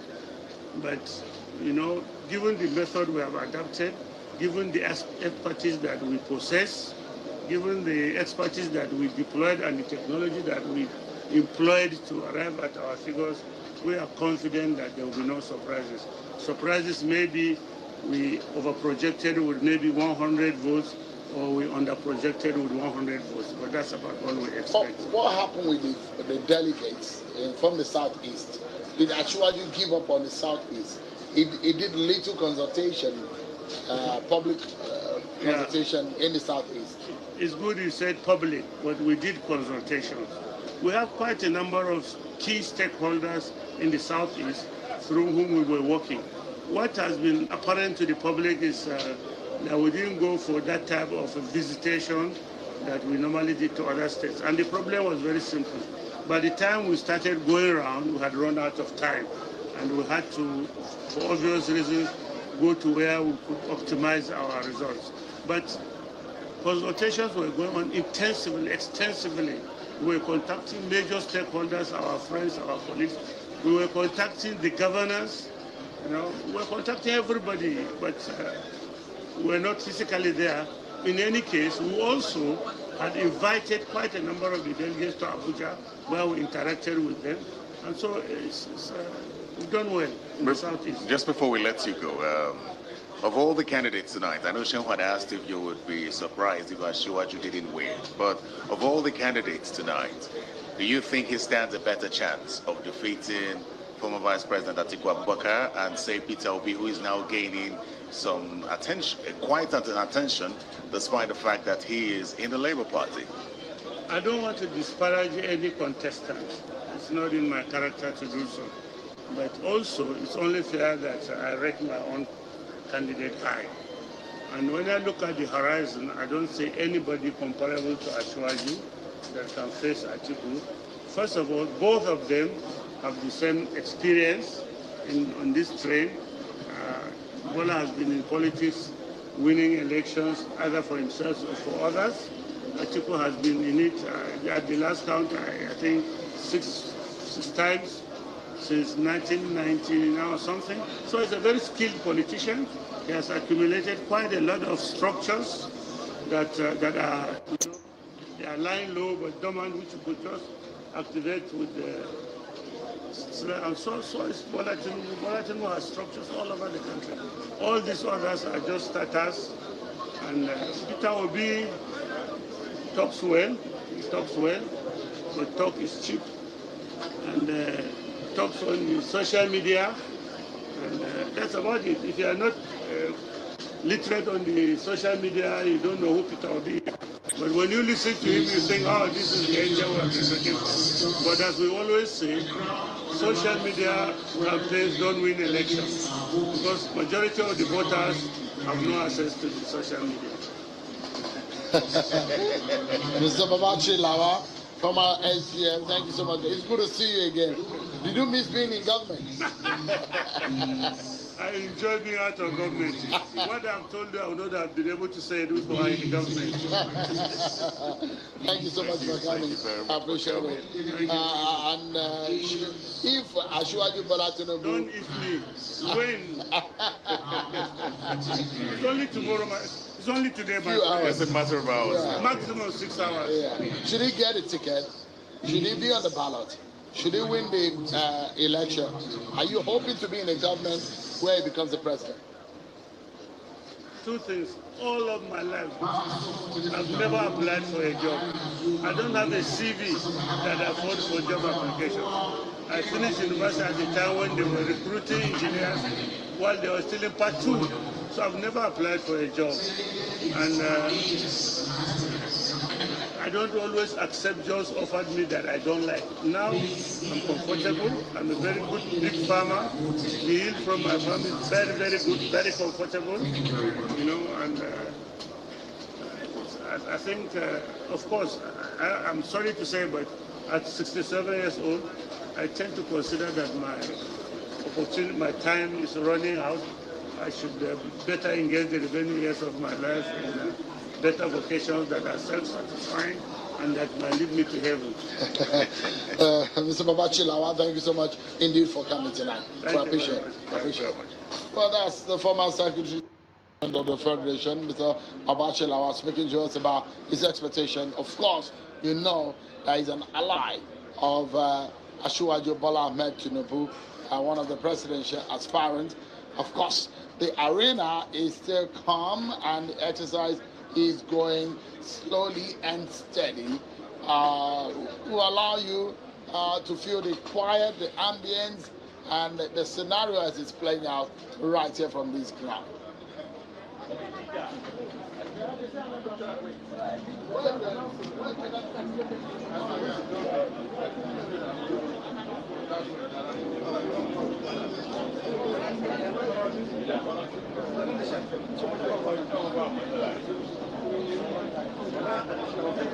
Information.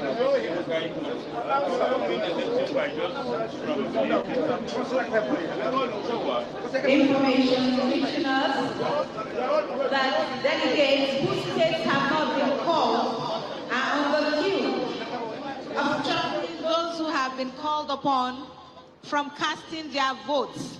Please, we need to be orderly. The chairman of the committee have craved your indulgence to please remain seated. While in Adamawa to my left, Anambra should please hold on. Delegates from Anambra State should please hold on.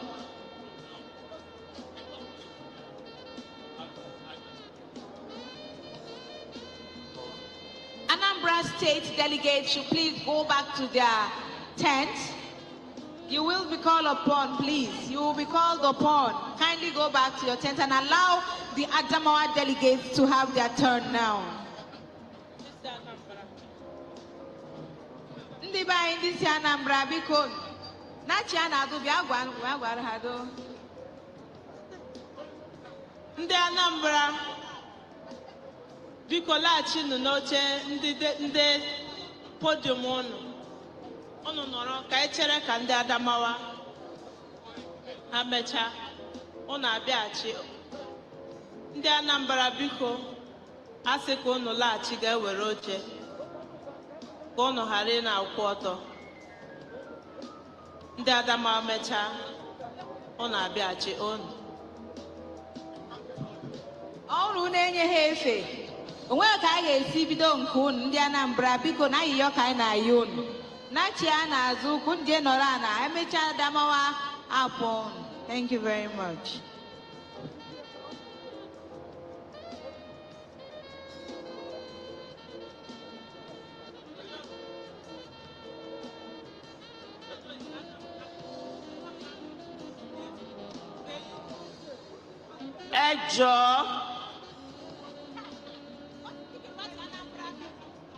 Please, if you are not a delegate that has been called to cast his or her vote, and you are not a member of the election committee, please vacate every area near the ballot boxes. We've discovered that the election is being interrupted at the moment. So please, vacate these premises.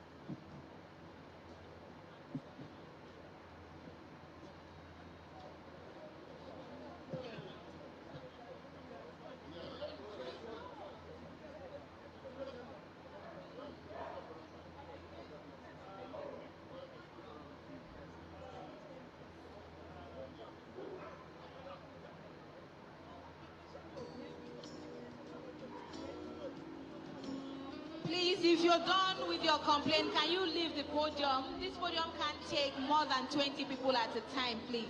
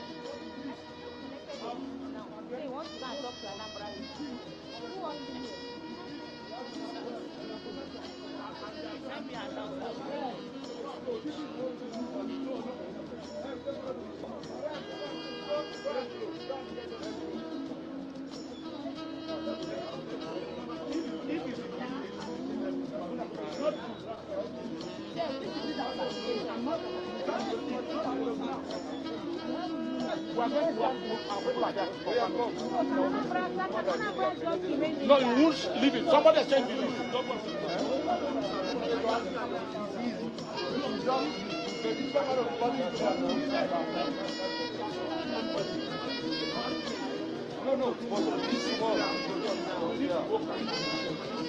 Okay, let's decongest this. But Anambra needs to give way. This platform. Madam, this is more important. But I will stop the process. Stop the process. There's so many girls that is happening here. People who don't have character in the future.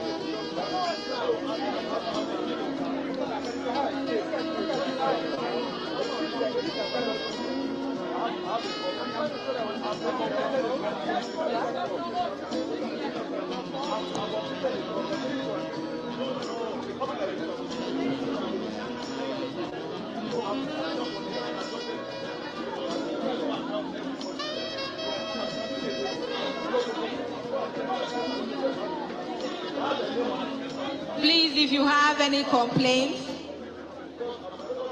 relay your complaint to the electoral committee members assigned to your states, members of accreditation committee as well as election committee to please.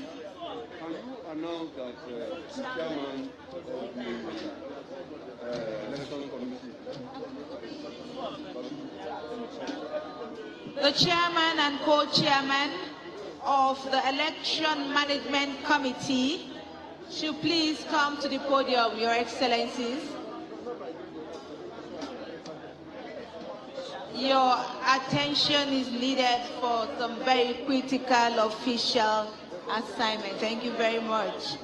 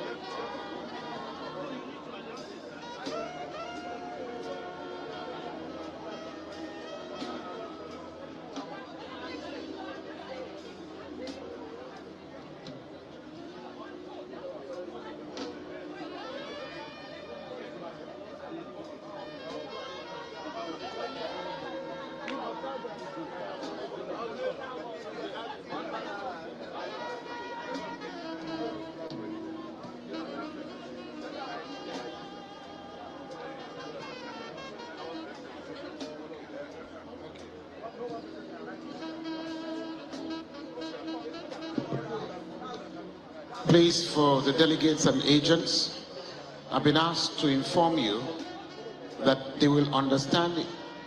They will know if one person writes more than one name for an aspirant. And so we are asked to make this announcement that no agent is right to write for a delegate. A fellow delegate can write for a fellow delegate, either the one that has just finished voting and is about to leave, and the delegate will just mention the name and the person writes it. But no one is allowed to write for more than one person. Please take this announcement very seriously, and that if they get to understand that you've written for more than one person, it will be voided. That's the announcement. Please, let's take these announcements very seriously. Thank you very much.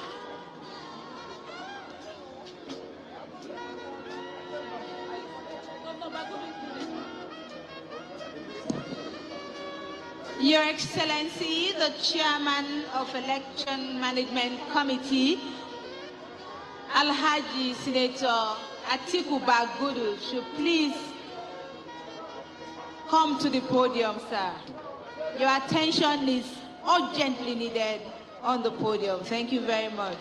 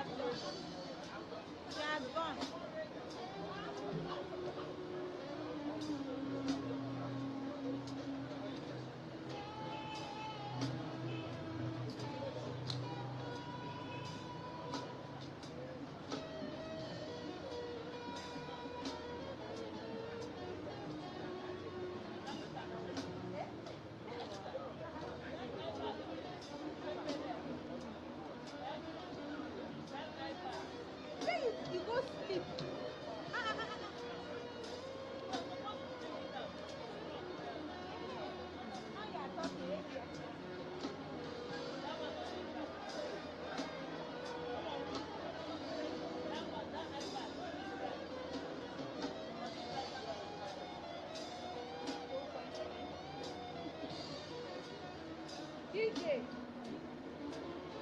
play something. Dammy, you went to sleep, Abby?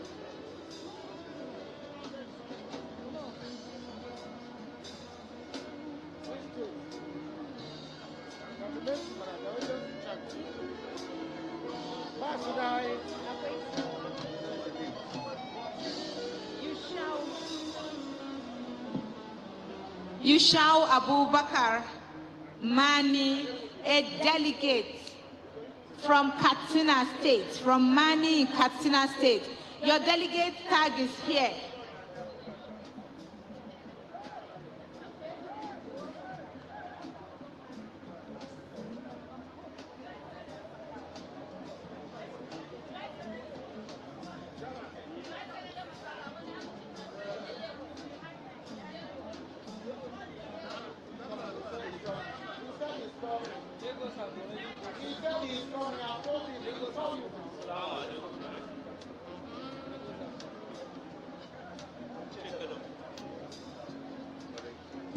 Another delegate from Lagos, Shegun Odumbaki, your delegate tag is here. Please.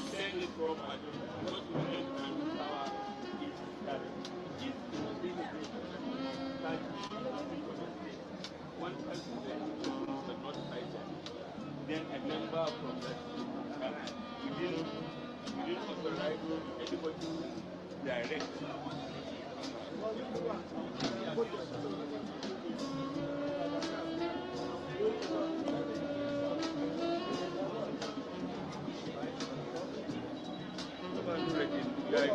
Senator, listen to what we said. We said we want as much as possible everyone to write for themselves. That's what we want. But we said that in case there is a situation where somebody cannot write, a member from a state can assist him. But we do not authorize or sanction somebody writing on behalf of the delegates from another state. We do not encourage that, we do not welcome that. We even said not more than 2 persons. So We are not encouraging it. So I'll talk to the governor. Unfortunately, this is a human process that we all need to help. Sorry, sir. Why is it not? No, it's not. It is. Ismail just called me. Ismail just called me.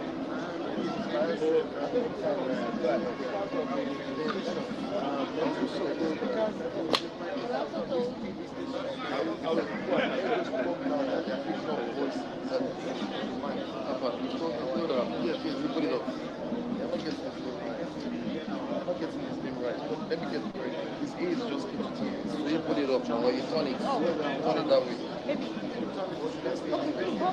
me get it. Move away from the mic.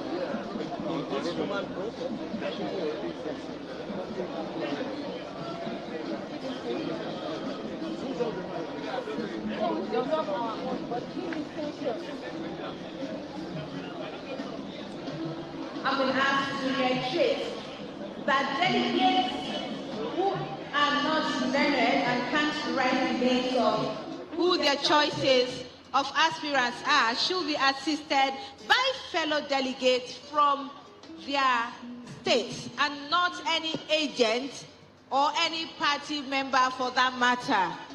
Please let's put this into cognizance that those, and we don't expect more than 2 delegates from each state not to be able to at least write the name of the aspirants they want to vote for. The chairman and, of course, the chairman of the electoral committee, as well as the chairman of the convention, are looking into that right now. So we'd like to please encourage state delegates to, as much as possible, write for themselves who they want to vote for. Thank you very much.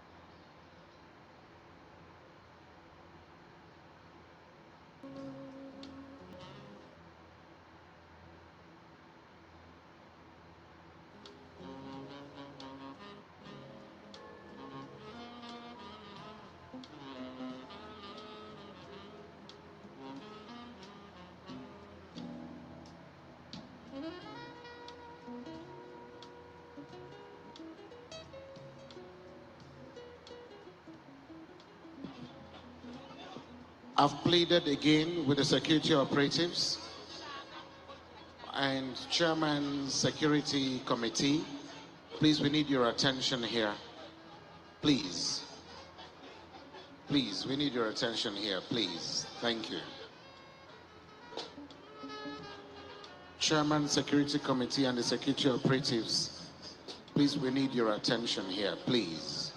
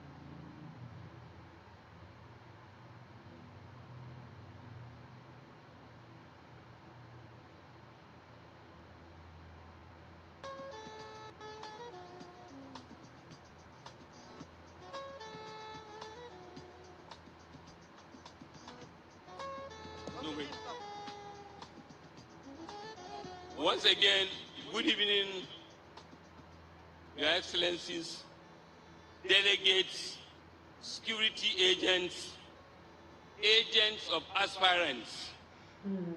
What we announced earlier was that voting will take place in the 2 different voting points, 1 state at a time.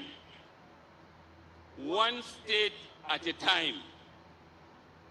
No state is allowed to designate a person to write names for everyone. What we announced is that it could be the case that amongst the delegates from a state, there is 1, 2, 3 persons who are unable to write properly or to write without mistake.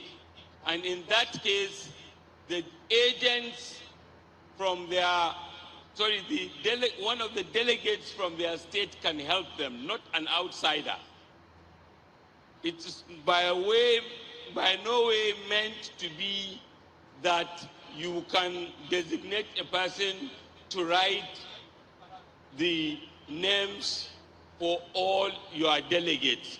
I hope this clarifies it, and please, we are stopping the voting to ensure that we are doing voting 1 state at a time, so that there will be less confusion, and aspirant agents are allowed, as expected, to observe the process, but cooperate with security agencies and election officials so that we can do this with less hitches,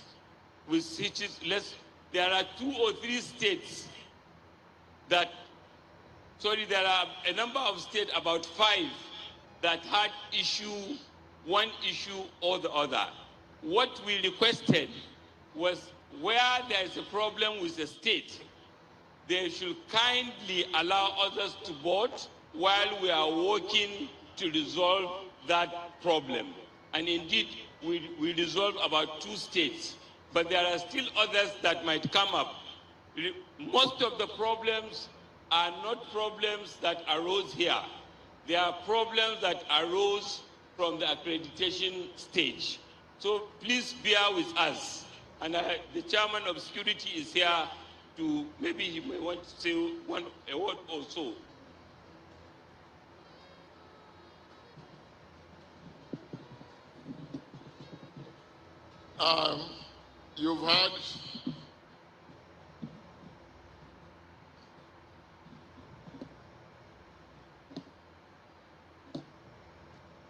You've had what the chairman has just said to you in terms of the rules. Now, this is the last phase of this exercise. We want to ensure that we conduct it transparently, in a way that is free and fair. And we can only do that if you give maximum cooperation. So what will happen if you have no business at all? If you have no business at all within this vicinity, please simply leave it. If you have no business at all within this vicinity, please simply leave it. Because we are going to send out security personnel to get rid of anybody who has no business here. So please leave if you have no business. If you have any complaint, come to this stage and make it, and go back. It will be addressed. So if you have no business, once more, leave this vicinity.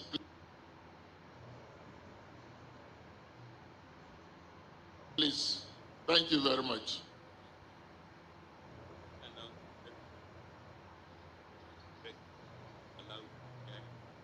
Yes, yes.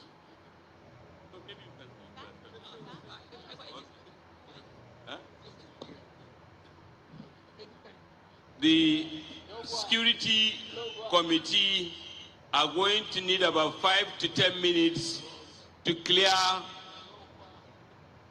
the arena of all the voting area of all persons who are not supposed to be there.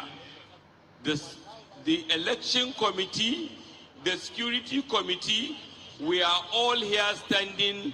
If anybody has any complaint, he can come and complain to us. But like I said, we are determined to ensure that we listen to all complaints and resolve them. Thank you very much.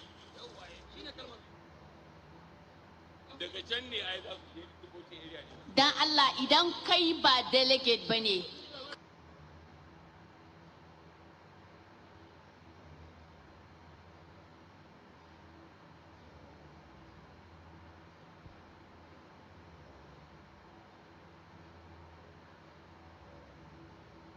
ka fita gaba ɗaya daga tsakiyar fili.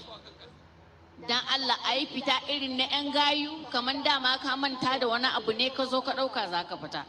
Domin jami'an tsaro fa sun riga sun ce ba sani ba sabo. Tunda abin na son ya kawo hargitsi kuma ba abin da aka shirya ba kenan kuma ba inda aka tsara ba kenan. Saboda haka muna roƙon jama'a da Allah mu ɗan dubi yawan shekarunmu mu ja daga gefe kamar daidai mun zo gaisuwa ne kawai za mu fita ba sai an kore mu ba. Tunda arziki ne ya tara kowa a nan to muna roƙonmu da Allah mu dubi wannan arzikin mu ba da dama a yi aiki yadda ya kamata. Idan kai ba delegate ba ne ka fita gaba ɗaya don Allah don jami'an tsaro za su zo su yi aikinsu. Sa'annan kuma ana son a daina kada ƙuri'a yanzu saboda ana son a bi jiha ɗaya bayan ɗaya. Jiha ɗaya bayan ɗaya. To idan ba an natsu ba ne abun ba zai abun nan ba da sha'awa ba. So don Allah muna son abun nan ya samu kowa ya koma wurin zaman shi. Kowa ya koma wurin zaman shi. Idan kai delegate ne kana da mazaunin jiharka. Saboda haka mu koma mazaunin jihar mu zauna. Sa'an nan kuma in kai ba delegate bane kana dan yawace a tsakiyar fili a gaisa da wannan a gaisa da wancan ana godewa da yawan gaisuwan. Amma dan Allah a yi haƙuri a fita. Mun jami'an tsaro sun ce an gama abin da ya kawo mu ya kamata ana yi amma yawan cunkoso na mutane da ba su da abin da suke a tsakiyar fili yana kawo cikas ga wannan aikin. Saboda haka dan Allah muna roƙon jama'a a fita daga tsakiyar fili idan ba delegate bane kake ko kuma kana da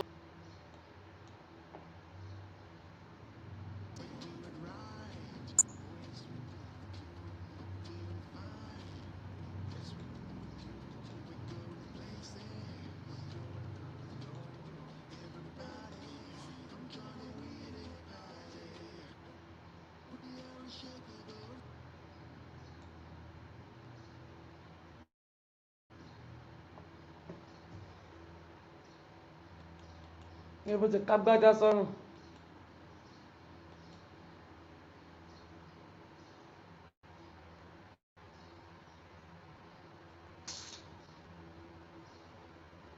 ilẹ̀ ti mọ́ o ká má retí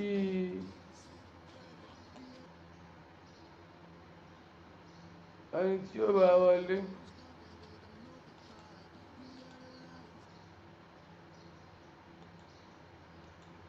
ẹjá lọ sùn ọjọ́ ti lọ o.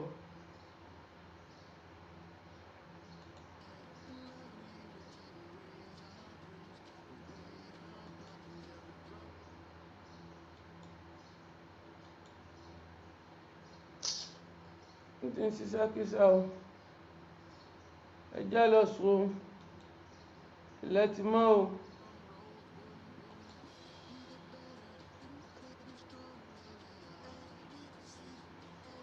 ilẹ̀ ti mọ́ ń bí o.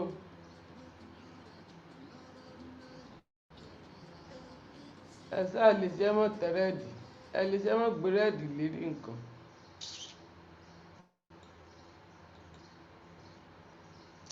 ẹ wo ẹja lọ sùsẹ́ gbọ́n ó dàbọ̀ o. oorun yẹn kùn yẹn mo ti sùn lọ abẹ́fẹ́ máa wò lọ sẹ́fẹ́ máa wò wọ́n lọ. ẹ jẹ́ kí n gbọ́ yes or no ilẹ̀ ti mọ́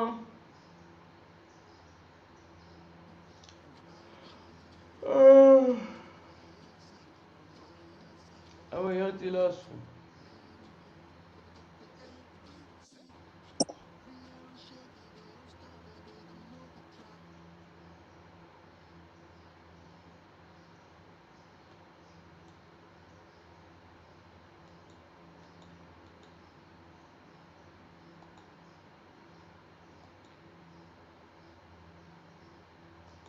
Àwọn èèyàn ti lọ sùn. Ẹ jẹ́ lọ sùn. Channel kan tó jẹ́ pé bí 60